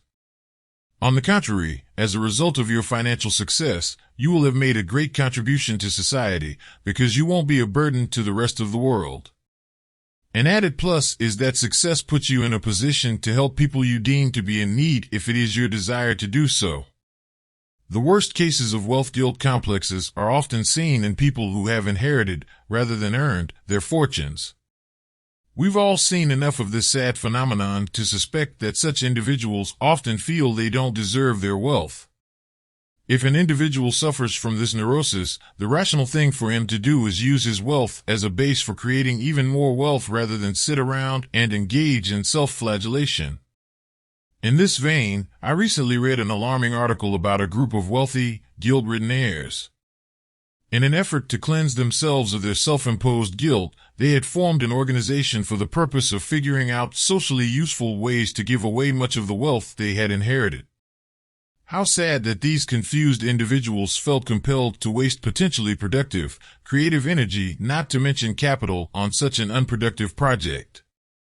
Their mistake was to allow neurotic societal misfits and have-nots to saddle them with guilt feelings for something they not only were not responsible for, but which was not harming anyone else. Who shall rule? If you don't allow people to get to you via jealousy or guilt ploys, the only thing that can stop you from enjoying your financial success is you. Your attitude toward money is critical to your happiness. Either you control your money or it will control you. There are two diametrically opposed ways in which money can gain the upper hand on you. The first is if you let money burn a hole in your pocket.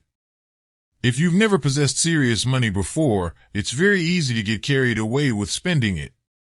If your leap over the financial hurdle has been difficult, it's quite natural to want to enjoy your newly created wealth to the fullest extent possible.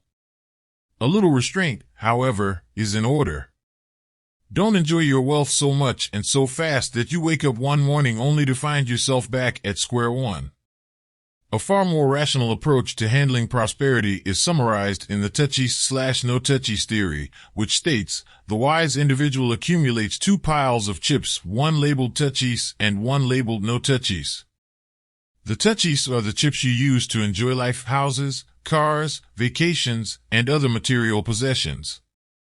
The no-touchies are an insurance policy that gives you the security of knowing that if you happen to make a few bad decisions, or Old Man Murphy rains extra hard on your parade, you won't be faced with the challenge of having to start from scratch again. Just as important, money also can control you by making you overly fearful of losing it. Almost as bad as living beyond your means is living beneath your means. When you do so, money becomes an end in itself.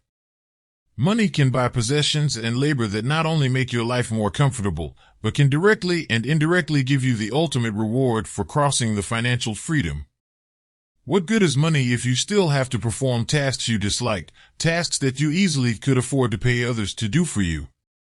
If you're so afraid of losing your money that it's a traumatic experience every time you need to come up with a few dollars to pay for something you want, you haven't really gained your freedom. Rather, you've only succeeded in imprisoning yourself. Put another way, if you allow money to rule you rather than the other way around, you're out of control, which means you are not in a position to make rational decisions. The most fickle friend. How sweet it is at the top of the luxuries, the applause, the attention. Unfortunately, it's at the precise moment when you're enjoying it most that you're in the greatest danger of losing it all so fast that it's hard, from your lofty vantage point, to even imagine. Never become so focused on enjoying your success that delude yourself into believing you're infallible.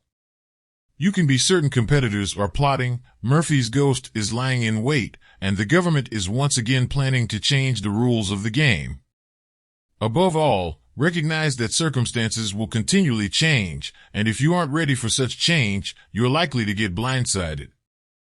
In reminding myself how quickly fame can slip away, I often think of David Seabury's likening life to a game of chess, warning that fate sits on the other side of the table watching your moves.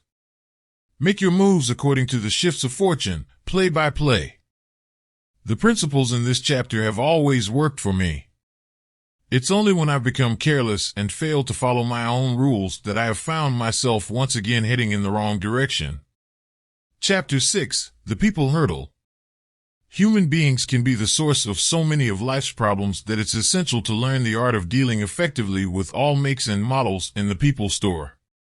There are 5 human realities, in particular, that one needs to understand and effectively deal with in order to clear the people hurdle. Human reality number 1, imperfection. It's back to us versus ought tos. Another human being is not what you think he ought to be, he is what he is. Deluding oneself about a person's true nature is not only self-deceitful, but self-destructive as well. First and foremost, human beings are imperfect. The failure to come to grips with this reality can be the source of endless frustration and disappointment. We want so badly for people to be perfect that we often hurt ourselves by expecting too much of them. Once you accept the reality of man's imperfection, it's much easier to understand that the issue is not whether or not people will hurt you, rather, it's a matter of whether or not you allow them to hurt you.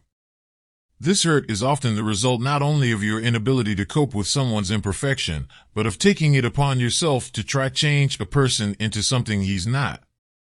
If you insist on engaging in such a presumptuous task, you are guaranteed to experience the futility that comes with trying to overcome the impossible. This futility is especially evident in dealing with those closest to you. Friends, spouses, parents, and children are people, too. As such, they are subject to the same human imperfections as everyone else. However, because of their close proximity to you, they are in a position to cause you much more pain than others if you allow them to. By accepting the imperfection of people in our life, you dramatically reduce their ability to disappoint and hurt you. Human reality number 2, self-interest. Through years of experience, I have come to the conclusion that all disagreements regarding the subject of self-interest versus altruism are not really disagreements at all. Rather, they are a matter of semantics. If you help an old lady to cross the street, you do so because it makes you feel good. The absolute moralist, however, insists that he performs the same deed out of sheer altruism. Alas, he deludes himself. The fact is that your action and his are one and the same. It is only the words, semantics, used to describe your actions that are different. When the absolute moralist says that he helped an old lady cross the street, can he seriously deny that it made him feel good? I suppose he could split hairs and say that his good feeling was only a result of doing an altruistic deed, while your good feeling was the intent of your good deed. But let's examine that argument more closely. First of all, the old lady doesn't give a hoot why either of you helped her. She's just happy to get to the other side of the street. Second, what's wrong with doing a good deed for the reason that it makes you feel good? Did Mother Teresa do her admirable humanitarian work because it made her feel bad? Third, if the absolute moralist really was thinking in altruistic terms, it wouldn't be so important to him to try to convince others that his good feeling came about only as an unintended side benefit. Fourth, his good feeling was not an unintended benefit. Whether or not he consciously thought about it, he would not have helped the old lady cross the street if he didn't feel good about doing it.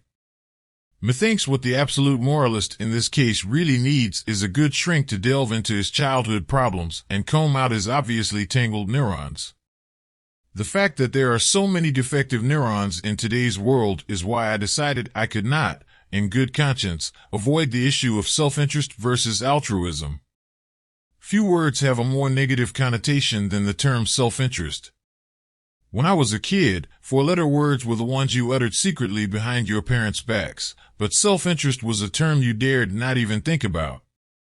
Early on, you learned to hiss and boo anyone who proclaimed self-interest as a virtue. Why has self-interest always been such a taboo subject? What is it about the reality of self-interest that sends so many people into a state of near hysteria? I believe the reason self-interest gets such a bad rap is that it is a threat to those who would like you to continue acting in their best interests instead of your own.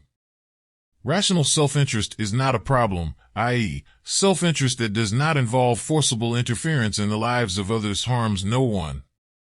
The problem is the irrational self-interest of those who do not want you to act in your own best interest, who want to interfere in your life by pressuring you into doing what makes them happy. No matter how vehemently some people may protest to the contrary, the reality is that self-interest is genetically programmed into every human being. You have no choice in the matter. However, if you are rational about self-interest, you chiefly regard your own interests, but not solely. Common sense tells you that you must regard the interests of others, especially loved ones and friends, in order to lead a fulfilling life. Fellow human beings represent potential values to you, both in business and personal relationships. In order to harvest those values, you must add value to the lives of others. For this reason, the individual who practices rational self-interest is also a giving person, because he understands the soundness of mutually beneficial relationships. On the other hand, when someone who is perceived to be altruistic does something for you, you're not likely to be impressed. Why? Because if he gives to everyone, even people he does not admire or respect, it has a diluting effect on the value of his gifts. I'm wary of gifts from supposedly altruistic people because I don't like being in the dark about what the eventual payment might be, especially if it involves compound interest over a long period of time, which all too often is the case. I am not anxious to accumulate a lot of unspoken accounts payable. When, at some future date, the so-called altruistic person taps me on the shoulder and lets me know, perhaps in a subtle way, that the due date has arrived, my concern is that I may not be in a position to pay the debt. Don't deceive yourself on this one. Recognize the reality that gifts from the professed altruistic almost always have hidden price tags, and they are usually greater than what you would have been willing to pay had the price been made clear from the outset. On the other hand, when you receive a gift from a person who practices rational self-interest, it is evidence of the value he places on his relationship with you. The self-interest issue makes it clear why looking out for number one requires conscious, rational effort. Subconsciously, of course, you always make decisions that you believe are in your best interest, but there are times when you may delude yourself. Nevertheless, the fact that you are the one making the decisions guarantees that you are at least attempting to act in your own best interest. Hard as it is for many people to understand, even so-called saints make decisions which they believe will make them happy. Take Mahatma Gandhi, the world-famous Indian ascetic who peacefully crusaded, primarily through fasting, for India's independence. Do I really believe Mahatma Gandhi acted in his own self-interest when he fasted almost to the point of starvation for the people of India? It's much stronger than just a belief. It is a DNA certainty. Noble as his actions may have been, Gandhi was still a human being, and the actions of all human beings are chosen from the alternatives available to them at any given time. Whatever Mahatma Gandhi did, whether it was out of rational or irrational choice, it was because he chose to do it. If he acted in the hopes that he would bring happiness to others, then that was the method he chose to seek his own happiness. As with the Mother Teresa example mentioned earlier, Gandhi didn't lead a nonviolent movement to gain India's independence from the British Empire because he thought it would make him unhappy. It is only the means people choose to achieve their happiness that differ. In the case of Mahatma Gandhi, his methods for seeking personal gratification achieved results that were enormously beneficial for millions of his fellow countrymen. While most of us would agree that Mahatma Gandhi and Mother Teresa were noble people, the same cannot be said of most martyrs. There is a fine line between someone who rationally seeks happiness by helping others and someone who seeks happiness for the sole reason of being a martyr.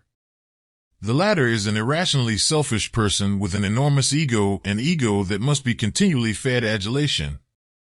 It's wise to be wary of a martyr's supposedly selfless acts. In most cases, of course, we don't consciously think about our actions toward loved ones. Even when you punish a child for inappropriate behavior, though you may feel badly about it, you believe you would feel even worse if you allowed him to get away with something that would be harmful to him either now or in the future. In summation, it's important to recognize that there is no such thing as altruism in the true sense of the word, which is extremely difficult for Mr. Magoo's and Ostrich's to accept. There is only rational and irrational self-interest. If by altruism a person means that he is literally sacrificing himself for others, then what he is really talking about is nothing more than irrational self-interest, mistakenly doing what he believes will make him happy by surrendering a higher value to a lower value. Be wary of those who sincerely believe that their actions are altruistic, for they are far more vain and dangerous than those who only fake altruism, example, politicians and Hollywood types, in an effort to gain popularity. Such people have the capacity to do serious damage to those around them. Thus, self-interest is neither bad nor good. It is simply a reality of human nature. But when you engage in irrational acts of self-interest, you are likely to hurt yourself and others. By contrast, when you engage in rational acts of self-interest, not only are you likely to experience more pleasure and less pain, your actions will often benefit others. Therefore, doing what is in your best interest and doing what is in the best interests of others are not mutually exclusive objectives. From this day forward, resolve never again to cringe at the term self-interest and, instead, accept it as a reality of the human psyche. Human reality number 3, the definition game.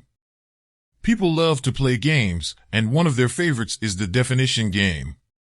The definition game theory states, every word, every act, every situation in life is defined by each individual subjectively, usually in such a way as to fit in comfortably with his own actions and/or the circumstances of the moment. Whether or not we realize it, we are all participants in the definition game. Because each of us is a unique human being with varying desires, tastes, prejudices, experiences, and personality traits, we see things through our own mental paradigms. Which is why it's prudent to assume that everyone, consciously or unconsciously, uses a definition guide that looks something like this. Good is what I do, bad is what you do. Right is what I do, wrong is what you do. Honest is what I do, dishonest is what you do. Fair is what I do, unfair is what you do.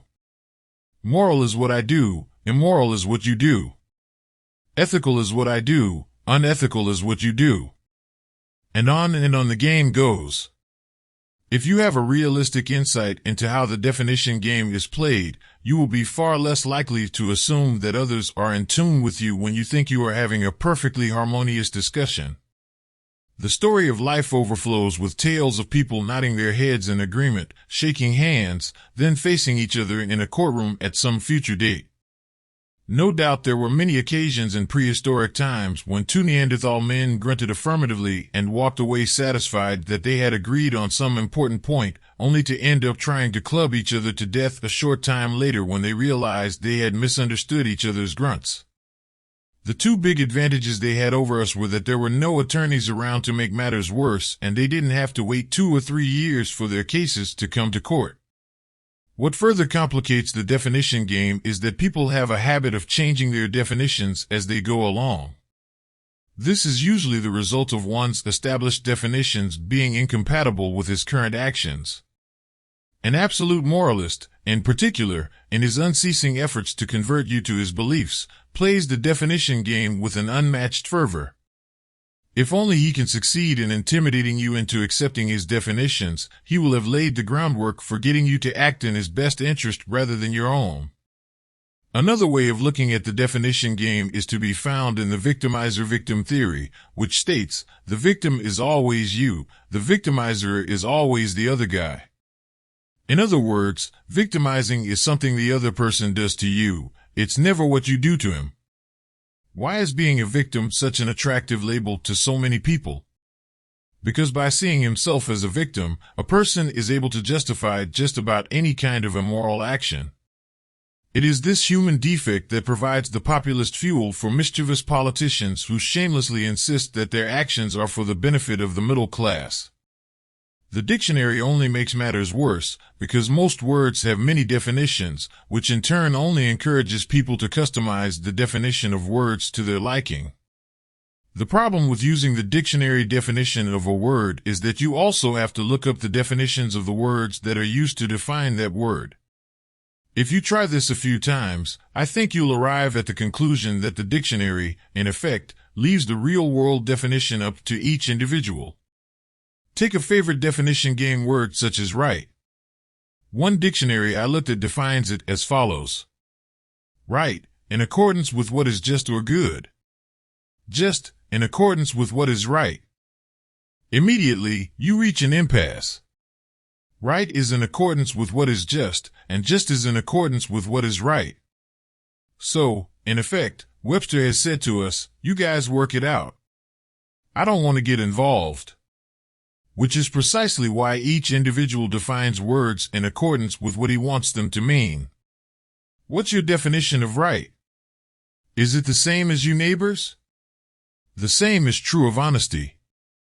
When you say that someone is dishonest, what you really mean is that you and he differ on the definition of honesty, because he most likely believes that you are dishonest. That's why it's so important that your moral standards fit your guidelines for morality rather than someone else's. Never allow another person to be so presumptuous as to tell you what your moral code should be. Human reality number 4, the line-drawing game. The line-drawing game theory states, every individual subjectively draws his own lines with regard to right and wrong, based either on his moral standards, the moral standards of some person or group, or moral standards that are convenient for him at any given time. The line-drawing game is something of a corollary of the definition game. Not only do people define words to justify their actions, they also define words by their actions. As with the definition game, every human being is a participant in the line-drawing game, whether or not he is conscious of it. Through a person's actions and inactions, he advertises to the world on which side of which lines he stands.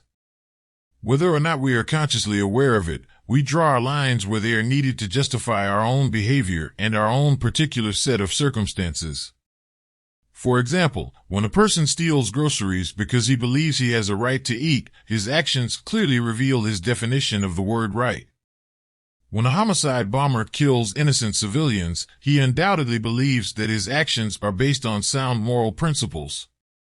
His misguided, maniacal actions speak worlds about his definition of the word moral. Every individual arbitrarily draws his lines between right and wrong, carefully placing those lines in such a way as to be certain that his actions will always lie on the side of right. Where another individual draws his lines may seem immoral to you, but such an individual is unlikely to be interested in your opinion of right and wrong. He may, however, see your opinions as a justifiable cause to declare war on you.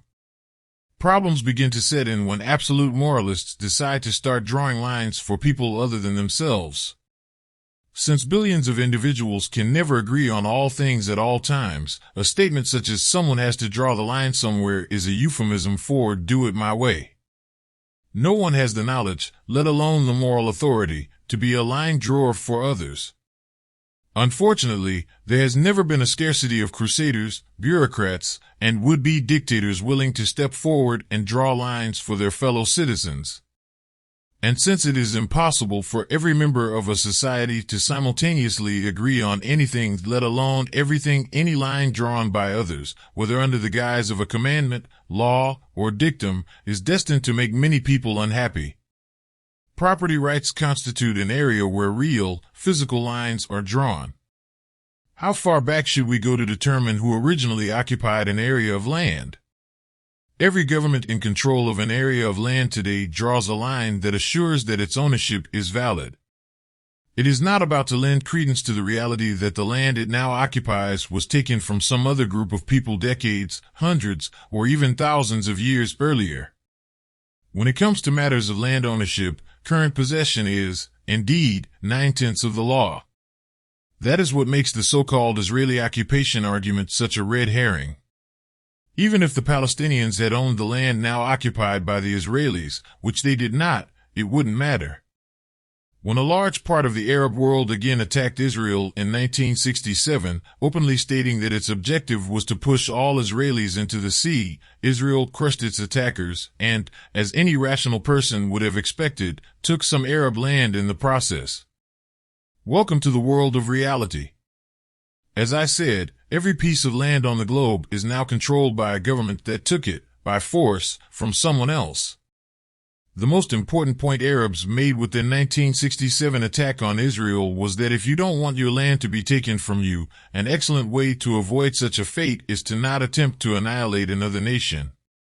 Court fights over rightful land titles are common, with title companies employed to trace ownership back to the original owners. The only problem with title searches is that they go back only to the point where the line was arbitrarily drawn by the most recent conquerors of a given geographic area. All discussions of property rights begin with the premise that the original owner of a given piece of land was the first owner after it was taken by force from some other group of people. Understandably, American Indians, New Zealand Maoris, and Australian Aborigines don't give much validity to title searches. As with the definition game, what considerably complicates the matter is that, in addition to the fact that everyone draws his lines subjectively, people also are constantly erasing old lines and drawing new ones to conform to changing circumstances. One of the reasons this occurs so frequently is that a majority of people do not take the trouble to analyze the moral standards by which they want to live their lives. As a result, whenever they happen to want something that is on the wrong side of one of their lines, they simply relocate that line so it falls on their side of the line. Such line-drawing tactics are commonly referred to as situational ethics. Never allow yourself to be intimidated by the line-drawing decisions of others. Make it clear to those who would intimidate you into agreeing with them that you require no help in deciding where to place your lines. By the same token, where others wish to draw their lines is their business, so long as those lines do not infringe on your freedom. Though we have no choice when it comes to government laws and decrees, it is within our power to resist the urge to draw lines for others. Human reality number 5, irrationality. Irrational is the opposite of rational, the latter referring to words and actions based on logic and reason. Unfortunately, all human beings are irrational at least some of the time, but occasional irrationality is not a major problem. People problems arise from those who are excessively and consistently irrational. To clear the people hurdle, you have to become adept at spotting irrationality in others and, just as important, at monitoring and controlling your thought processes to assure that your own words and actions are rational. Since each individual's definition of reason and logic may vary, how can you be certain whose perception of rationality is correct? From a long-term perspective, the answer is simple. The irrational person will usually fail to achieve his objectives, while the rational person will usually succeed. As a simple guideline for making rational decisions, you should develop the habit of asking yourself 2 questions. First, does my proposed action have the potential to better my existence either by bringing me more pleasure or less pain? Second, will my action in any way infringe on anyone else's natural rights? Remember, to take action that is happiness-oriented, you have to be aware of what you're doing and why you're doing it. And to accomplish that, you must possess an accurate perception of reality, the very foundation of looking out for number one. If the actions a person takes to enrich his life are contrary to the facts, then such actions are irrational. Whether he acts in opposition to reality because of a malfunction of his reasoning powers or because he deceives himself is irrelevant. In either case, he is destined to suffer bad consequences over the long term. In Atlas Shrugged, John Galt explains why irrationality automatically negates the possibility of happiness when he states, happiness is possible only to a rational man. The man who desires nothing but rational goals, seeks nothing but rational values, and finds his joy in nothing but rational actions. Facts can best be ascertained when your intellect, rather than your emotions, is in control. During periods of relaxed solitude, when there is nothing to distract your thoughts, you should think about the philosophical issues that most affect your life. Then have enough confidence in your analysis to remain loyal to your predetermined code of behavior when inevitable encounters with irrational people occur. Make a written-in-stone commitment, well in advance, not to allow your emotions to sway you in your time of need. One word of caution. Just because you act rationally, don't assume that everyone around will do likewise. They won't. The path to a happy life is obstructed by irrational people who are ready, willing, and able to scramble your gray matter if you aren't properly equipped to deal with them. Spotting an irrational argument. How do you know when someone is being irrational? First, you have to learn to see past a person's words to his premise, because you may find that you don't agree with that premise. For example, if an interviewer asks me a question such as, "You aren't really interested in helping others, are you?" I have no way of responding to such a question without asking the interviewer to first define his words. If by others he is alluding to all people, then my answer is no. There are terrorists, child molesters, and absolute moralists whom I do not wish to help in any way. Yet I have very deep feelings for many people, primarily those individuals who add value to my life, and I am always interested in helping such people. The same is true of the word helping. If by helping the questioner means giving others something for nothing, again my answer is no. I am, however, more than happy to help if it means doing something for an individual with whom I have a valuable relationship. I have no desire to distribute love, friendship, money, or any other valuable commodity indiscriminately to anyone who happens to cross my path. To do so would lessen the value of what I have to offer people whom I genuinely care about, such as friends, family, and business associates. Neither do I wish to receive love, friendship, money, or anything else of value from anyone who has not received, or does not expect to receive, something of value from me. Never feel obliged to answer a question until the asker defines his terms. If you find that a question is based on what you consider to be a false premise, then any answer you give will be dishonest. I often find that when I unmask the premise, no meaningful question exists. Rather, it becomes a hypothetical question. A meaningful question deals with reality. A hypothetical question is a forced illusion. I don't have time to clutter my mind with hypothetical questions based on false premises. The illogical person tips his hand in many other ways, but you have to be alert to pick up on the signs. Irrational people stray from the main point. They dwell on the irrelevant. They rely on non-factual slogans. They generalize. They use invalid analogies, and they are masters at proving a point by simply restating it as a fact, a technique commonly referred to as an a priori argument. Regardless of the tactic employed, the objective is similar to that of a magician, politician, or criminal defense attorney: distract the person's attention from the real issue. Perhaps the most common behavioral pattern of the irrational person is emotional excess. Whenever I feel strongly about making a point, I remind myself of the telltale observation by Queen Gertrude in Shakespeare's Hamlet: "The lady doth protest too much, methinks." The more one belabors a point, the more skeptical I become. The louder one talks, the more I back off. Indignation raises doubts in the minds of those to whom you wish to make your point. Again, the power of the understatement is enormous. Say it once, say it calmly, say it firmly. If your point is rational, state it in a rational manner. Every statement beyond that is counterproductive. What I am referring to here is the protesting lady theory, which states, the more someone dwells on a point, the more likely it is that the opposite is true. If you pay close attention to the remarkable consistency of this principle, your friends will think you're clairvoyant. Following are a few examples of how you might employ the principle underlying the protesting lady theory in everyday life. Statement: I've got it all together now. Translation: I'm so screwed up that I'm past the point of even acknowledging it. Statement: my wife and I never argue. We're more in love today than when we were newlyweds. We have the perfect marriage. Translation: my marriage is a bore, my wife and I hardly speak, and I'm just waiting for the right time to file for divorce. Statement: I'm making money hand over fist, pay cash for everything. Got it made. Translation: I'm one step ahead of the sheriff, my Mercedes is on a month-to-month lease, and unless a miracle happens, I'll be belly up within a month. Beware of the person who overstates his case. He's sending you a message, but you have to be alert to hear it. And should you ever find yourself trying too hard to impress a listener, best you re-examine the facts as well as your motives, because there's a good chance you may be acting irrationally.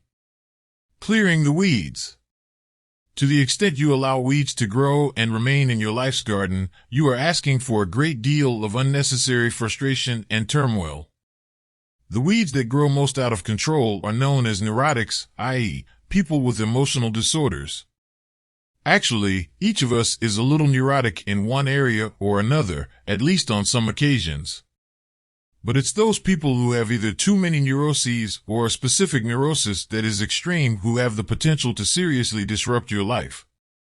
Eliminating people problems requires that you become skilled at spotting neurotic traits in those around you and developing the self-discipline to ignore those who are severely afflicted.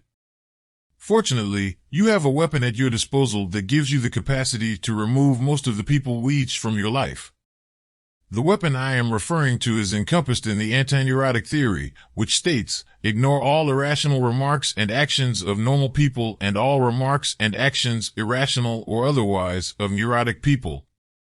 Have you ever had a person say or do something to you that was so outrageous it made you feel like picking up the telephone and describing the details to everyone you know? Have you ever been so frustrated by someone's neurotic actions that you felt like roaming the streets and explaining it to anyone and everyone who will stop and listen to you? Such a reaction is known as big mistake.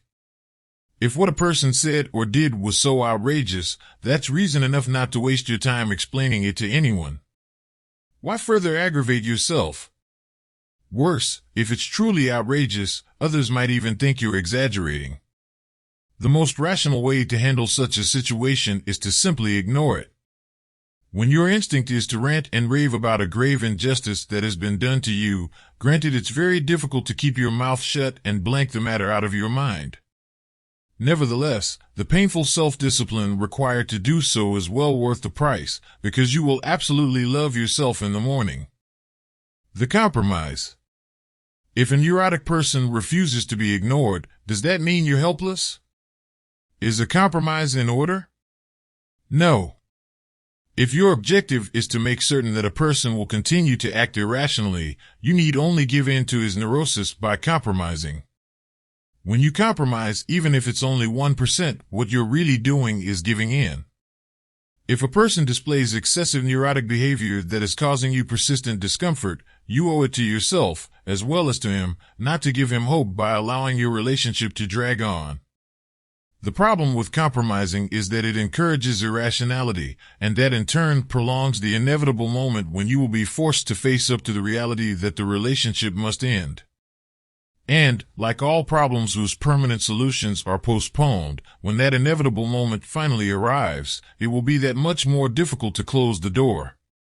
That's because the passage of time will have given the neurotic individual the illusion that you've resolved your differences. The debate.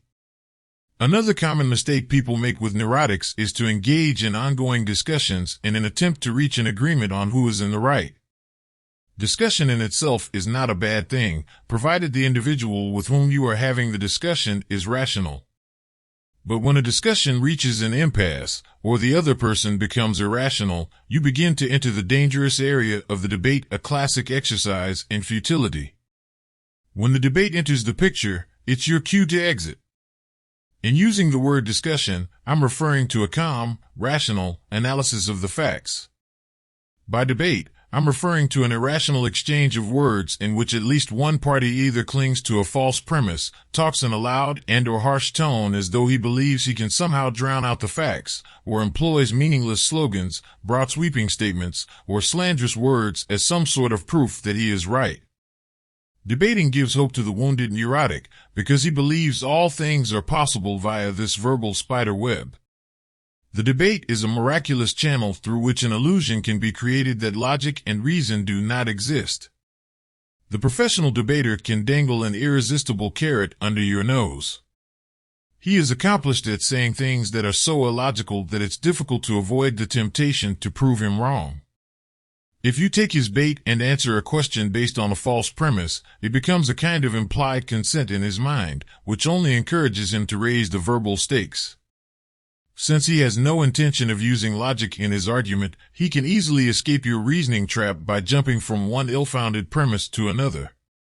It takes a lot of self-discipline to ignore those who would entice you into a debate, but the first time you succeed in turning your back on a neurotic debater, you'll experience a wonderful feeling of self-respect. Such self-respect is derived from the knowledge that you are above dignifying irrational chatter. But to accomplish this, you must dare to precipitate a crisis. You have to have the courage to confront the neurotic in a civil but straightforward manner and make your desire to opt out of your relationship with him crystal clear. And should he become nasty about it, don't make the mistake of reciprocating. State your case in a calm, civilized, firm manner, being as pleasant as circumstances will allow. Then excuse yourself and head for the nearest exit. Talking, arguing, or even begging does not work with an irrational person, and attempting to persuade him through logical argument will only frustrate you. If he's clever, you will often find yourself boxed into being damned if you do and damned if you don't. In short, dealing with an irrational person is a can't-win proposition. You know you're in a can't-win situation when anything you say, no matter how well intended, only UPS the debating ante. If someone constantly surrounds you on all sides with irrational arguments, it's a signal that it's time for you to take control of your life. Do whatever is necessary to remove yourself from his presence, but do remove yourself. The most certain way to create enemies is to allow neurotic people to remain in your life. If, instead, you choose to ignore a neurotic individual, he may pout for a while, but the odds are that he will eventually go away and bother someone else who is more disposed to do battle with him. A neurotic person would much prefer to devote his energies to someone who is willing to vigorously argue with him. Ignoring isn't a matter of just refusing to acknowledge the individual who is trying to harass you. It means totally ignoring him, which in turn means totally ignoring all of his words and actions. Continual contact with a neurotic individual can lead to second-guessing yourself. Figuratively speaking, an accomplished neurotic can make you believe that day is night and that 2 + 2 = 5. Can you imagine a worse nightmare than rattling the bars of your cage and having peanuts being tossed to you by a neurotic individual whom you carelessly allowed to remain in your life? Being involved with a neurotic person puts you in danger of becoming a victim of the I'm crazy, you're sane theory, which states, if you allow a neurotic individual to remain in your life, you run the risk of his convincing you that he is perfectly sane and that you're the one who's crazy. Exit, stage right. Humoring, which includes compromising, is the equivalent of taking an aspirin for a headache. But when you completely eliminate a neurotic from your life, you are effecting a permanent cure. The neurotic not only will leave you alone, but in all likelihood he'll forget about you. It's only when you allow him to remain in your life and try to help him see the light through reason and logic that you remain at the forefront of his mind. In cases where a neurotic individual persists even after you have shown him a complete lack of attention, you must be strong enough to take swift and firm action to make it clear that you wish to terminate your relationship with him. This may sound harsh, but you have no moral obligation to deal with irrational people. You need not accept unpleasantness for the sake of keeping the peace. You have a right to live your life as you please, so long as you are not harming anyone else. It's also a serious mistake to attempt to change a neurotic person. Like you, the neurotic has a right to live his life as he pleases, without interference from others. That, however, does not mean his cause is hopeless. It's always possible that he may get well on his own, and who knows? At some future point in time he could become a rose in your life's garden. But until and unless such an unlikely transformation occurs, you should make it a point to steer clear of him. By doing so, you will save yourself a considerable amount of aggravation and, at the same time, spare the neurotic a crutch that will only worsen his neurosis. Remember, people will bother you until you no longer allow them to. Those who consistently exasperate you should be eliminated from your life, while those who display rational, positive qualities should be looked upon as welcome additions. Decide how you want to live your life, then proceed accordingly as though there were no irrational people around to bother you. If you allow neurotic individuals to have an effect on your decisions, you'll be out of control, which is a condition that is not in harmony with looking out for number one. You're on your way to clearing the people hurdle when you become proficient at redirecting the energy you once used for hassling with neurotic people to finding ways to attract rational people who can add value to your life. Chapter 7, The Friendship Hurdle. While the previous chapter focused on how to prevent people from causing you pain, the friendship hurdle is about how to find and form relationships with people who can add value to your life. There are more than 7 billion human beings in the people store, and you only need to find a handful of the right individuals to fill your companionship needs. Always keep in mind, however, that you will never find the roses unless you keep the weeds cut down to size. Coping with loneliness. Survey after survey has pinpointed loneliness as one of the biggest problems that most people face. Nevertheless, I believe you have to conquer loneliness before you can excel at cultivating friendships. In other words, the first step toward conquering loneliness is to learn to enjoy yourself. No matter who you are, no matter what you've accomplished, and no matter how many friends you have, the reality is that you came into this world alone and, like it or not, you're going to go out the same way.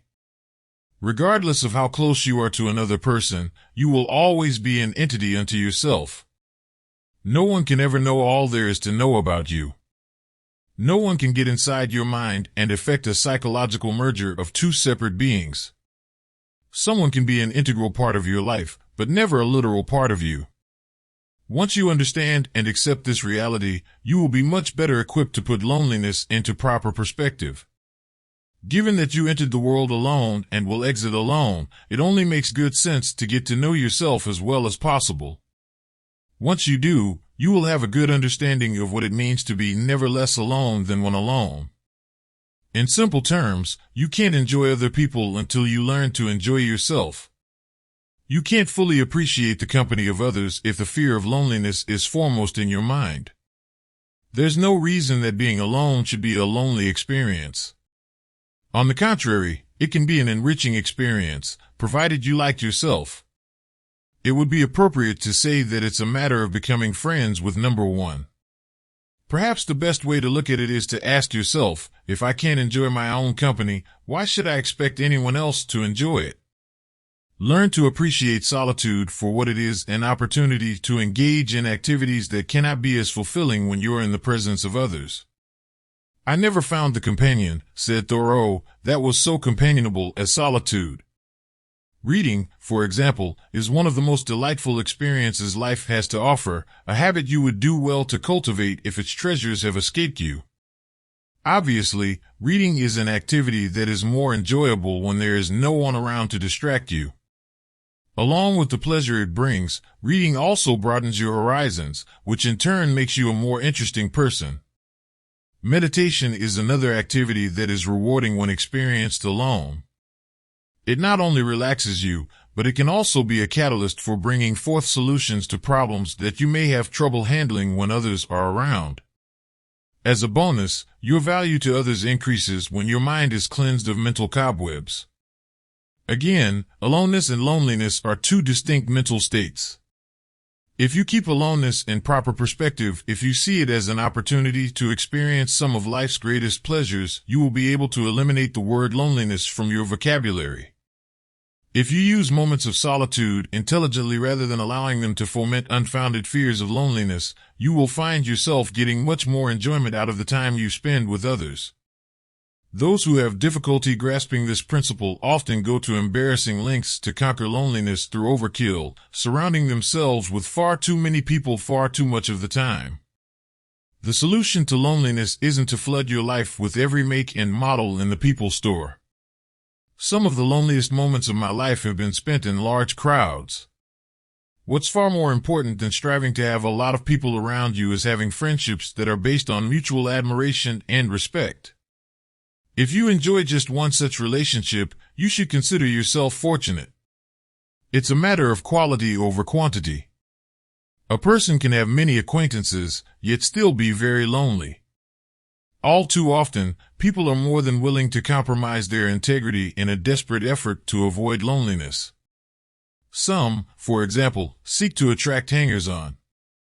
One doesn't need to be a celebrity to be surrounded by hangers-on. Leeches are readily available to anyone.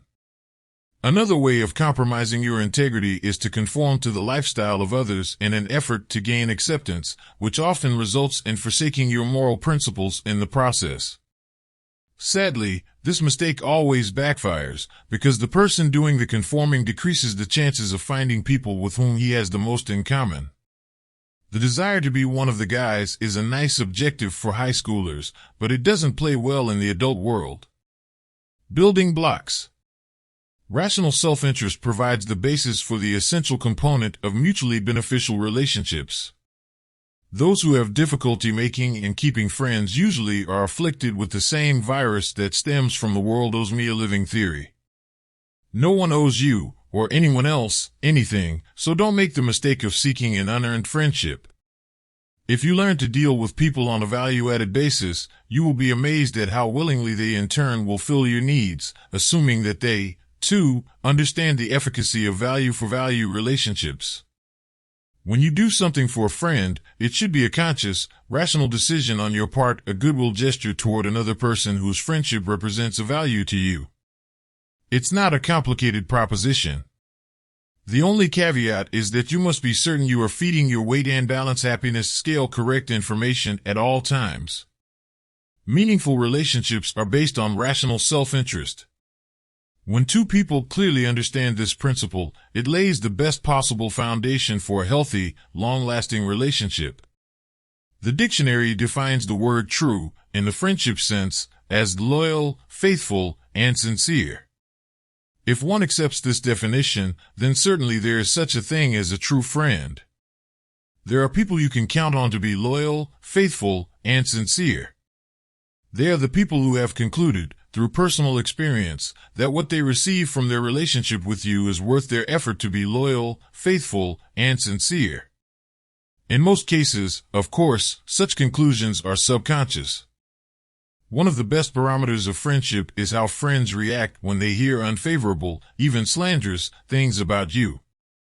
Verbal assaults on you should have little or no effect on true friends. Anyone who knows you well enough to call you a friend, yet gives weight to the negative comments of others, is telling you something about his own character and the value he places on your friendship. If second-hand remarks override his first-hand experience with you, he's doing you a favor by eliminating himself from your life. After all, had such a friend not shown his true colors, his lack of character might have surfaced during a crisis, when the consequences of his lack of loyalty could have been far more damaging to you. Personally, I make an effort not only to completely disregard unfavorable remarks about friends, but I pretty much discount anything negative I hear about anyone. I do this out of rational self-interest, because experience has taught me that all too often I end up admiring a person about whom I have heard defamatory remarks. The price of friendship. Remember, everything worthwhile has a price. The price of friendship varies in amount and form, but, make no mistake about it, there is always a payment involved. The payment may require you are investing a certain number of hours per week in conversation. It may mean that you are counted on for continual inspiration, or it may translate into you having to forego a facet of your life that is important to you. Whatever it may be, just be aware that there is a payment. Every person in the free enterprise friendship market has needs. When you fill one or more of those needs for someone, you are, in effect, paying for his friendship. It's when you aren't willing to pay for someone's friendship, i.e., when you aren't prepared to fill a need of his, that you begin having problems with the friendship hurdle. To one extent or another, each of us possesses the self-destructive something-for-nothing urge, which always produces bad long-term results.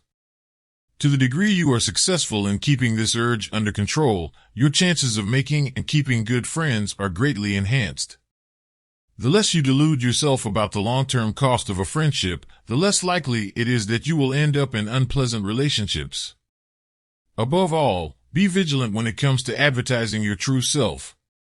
If you try to be something you're not, those people who have the most in common with you, presumably individuals who share similar values to yours, will not recognize you when you make your appearance. Worse, those whom you would prefer not to have in your life will often be the very ones most attracted to your disguise, which can result in dishonest and unpleasant relationships. You should not become a different person just because you are in the presence of people who are not like you. The only way to survive socially over the long term is to be the real you at all times, consciously resisting the temptation to adjust your personality to more easily fit into each new social setting. Being what you believe others expect you to be rather than what you really are means you are not in control of your life.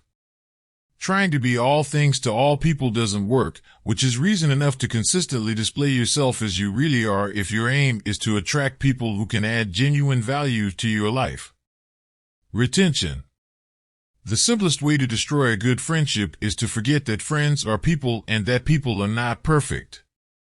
They'll disappoint you, they'll hurt you, they'll let you down. Depending on the degree and frequency, this doesn't necessarily mean that a person isn't a good friend. It just reaffirms what you already know about human beings: they are not perfect. That being the case, if a friendship is worthwhile from your standpoint, the key to surviving disappointing actions on the part of your friend is forgiveness. Also, keep in mind that something that disappoints and hurts you might look very different through the other person's eyes. Like all human beings, your friend plays the definition and line-drawing games. Though you may have strong convictions that you're in the right, his line-drawing, as well as his definitions, will sometimes vary from yours. Of course, if it happens too often, you should probably reevaluate whether your values are compatible enough to sustain a healthy friendship with that person. I seldom have flare-ups with friends anymore, because I make it a point to give them the benefit of the doubt. Whenever a friend does something that annoys me, I try to remember that people have been mad at me at times for reasons I felt were unjustified. It therefore seems reasonable to assume that my friend's annoying actions probably weren't meant in a detrimental way. There may be all kinds of extenuating circumstances that could cause a friend to act in a manner that irritates you. He might be having financial difficulties, he might not be getting along with his wife, or it's just possible that you might have done something that irritated him, which is why it's wise to give him the benefit of the doubt. It's not in your best interest to harbor grudges, particularly toward those from whom you derive pleasure.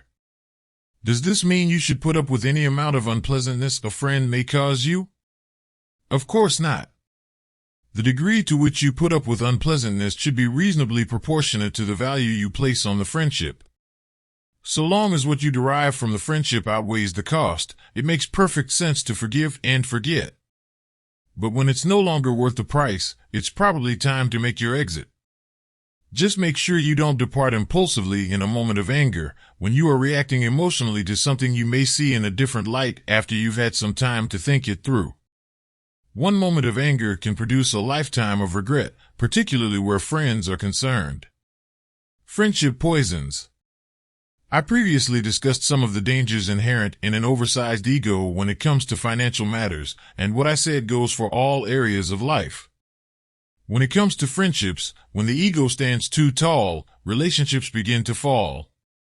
When that dinosaur gets up and steps on your house, just make sure that a valuable friendship isn't inside. If you can't afford to feed an overstuffed ego, you can be certain that your friends don't want to be saddled with the job. The cost of an insatiable ego can be a loss of friends as well as a danger to your financial well-being. Another excellent way to reduce the quality and quantity of your friendships is to cultivate a reputation as the perpetual bearer of bad tidings. It's one thing to occasionally discuss problems with friends, it's another to overwhelm them with your troubles. The reality is that people, by and large, have an aversion to other people's problems because they have enough of their own. So it's quite natural for them to avoid the company of those who are continual bearers of negative messages. If being perpetually negative doesn't do the trick, emotionally and/or psychologically disrobing yourself will. It's nice to have intimates you can confide in, but that doesn't mean you should make your every thought public. Television talk shows have made it popular for disturbed humanoids to share the most intimate parts of their lives with millions of strangers. Aside from making asses of themselves, they set a horrible example for already brain-dead audiences desperate for ever more outrageous forms of entertainment. When there's nothing else for someone to discover about you, you lose your luster in that person's eyes. No one can climb inside your brain and become a literal part of you. Even if you have an extraordinarily close relationship with another person, you are still an individual entity, so you shouldn't feel as though you have a moral obligation to make every facet of your life an open book, not even to your closest friend. The majority of your most personal thoughts and feelings should remain your private property. As we all know, nature has a nasty habit of converting friends into enemies, and when that happens it's helpful if they're not carrying around a mental diary of your private life. Perhaps the easiest way of all to destroy a friendship is to wake up one morning and realize that your accounts payable to someone has far outgrown your receivables. If a person is a good friend, it's easy to be presumptuous and take liberties you wouldn't think of taking with strangers. But does it make any sense to treat friends worse than strangers? Never lose sight of the fact that friends have weight and balance happiness scales, too. They can't afford to carry overdue receivables on their books indefinitely any more than you can. When you allow a friendship to become too one-sided, with your friend being the creditor and you the debtor, it moves out of the realm of a friendship and into an obligatory relationship. Your friendship debts can become so great that you literally lose your freedom. Finally, remember that the easiest thing in the world is to make commitments, the hardest is to keep them. Don't leave the word yes carelessly lying around on the tip of your tongue. Best you keep it safely tucked away, to be used only for special occasions. A good rule to remember: learn to say no politely and pleasantly, but immediately and firmly. That doesn't mean you should say no to everything a friend asks of you. Rather, it's a matter of not making promises you can't keep. It's that old struggle again between short-term patching and long-term solutions. A friend may love you in the short term for promising to do something for him, but later become angry with you for not following through on your commitment. Conversely, he may initially be irritated if you immediately refuse his request, but eventually he'll probably forget the incident or even respect you for having had the self-discipline not to make a commitment that you weren't prepared to keep. The latter is more likely to be the case if you tell him, right out front and in a rational manner, your reasons for having to refuse his request. The problem becomes even more delicate when you've made a commitment, then realize that you either can't keep it or, for one reason or another, don't want to keep it. Generally speaking, I believe it's important to keep one's commitments. However, if it becomes apparent that you've made a mistake by committing to something, you certainly are under no moral obligation to follow through if, for example, you feel that what you've committed to is in conflict with your integrity or in some other way harmful to your reputation. As an example, suppose, in a moment of anger, that you agree to help a friend carry out a vendetta against someone whom both of you dislike. When you come to your senses and realize that such an action is immoral, you certainly have a right to change your mind. In this illustration, not backing out of your commitment would be immoral. In such a case, it's wise to abide by the principle of precipitating a crisis sooner rather than later. If you agree to do something, then later realize you made a mistake, explain your position in a straightforward manner, but leave no doubt in the other person's mind that your decision not to go through with your commitment is final. If you wait until tomorrow to confront your friend, it will be that much harder, and the day after that will be even more difficult. To avoid such an unpleasant circumstance, it's far better to catch yourself before making an impulsive commitment. There are many things you may wish to do for friends, but it's unrealistic to try to do all of them. Rid yourself of the illusion that you can be all things to all people. It makes good sense to choose only those things that you are best equipped to handle at any given time for those friends who are most important to you. You will never please everyone, so your focus should be on doing what you think is the right thing to do under the circumstances. Overcommitting in a frantic effort to make or keep friends is a major mistake. All too often the result is that you end up being seen as the bad guy, while those who didn't offer to lift a finger to help are likely to get off scot-free. It's yet another example of the you won't get credit for it theory, and one that has the potential to cause you a lot of frustration and pain. The respect virus. When it comes to maintaining friendships, respect is contagious. If you possess self-respect, it's likely you will have the respect of others as well. But if you lack self-respect, the opposite is most likely to be true. The easiest way to lack respect is to engage in an activity that is against your code of ethics.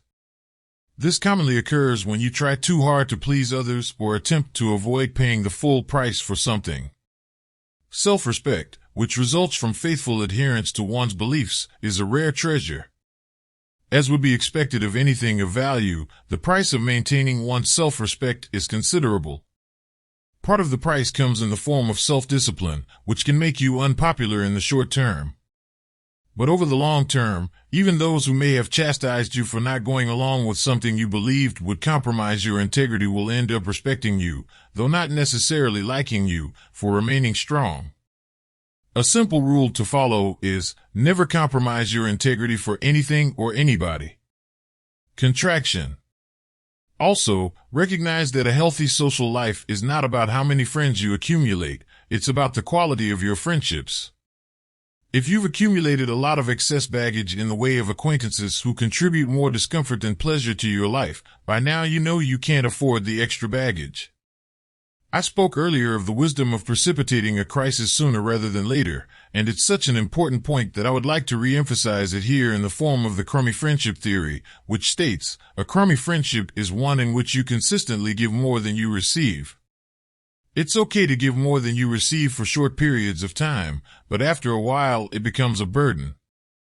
If you made the mistake of getting into a friendship that you now realize is going in the wrong direction, cut it off before it gets out of control. Just because you made an initial error in judgment does not mean you have an obligation to perpetuate the relationship and endure further suffering. When you try to smooth over irritating situations, they are only likely to get worse. The other person often misinterprets your non-resistance as encouragement, with the end result being bad feelings all the way around when the situation finally comes to a head. As discussed in the People Hurdle chapter, you don't have to yield to everyone who has a desire to enter your private world. And if the wrong person does manage to slip in, it's up to you to take control of the situation. Don't leave the matter of friendship to the whims of others, and don't procrastinate. Take matters into your own hands today. Anyone who causes you problems or discomfort, be he a friend, relative, or, above all, an uninvited guest, is an aggressor on your happiness, and no one has a right to commit aggression against you. It is certainly not cruel to exit a relationship that is causing you pain. On the contrary, it's a wise and rational action to do so. In fact, it's good for both you and the other party, because the long-term result of your failure to take action is likely to be a great deal of unpleasantness all around. Focusing on the basics. If you haven't been successful in finding value-based friendships, there's a good chance you haven't been willing to give equal value for that which you hope to receive in return. The weight and balance happiness scales of others may be telling them to stay away. The fact is that you can find mutually beneficial relationships if it's important enough to you to make the effort. It's amazing how many wonderful, value-oriented people there are in the people store. Percentage-wise, the figure may be small, but in absolute numbers there are more than enough to go around. The problem is that the roses are hiding among millions of weeds, so it's up to you to put forth the effort to uncover them. The good thing is that you don't need hundreds of friends to make you happy. A few truly good friends can more than fill your needs. And your odds of finding just a few of the right kind people are very good, provided you are willing to expend the necessary effort. Chapter 8. The Love Hurdle. The dictionary partially defines love as a profoundly tender, passionate affection for another person. The operative word in this definition is passionate.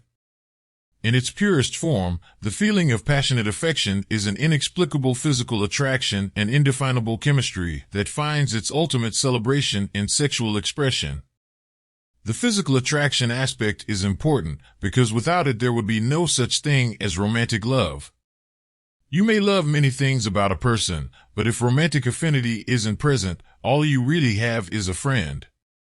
Physical attraction is what distinguishes between a love relationship and a friendship. Physical attraction relies on beauty only insofar as one acknowledges that beauty is subjective. What you see when you look at the person you love can be quite different from what others see. The deep affection you may feel for someone is based on a total package, including such things as physical appearance, intellectual capacity, and emotional makeup, and it is this total package to which you are physically attracted. Love is not an either/, or a proposition, it is measured in degrees. If you feel romantic love for two people, the extent of love you feel for one person will exceed the love you feel for the other. Also, the kind of love you feel for one individual is different from that which you feel for another, because each person possesses unique characteristics. It is certainly possible to have deep, passionate feelings for more than one member of the opposite sex. Lacking control over such feelings, however, can lead to self-destructive behavior. Negative signals. For many, the first step towards finding true love is to terminate a relationship where real love does not exist. There are endless signals that will tell you if you're in the wrong relationship, but you have to be alert to pick up on them. Even more important, you have to have the courage not only to acknowledge a negative signal, but to actually do something about it. A few of the more obvious of these signals are discussed below. The compromise signal. There is probably much truth to the old adage that opposites attract, but an even more important reality is that they usually don't stay together very long. And even if they do, it's not likely to be a happy relationship. Finding true love is difficult enough your tastes are similar to those of the other person, but common sense tells you that if two people don't enjoy many of the same things in life, the chances of long-term success in their relationship are dramatically reduced. When it comes to the opposites attract illusion, there are three possibilities. One is an eventual parting of the ways, all too often after many valuable years have been wasted. A second is the irrational non-action of staying together and being at each other's throats over an entire lifetime. The third is the worst possibility of all, compromise. Compromising as a way of life, as opposed to occasionally giving in for rational, value-based reasons, usually results in both parties spending most of their time choosing between the lesser of two painful options. In reality, a compromise isn't really a compromise at all, it's a sacrifice. And, more often than not, a sacrifice isn't really a true sacrifice, it's an irrationally selfish act. You and your mate should be spending the majority of your time doing things that bring both of you pleasure. If, instead, you are constantly at odds because your prime interests vary too widely, what better signal do you need to be convinced that you've made a mistake? The solution isn't to continue compromising, but to find someone whose interests are similar to yours. If you are already in an opposites attract relationship that is causing you chronic pain instead of consistent pleasure, the only rational solution is to move on. Pay the price in pain and discomfort right now, and make it a clear and final payment. The hassle signal. With experience, you should become less and less willing to become involved in any situation that has the potential for the one activity you don't need in your life, hassling. If you're already in an unpleasant relationship, hassling is pretty hard to avoid, especially if your mate is hassle-oriented. A friend of mine is convinced that everyone has a happiness plug in the back of his head, and the reason some people can never seem to be happy is that their plug has been pulled. The evidence, he insists, could clearly be observed in his ex-wife, who reveled in hassling, problem-finding, and general unhappiness. After many years of marriage, he became convinced that she had simply lost her happiness plug.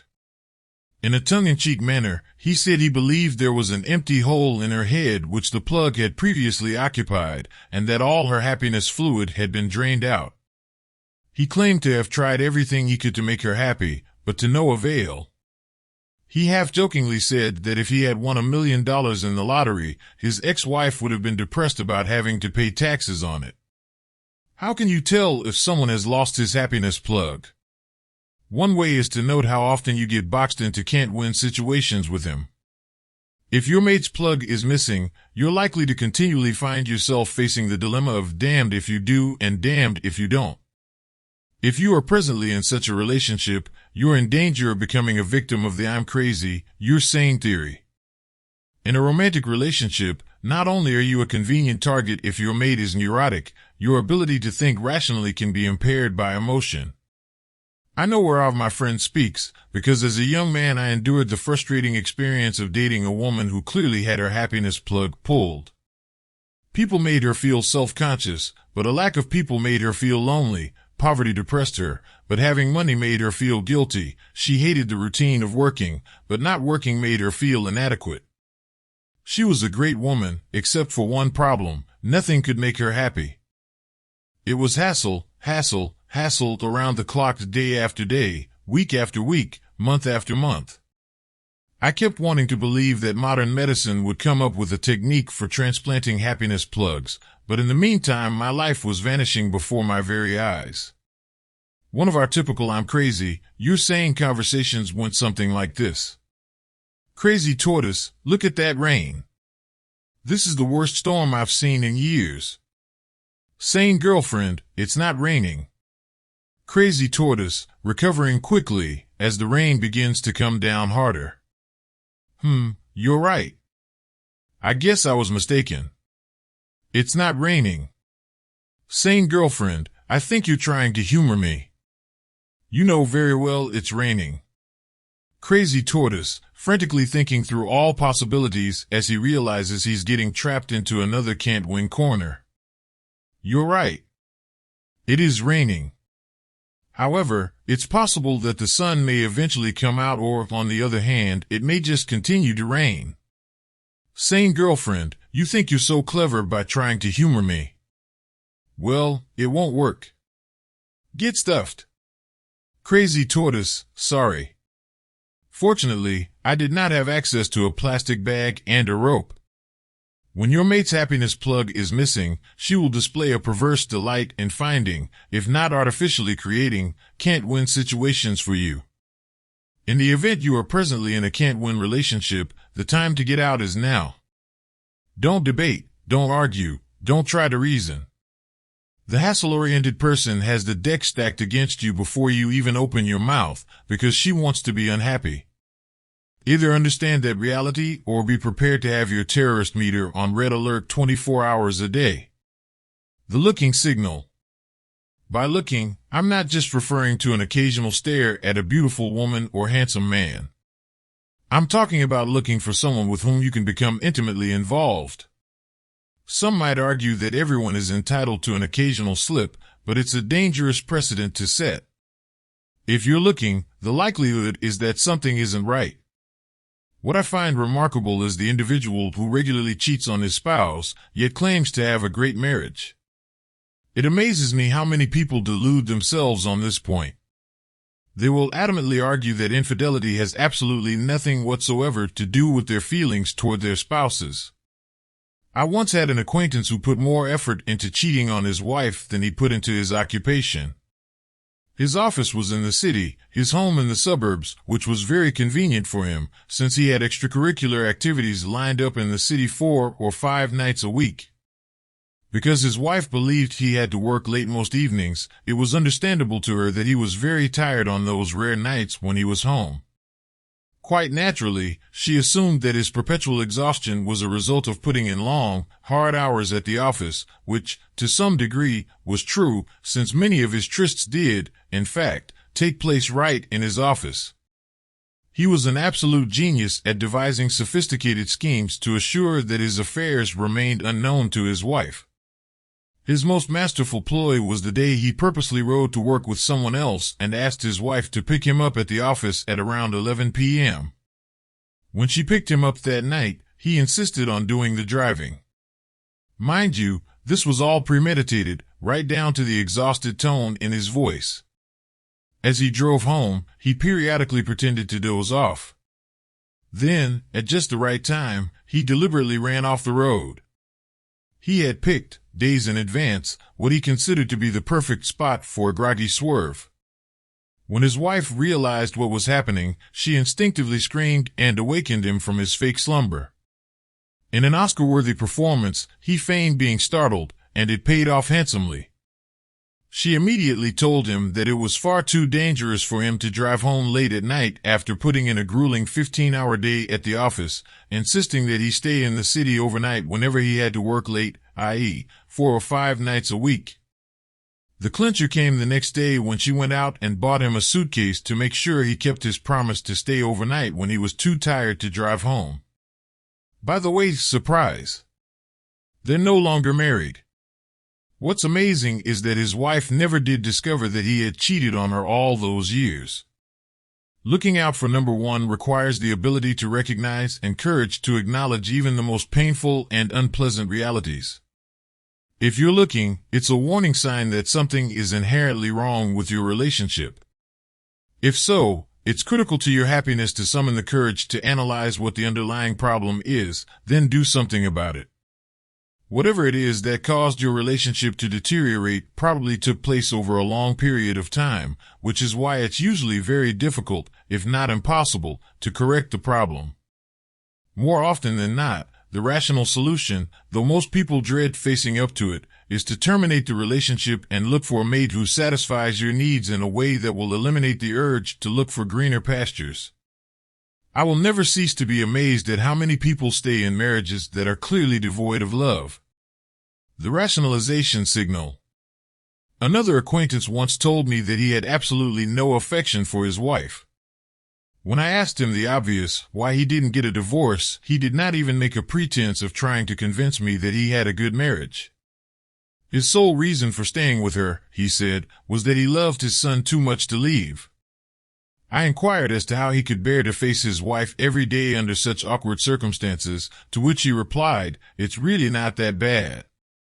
She doesn't get in my way. In fact, she hardly bothers me at all." If the function of a husband or wife is to not get in the way, it's understandable why marriages are crashing on the rocks in record numbers. The exit. Hopefully, you're already convinced that carrying excess baggage can make your journey through life unnecessarily difficult, and an unhealthy love relationship constitutes very heavy baggage, indeed. It's spelled out simply in the crummy love relationship theory, which is almost identical to the crummy friendship theory. A crummy love relationship is one in which you consistently give more than you receive. If you are now in such relationship, do both your mate and yourself a favor by ending it before it does any more damage to either of you. Just because you've invested many years in a relationship that has caused you more pain than pleasure does not mean you should waste still more years of your life by continuing on. Don't be self-delusive by hiding from the truth in an effort to artificially smooth things over. Ignoring reality will only cause your relationship to get worse. You can't afford to leave the determination of your happiness in the hands of another person, especially your mates. You, and you alone, should be in control of your destiny. If what I've said here applies to you, remember that the clock is ticking away the seconds of your life as you read these words. There is virtually no excuse that justifies staying in an unhappy marriage or love relationship, and the worst excuse of all is children. If children are involved, you should remove yourself from your spouse's life so they can enjoy both of you at your best and happier states than they now see you. If you stay together under miserable circumstances, not only will you and your spouse suffer, your children, who had nothing to do with the bad situation in which you now find yourselves, will be forced to endure the pain of watching the two of you constantly at odds. What they will be witnessing is a bad advertisement for marriage, which most certainly is not in their best interest. We've already covered the phenomenon of guilt, so that shouldn't be a factor. You're both adults, and each of you had the right to say no to the relationship before the commitment became binding. The only justifiable reason for feeling guilty is if you irrationally try to hold together the pieces of a crumbling relationship, thus unnecessarily causing more discomfort to your mate. You have no right to make your partner suffer any longer, even if he or she erroneously believes that it's best to stay together. Usually such a thought on the part of your mate is caused by irrational self-interest, which in turn is caused by the emotion of fear. Change can be a scary thing, and it grows ever scarier as you become more and more accustomed to a set way of life. What a person is today, and what you feel for her today, are realities, and that cuts both ways. If, for example, you were an honest, faithful husband for 10 years, it might be reasonable to expect your wife to forgive you for being unfaithful once. But if it becomes an addiction at age 40, a rational woman realizes that what you did yesterday was what you were yesterday. What you do today is what you are today. If your wife had rational reasons for loving you yesterday, those reasons are no longer valid if you are not the same individual you were in the past. Sure, you accumulate a certain number of credits over the years for good deeds, but never do you build up a big enough backlog to give you the right to continually mistreat your spouse. People change with time. When two individuals grow in different directions, they end up looking at strangers across the dinner table. The divergent growths normally take place over a period of many years, making it unnoticeable on a day-to-day basis. As a result, it's impractical, if not impossible, to retrace your steps and teach one another everything you've learned over a long period of time. You may have started out as two individuals with similar interests, but evolved into a classic opposites attract couple. There's only one relevant factor to consider when determining whether you're in a crummy love relationship. Does your weight and balance happiness scale tell you that what you are getting out of the relationship is worth what you are putting into it? No matter how good the good is, if the bad outweighs it, you're in a crummy love relationship. And staying in a crummy love relationship can be a fatal blow to your efforts to look out for number one. The responsible thing to do is to take action to terminate a bad relationship before you find a better one. By doing so, you not only increase your chances of finding the right person, you ease the pain for everyone involved. The all too frequent mistake of waiting until the kids are grown and the woman is past her prime is the most irrationally selfish action a husband can take. Such a man not only wastes the best years of his own life, but also cheats his spouse of her youth and subjects innocent children to a daily lie. With such a scenario playing out so regularly, is it any wonder why so many children grow up with serious emotional issues? Once you sever a bad relationship, it frees both you and your mate to search for a better life, so it's a win-win situation. Looking back, if you've decided your love relationship is fundamentally unsound and have made a rational decision to terminate it, allow me to offer one piece of advice with regard to looking back. Don't. There's almost always a temptation to go back and give it one more try. I suppose anything is possible, but the reality is that it seldom works out. One of the biggest influences that can cause a person to rationalize a bad relationship is thinking about all the pain involved in searching for another mate. To someone who has been away from the search and rejection game for many years, the prospect of having to go through it all over again can be disconcerting to an extreme. There's only one thing I can think of that's worse, a continued lifetime of dull, nagging nothingness. Better to be alive and hurting than to endure a living death day in and day out. The search. First and foremost, never allow a failed romance to cloud your thinking. Your life is too important to be destroyed by circumstances beyond your control, especially if those circumstances have to do with the quirks of another human being. Once you've put your old romance behind you, the chances of finding the right person improve in direct proportion to the amount of time, effort, and patience you invest.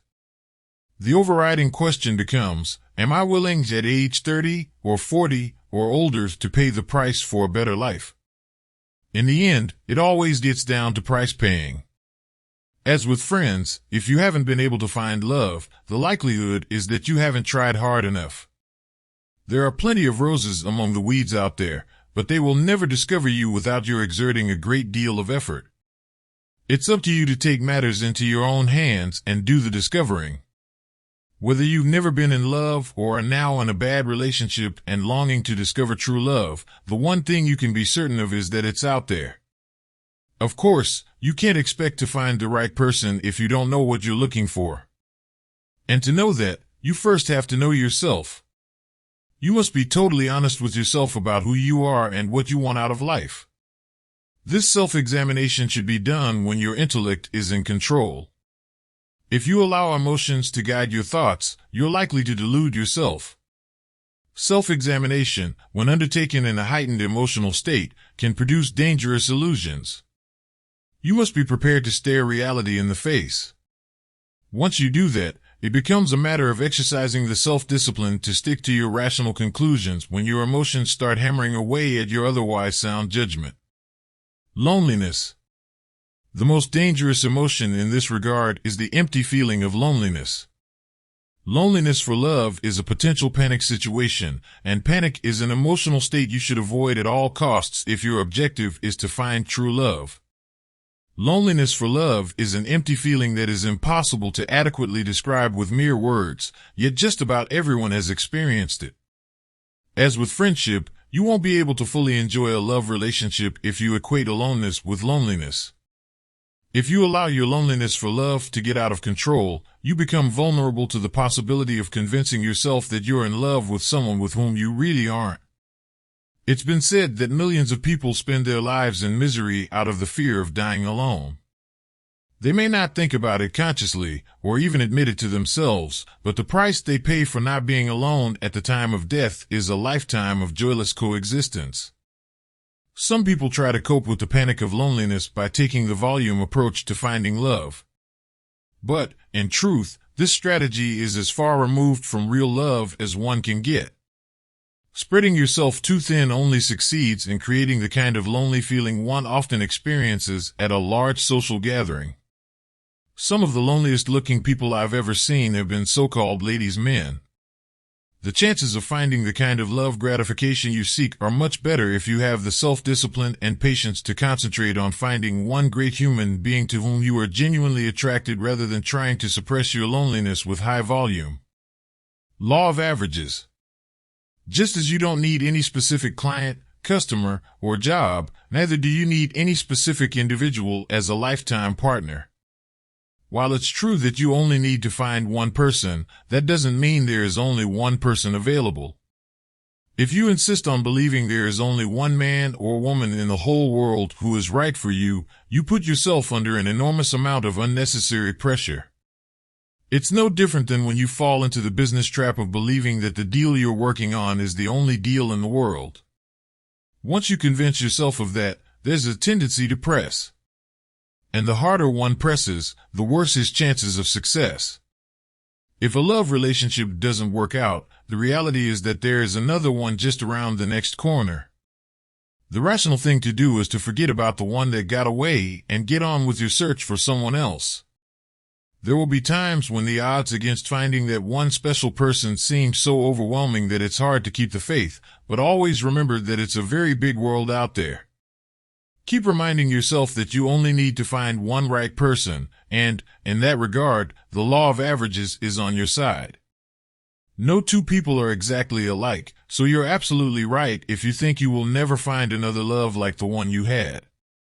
You won't, but what you will find is a different love, one that can bring you happiness in many new ways. Which is why you should not make the mistake of trying to compare a new love with an old one. It's the apples and oranges fallacy again. The truth of the matter is that there are many people with whom you can fall genuinely in love. Effort. If you're serious about finding love, the first thing you should is turn off the television set, get up out of your chair, and explore what's out there. Life isn't long enough for you to sit around and mope about how lonely you are. The time to start searching is now. Try new places, new experiences, new people. If you haven't previously put forth any meaningful effort in this area, you'll be amazed at the variety of activities that await you, activities you may not have known about or things you never seriously considered doing before. There's a lot more to life than eating, sleeping, working, going out to dinner once a week, and taking in an occasional movie. It's critical that you be willing to try new experiences. Anyone who has ever gone fishing knows all too well what a tricky proposition it is. You have to use the right pole, the proper bait, and cast your line just right. To talk about it is easy, to actually do it can be very difficult. Likewise, that's part of the price you must pay for finding the right person with whom to share your life. If you are not willing to pay the price, be forewarned that there are millions of competitors who are. Those who are willing to make the greatest investment of time, energy, rejection, and embarrassment in the free enterprise love market are the ones who will reap the greatest rewards. Those who are not willing to make such an investment should be prepared to live without love or, worse, to live with someone under a false pretense of love. Rejection. One of the greatest barriers that prevents males and females from getting together is the fear of rejection. If only we could find a way to insulate our delicate egos from coming apart at the seams when faced with something as ghoulish as rejection. What's silly about it is that in most cases the other person isn't even rejecting you, she's rejecting a stranger. Pre-relationship fears of rejection can close the door on a new experience before it's even begun. One especially self-protective device is the standoffish approach to a first meeting, even to the extreme of refusing to show an interest in someone you've just met out of the fear that your interest may not be reciprocated. At a minimum, this is a self-defeating fear. People can't read your mind, so if you fail to display an interest, it will be assumed you have none. Pre-relationship fears are often a result of a post-relationship feeling of rejection. Once you've been burned, it's hard to subject yourself to the possibility of being hurt again. If you are not able to deal with lost love, the intensity of this fear is likely to increase with each love relationship that goes sour. Unfortunately, many people become hardened with age, which results in their being more defensive, more cautious, less open, less relaxed, and less themselves when meeting members of the opposite sex. Pain is not something that human beings instinctively try to avoid. Nevertheless, though it's a paradox of sorts, part of the price of finding pleasure and avoiding pain is to be willing to undertake the risk of rejection. It's not a very appealing thought, but, unfortunately, it's part of life. Because love is one of the greatest joys human beings can experience, it quite naturally carries with it a big price tag. It seems almost sadistic that nature asks us to go through so much rejection, pain, and effort without guaranteeing us we will succeed in finding, let alone keeping, the love we seek. Truth in advertising. Even if you are willing to make the effort and are able to keep rejection in perspective, the other person still has to recognize you when you come into view. Be careful not to get so caught up in trying new activities that you forget there are members of the opposite sex who will like you for exactly who and what you are. Don't fake a lifestyle just because it seems to work for someone else. You are not someone else, and to misrepresent yourself is a big mistake. A relationship that evolves from an initial attraction based on misrepresentation will explode in your face when the real you is discovered, which is guaranteed to happen sooner rather than later. The nice thing about advertising your true self is that you may be able to compensate for the other party in the event she makes the mistake of trying to put on a false front. Suppose you're a man who likes the quiet type and enjoys intellectual stimulation and good one-on-one conversation. You have somehow ended up at a wild party where just about everyone there is acting like a high school kid at his first social gathering, but there happens to be a woman at the party who is quiet, intellectual, and enjoys good one-on-one conversation.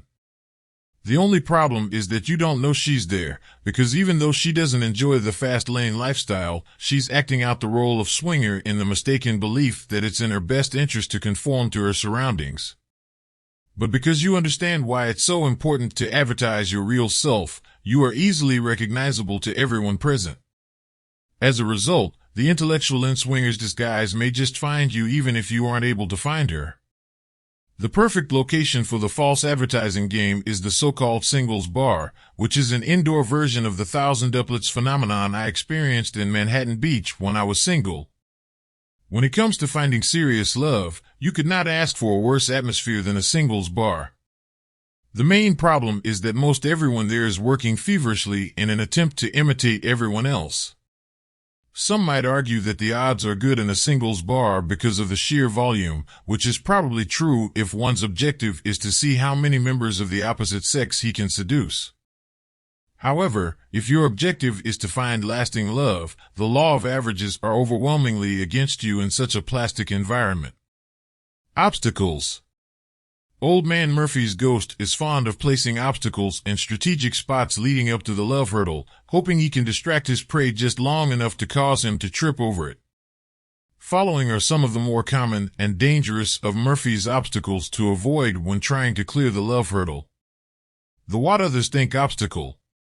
With all the inherent problems associated with clearing the love hurdle, the last thing in the world you need are the opinions of others.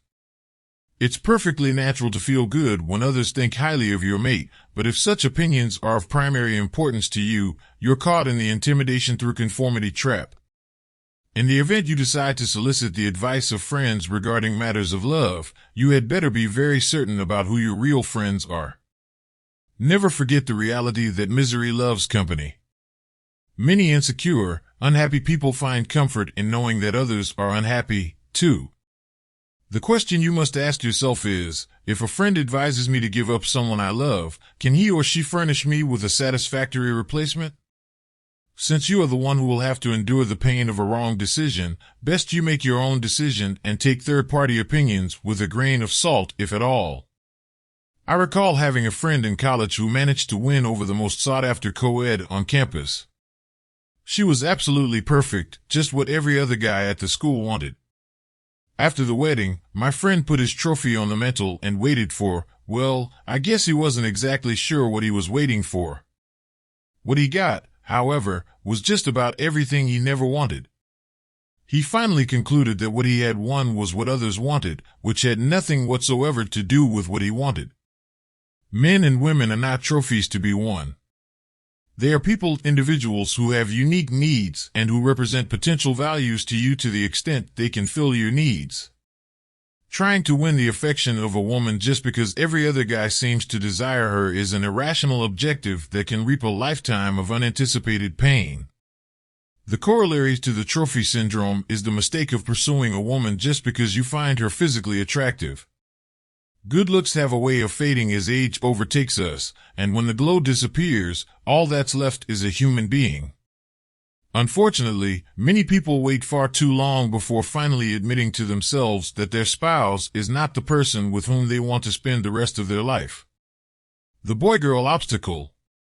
The boy-girl obstacle applies to all facets of life, but derives its name from the fact that its workings are most visible in matters of love.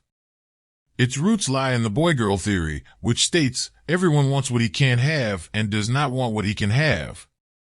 It's a dangerous human trait made possible by man's unique ability to delude himself. Unfortunately, it can have devastating effects on an individual's life.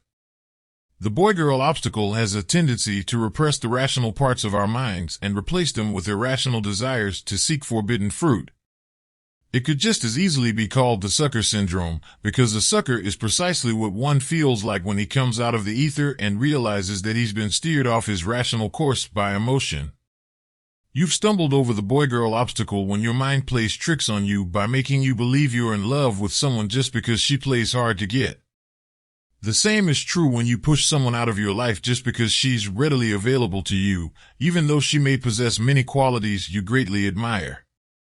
It's virtually impossible to totally repress the boy-girl instinct, but, with a bit of effort, one can develop the self-discipline to at least keep it under control.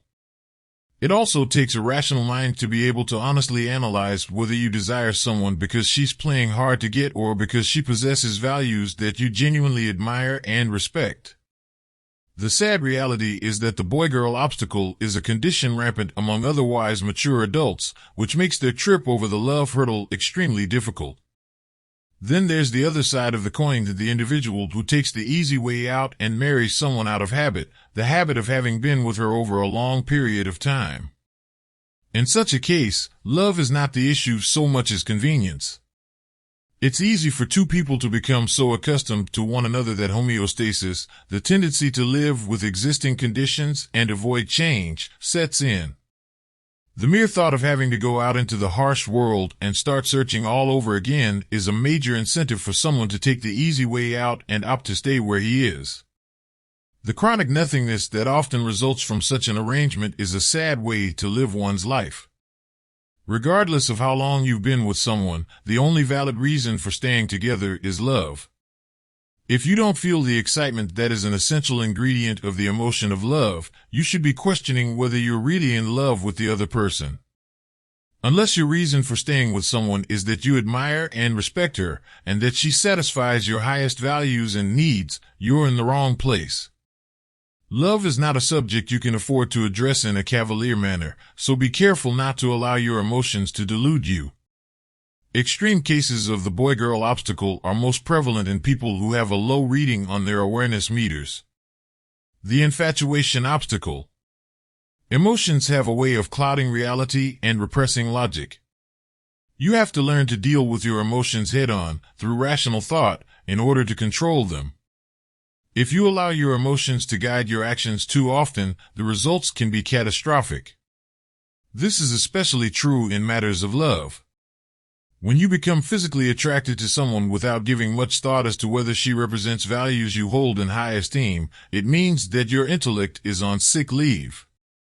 Physical attraction is the phenomenon that most often produces the illusion of love. Unfortunately, it usually takes a long time to realize that it's sex alone that attracts you to another person and that there is no real love involved.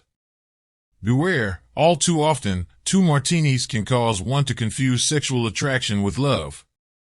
What I'm talking about here is a phenomenon commonly referred to as infatuation, an illusion that occurs most frequently between the ages of 13 and 30. Unfortunately, many people carry infatuation symptoms well into their 50s or 60s, which can be both embarrassing and costly. Infatuation does not wear well on grandfatherly types. Infatuation can be a threat to one's health, financial well-being, and happiness. My most memorable experience with this menacing health hazard occurred in an earlier life when I was a young, single, impetuous tortoise. It was at a time when I was roaming the streets of New York, searching for wealthy investors who might be willing to listen to my hallucinations about big money deals. I occasionally found time for a little entertainment, and at my tender age I was still able to burn the candle at both ends. One day, my ever-watchful eye brought me in contact with a stunningly beautiful young lady of Puerto Rican descent who had infatuation stamped across her forehead. Unfortunately, it was written in Spanish, a language I didn't speak. Ignorantly, I just assumed that the word was love. I had recently seen the stage version of West Side Story, so I was ripe for the infatuation trap, particularly one in which the Broadway musical came to life before my very eyes. I was the reptilian equivalent of Clark Kent, periodically entering a phone booth and emerging as Super Tortoise. I would visit Harold Hart during the day, talk about big business deals, then emerge from his Park Avenue apartment as Tony, straight out of West Side Story. As you can imagine, transforming the target of my infatuation into Maria was a rather easy task. When your emotions are in control, you're in danger of doing things you wouldn't even consider doing under normal circumstances. In my case, after several romantic lunches at the local automat, I managed one evening to end up on the 4th floor of an old tenement house on the Lower East Side of Manhattan, a building with no fire escape and no elevator. There I was, in a dark, tiny apartment with only one exit. I tell you, tortoises were never meant to be in situations like that. Then it came to the knock at the door at 4 a.m., a knock that soon turned into a ferocious banging interspersed with Spanish words I couldn't understand. There was, however, no doubt in my mind that the person at the door was not serenading us with Spanish eyes. In a voice that would not cause anyone to mistake me for Rambo, I asked Maria, W.H. Who is Th, that? In a cavalier tone, she answered, "My husband." "No problem," I thought to myself. "I'll just hold my breath until I become asphyxiated. That way, I'll never have to know what I looked like when the man on the other side of the door got through rearranging my body parts." I frantically searched for clothes in the dark, mine, hers, his, any clothes. After partially covering my body with a variety of garments that made me look like a candidate for first prize at the annual Lower East Side Halloween costume contest, Maria opened the door and yikes! Let him in. The moment of truth was upon me. What should I do? Tortoises aren't fast, I had no weapons, and I'm hardly a master at fisticuffs, particularly on the 4th floor of a tenement house at 4 o'clock in the morning. And who would I be facing? The reincarnation of Zorro? While Maria began explaining to her husband that I was a priest from Jersey City, I gave a sort of half-salute greeting as I casually edged my way toward the door. As their conversation heated up, I kept right on edging and edging and edging. When it was all over, I had set 2 track and field records that still stand today. One was the time for a reptile descending 4 flights of tenement house stairs, 3.5 seconds. The other was the time elapsed covering the distance between Avenue B and First Avenue in the snow conditions, after midnight, with no wind at the runner's back, 20 seconds. And, mind you, all this was accomplished while wearing only 1 shoe. Finally, a bit of good luck, a taxi zipped by at that ominous hour. I flagged it down, jumped in, and yelled, "Hit it!" As the taxi sped out of sight toward Midtown civilization, the saga of Tony the Tortoise faded into the night, never to be heard from again. Moral: beware of infatuation. It can lead to dangers you haven't even dreamed of, but which can permanently impair your capacity to look out for number 1. The falling in love with love obstacle. Even when love is real, it has an illusory quality about it. The reason love mirages abound is because our thirst for love is so insatiable. This often leads to the phenomenon of falling in love with love. If you find yourself falling in love every time you have too much to drink, the chances are excellent that you're in the habit of falling in love with love. Unfortunately, love is an abstract, so it doesn't make a very good partner. It can't go to a movie with you, it can't converse with you, it can't have a good laugh with you. Nevertheless, so long as you have a pulse rate, love will always be a bit illusory. Realizing that, it's wise to be vigilant about not becoming so addicted to the emotion of love that you imagine it's the real thing every time a pretty face crosses your path. The transformation obstacle. Nothing is more frustrating than being in love with, or, worse, thinking you're in love with someone who isn't precisely what you would like her to be. The failure to accept the reality of who and what your mate really is can lead to one of 2 irrational acts on your part, and both of them are dangerous. The first is to try to imagine your mate being something other than what she really is. The second is to try to mold her into being what you want her to be. In either case, the problem is that you violate the laws of nature. The first is a matter of deluding yourself, the second an attempt to tamper with the impossible. Worse, the latter is based on the rather arrogant assumption that you possess the right to change someone based on your subjective standards. You don't. A friend of mine once dated a woman whom he rated a 10 in 8 categories on his 10 highest values list. Unfortunately, she rated no better than a 1 in the other 2 categories. Because of her high ratings in 8 areas, he was highly motivated to ignore her 2 failing marks. That would have been bad enough, but when he made the mistake of attempting to help her correct, to his satisfaction, her 2 problem areas, the result was predictable. When you start helping a person to change, it tends to escalate a mildly unhappy relationship into an emotional holocaust. The point is that irrespective of the number of admirable qualities a person may possess, it does not make her not so admirable qualities disappear. And it certainly doesn't mean you can change those qualities, or that you have the right to. Best you forget about altering your mate's undesirable traits. Anything is possible, but assuming she is not going to change is as close as you can get to a sure thing. The rational way to look at the matter is to weigh your mate's existing pluses and minuses against each other, then allow your weight and balance happiness scale to provide you with the verdict. Love homicide. Sadly, many people are fortunate enough to find love, only to turn around and destroy it. This sad situation often comes about through jealousy, possessiveness, or interfering with the growth of a mate, to name but a few of the better-known causes. If you've had a tough time trying to get over the love hurdle, the first place to look, as always, is in the mirror. Are you sure your lack of success isn't a result of your not being willing to make the effort to get out and look, to endure the pain that comes with rejection, or to contribute significant value to a prospective partner's weight and balance happiness scale? You should be brutally honest with yourself when conducting this self-examination, because your long-term happiness is at stake. Love is not a favor to be automatically bestowed upon you by the party of your choice. If your life has been thin on love, there's a good chance you haven't worked hard enough to earn it. You should also keep in mind that it's difficult to earn love from someone until you've earned it from yourself. A meaningful love relationship requires self-esteem.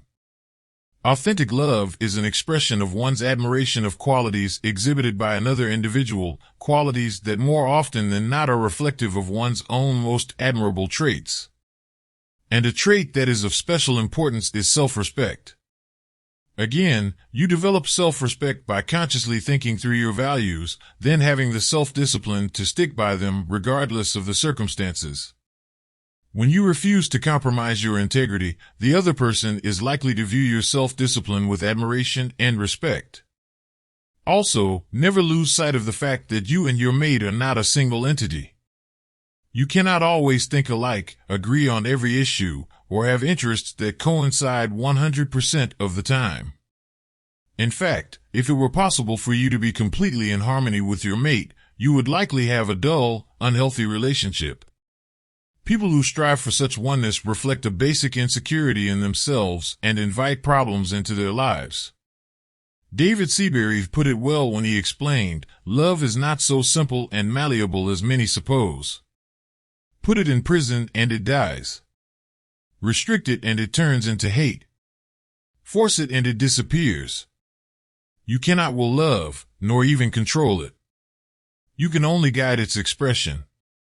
It comes or it goes according to those qualities in life that invite it or deny its presence.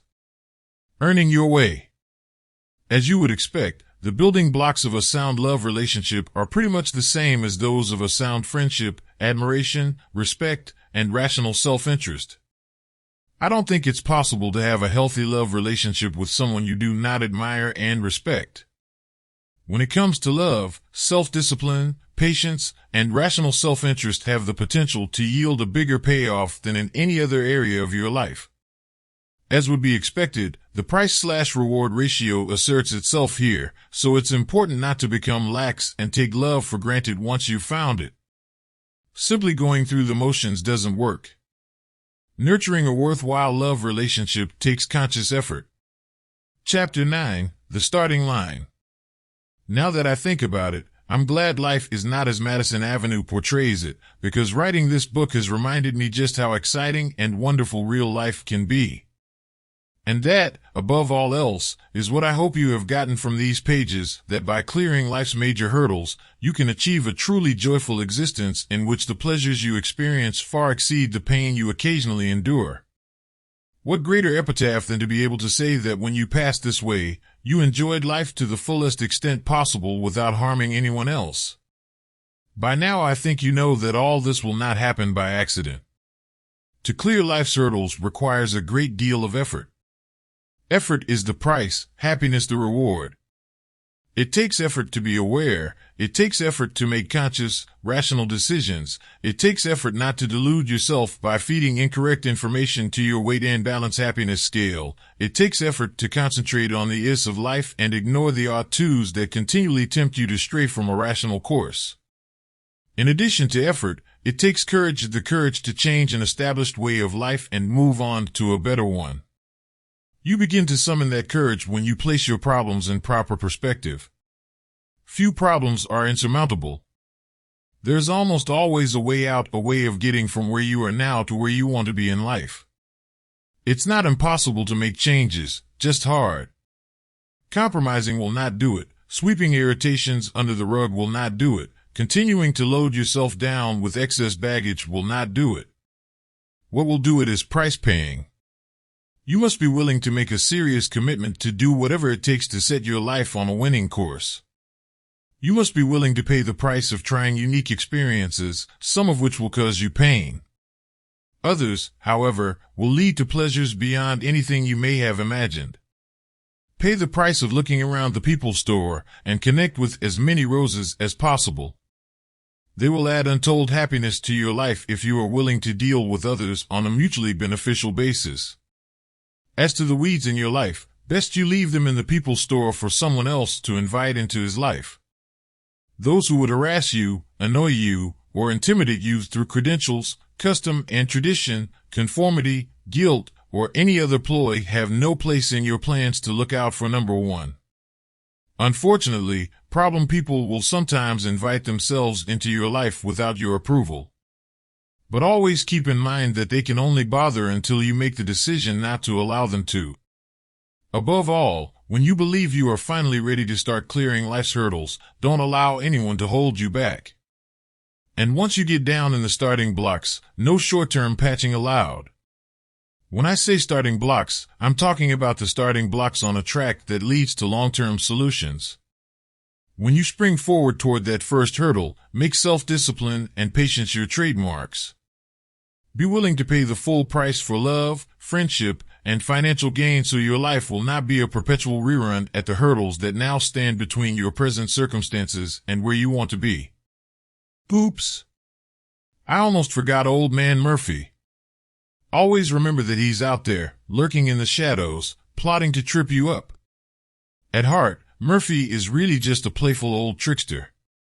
I sometimes suspect that he secretly enjoys seeing people thwart his little pranks. I believe he actually admires those who take his best shots, then pick themselves up, brush themselves off, and continue to move forward more determined than ever. Rest assured that Murphy and nature will continue to see to it that circumstances change, but once you get the hang of it, you'll be able to handle the phenomenon of change as though it was an everyday occurrence, which it is. All right, enough talk. It's time to get down in the starting blocks. And when you do, keep in mind that the clock does not begin ticking when you lunge forward. It's already ticking. If you have the ability to make conscious, rational decisions, the only question that remains is, do you have the courage? You have every right to enjoy a lifetime of happiness, so be good to yourself and enjoy each moment to the fullest. Tomorrow will come soon enough and bring with it its share of sorrows. The past no longer exists, the future is a question mark, the only reality is the present.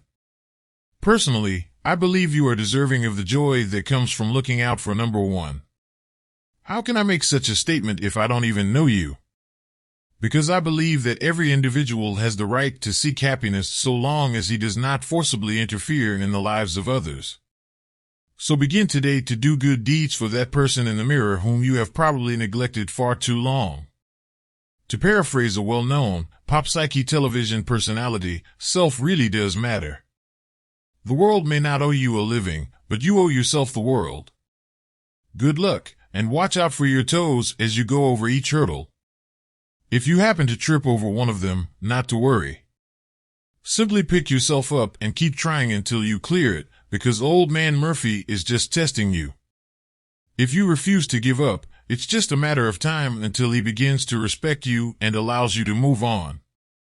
And when you've cleared all the hurdles and broken the tape, it's not the finish line you will have reached, it's the starting line, the beginning of a life where rational dreams have a way of coming true.